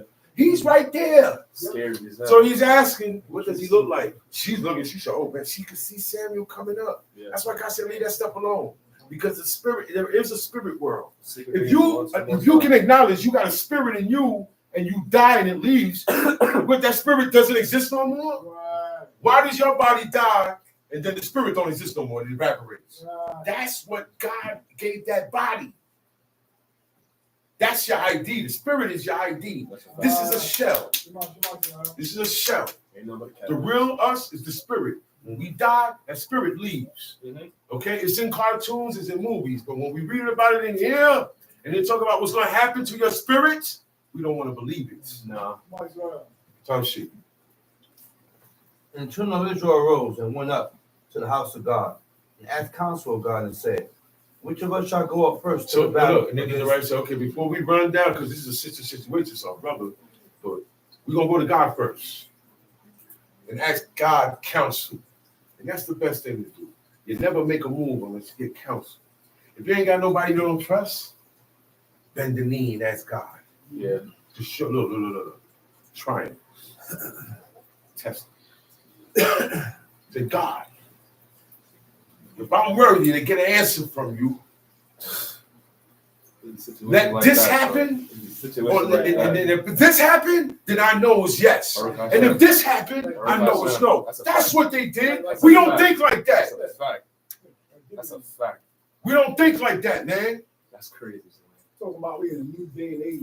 That's crazy. We're trying to grab onto what people are thinking today. Yo, there's no new generation that can have new ideas about this way of life, about this way of life. There is no new ideas to put in here. There is no amendments. Different way to look Okay? at it. It's being changed already.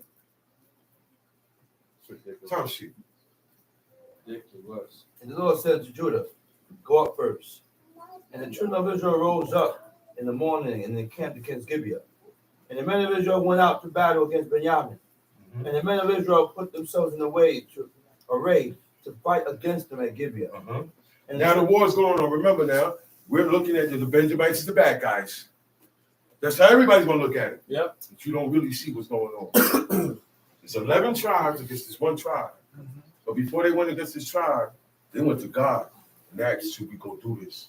It's the right thing to do, but we still, because look, those dudes don't play. Though Benjamin, the youngest son of Jacob, right? What did Jacob say about his son Benjamin? What did he say? What did he compare him to? Ravenous A wolf. ravenous what? Wolf. Not a regular wolf. You know what a ravenous wolf is? Rabies. Rabies, son. Word. He'll kill his own pack. He'll kill his own pack. Demons. And that's what they call the alpha male of the pack. Yep. You want to lead the pack, you got to kill this guy. That's the type of guy Benjamin was. Okay? That's a fact. So you got a whole tribe of them like that. Okay? Shooters. And they shoot. Crash They ain't got time to be doing this. Crash out. Wham! Wham! Shoot you. Put bullets in you. Hit you with an arrow. They said, man, these guys too nice with the sword. Back up off of Saul and them. Ding, ding, ding, ding, ding. David heard how they died and said, oh, arrows. You know what that means? It was nice with the sword. Yeah. Too nice. And revert to arrows. It was not going to defeat them. And they were outnumbered. And And guess what happened? But guess what happened? David said, look, we're going to incorporate them arrows. That's when Israel started using arrows in our army. Smart warriors. He said, man, because look, man, it's reach. Sniper. Okay? He said, yo, why did they go so close to the wall? You never go close to the wall back then. Nah. Never. Drop stuff on you, man. Never.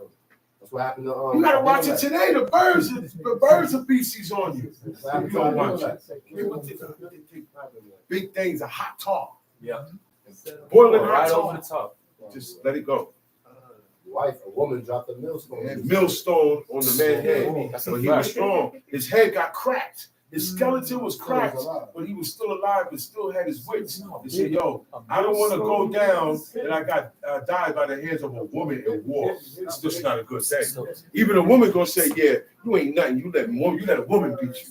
You know what I'm saying? So back then now, kids killing me, a warrior, David, yo, I've been calling you guys out for days. And y'all send me a stripling. He said, now, yo, y'all must be scared. Y'all must be scared. But when God is with you, when God is with someone or with the people, unbelievable things happen in their favor. Tell you. And the children of Benjamin came forth out of Gibeah and destroyed down to the ground of the Israelites that day 22,000 men.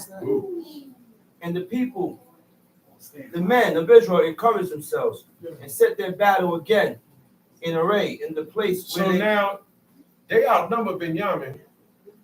God said, yeah, go fight them. Go. I'll give you permission. But they got beat. The Benjamites beat them. The Benjamites beat them. But you're saying in your head, something is off. They're supposed to win by might and by right because these guys were wrong what they did and they got the numbers. But when you're going against God, none of that matters. See, at that time, remember the judges, the Israelites were doing that which was right in their own eyes. Okay. Right? But what these guys did was most hideous. But guess what? God lets you go and fight them and get beat. Show you a lesson. Because you wrong too.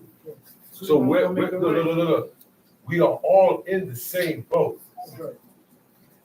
Nobody does all the commandments. Mm-hmm. Right? Okay. Make this clear. Here. There's a lot of commandments we can't do. Yeah. Like a lot of commandments we can't do because we got to be in the land for that. Okay. We got to have certain things for that. Okay. The ark got to come back.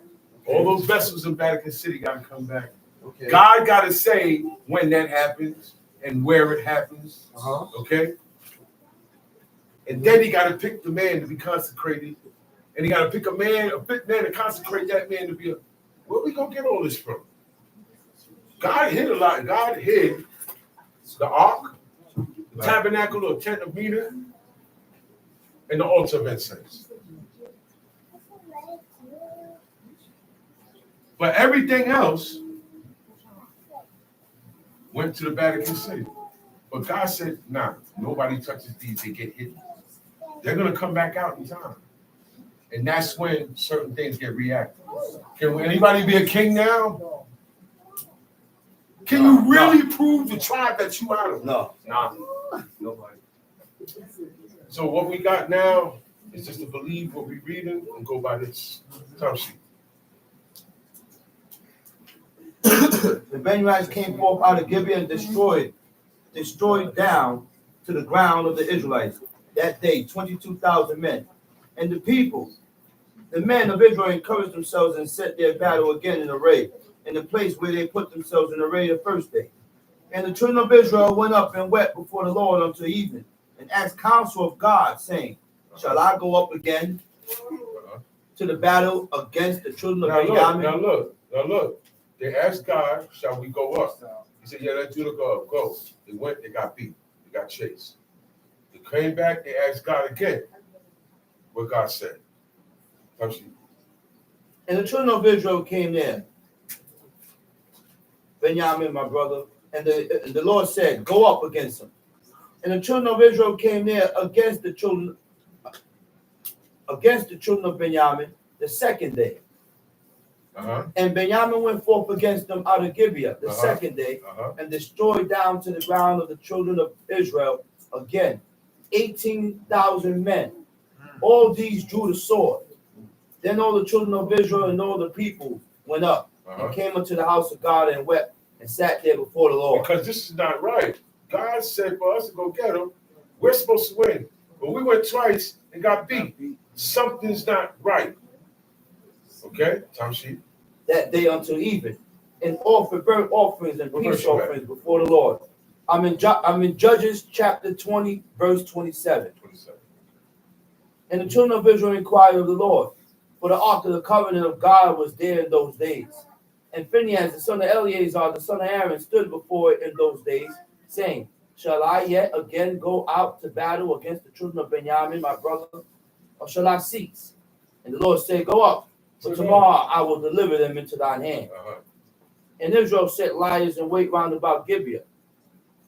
And the children of Israel went up against the children of Benjamin on the third day, and put themselves in array against Gibeah as at other times. The third day now, they went out of there again. And the children of Benjamin went out against the people and were drawn away from the city. And they began to smite of the people and kill people. And killed at other times. Okay, stop there. Go to the next chapter real quick. Now they went to punish these guys, and they got beat 2 times. The third time, they started to win. They started to put them down. I'm gonna read this. He said, now the men of Israel had sworn out of the situation that happened. They were so upset about it. The men swore. He said, there shall not any of us give his daughter unto Benjamin to wife. He said, yo, none of us is going to give our daughters to anybody out of Benjamin to wife. Okay? They made an oath. Sometimes in your happiness, in your zeal, or in your anger, because of a certain situation, you make a declaration like this. You say, you know what? I'm never giving my daughters to none of those people. It was what was going on. And we just got beat twice. Now we beat them. We hype. Yo, we ain't giving our daughters to them. Those guys are ruthless. Okay? So they swore. You can't go back on your oath. All right? He said, there shall not any of us give his daughter unto Benjamin to wife. And the people came to the house of God and abode there until even before God, and lifted up their voices and wept sore, and said, O Lord God, why is this come to pass in Israel? God, why are you allowing these type of things supposed to happen with those people, man, that don't serve you? Certain things, nobody in Israel is supposed to get possessed by a demon. You're not supposed to have no chalice or exorcists. Y'all understand where I'm coming from? No Israelite is supposed to have a haunted house. These things, most I say, I have not suffered you to go through this because you got the truth. You can have the answers here. You don't have to burn a candle. You don't have to do an abomination to find out your destiny.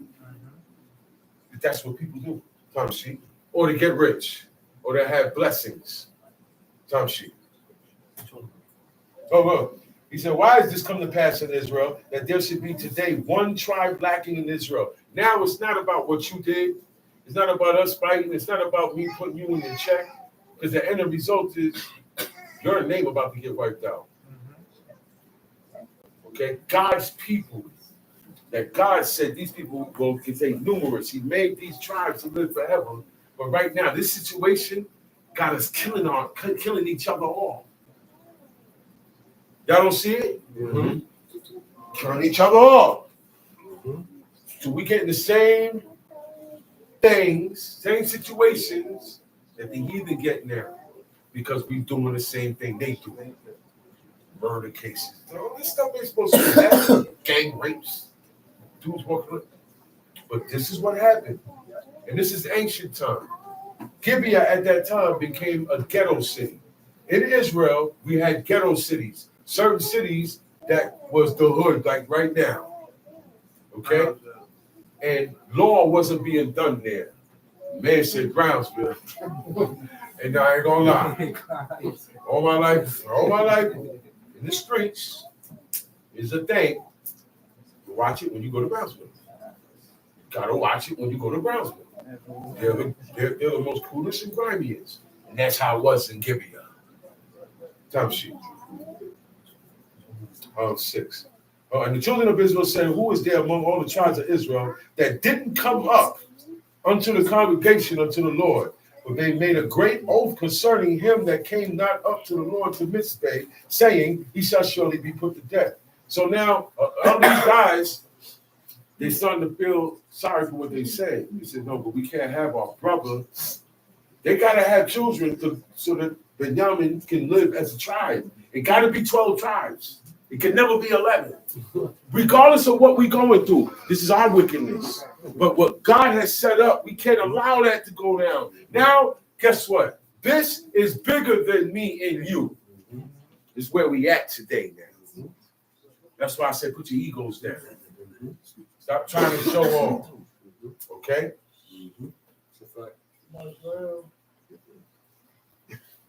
He said, how shall we do for wives for them that remain? The rest of the brethren, look, you know what they said? They said, well, we have to stop going to war. We have to stop going to war. We have to stop going to war. We can't wipe each other out. Okay? So now we stop. But damn, I can't give my wife to none of these guys because in my anger I swore. Me too. So who didn't swear? Who was not here today? Whoever wasn't here today, it's not against them. They didn't keep that oath. Right. But everybody that was there, so they said, who was there? That was smart. That somebody had to not be here.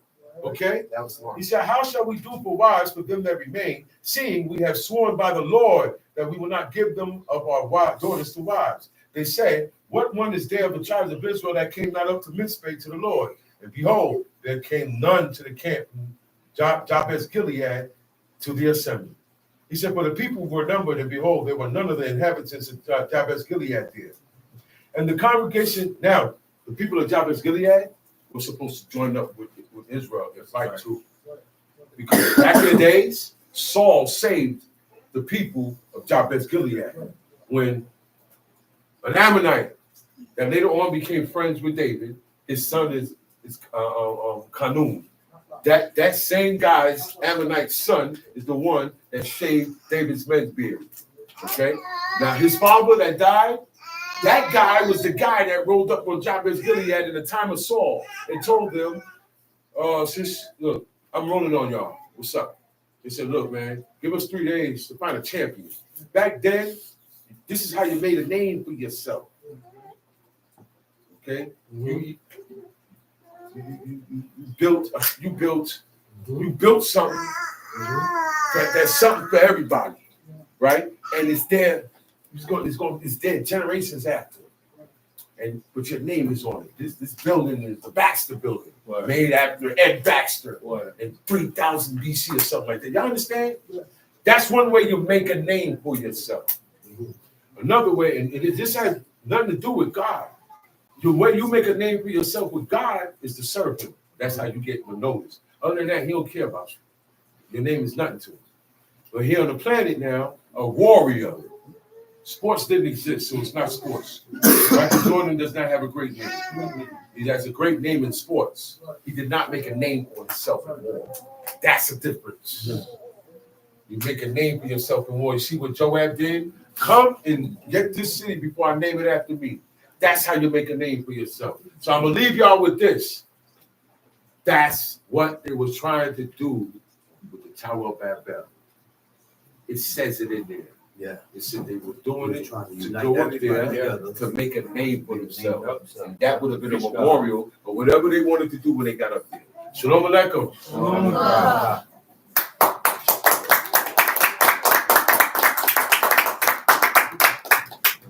Oh, yo, who's that weird guy, man? He was saying a lot of stuff. Hey, You know what it is? He's an African. hey, Look. he's talking about getting hit in his head with a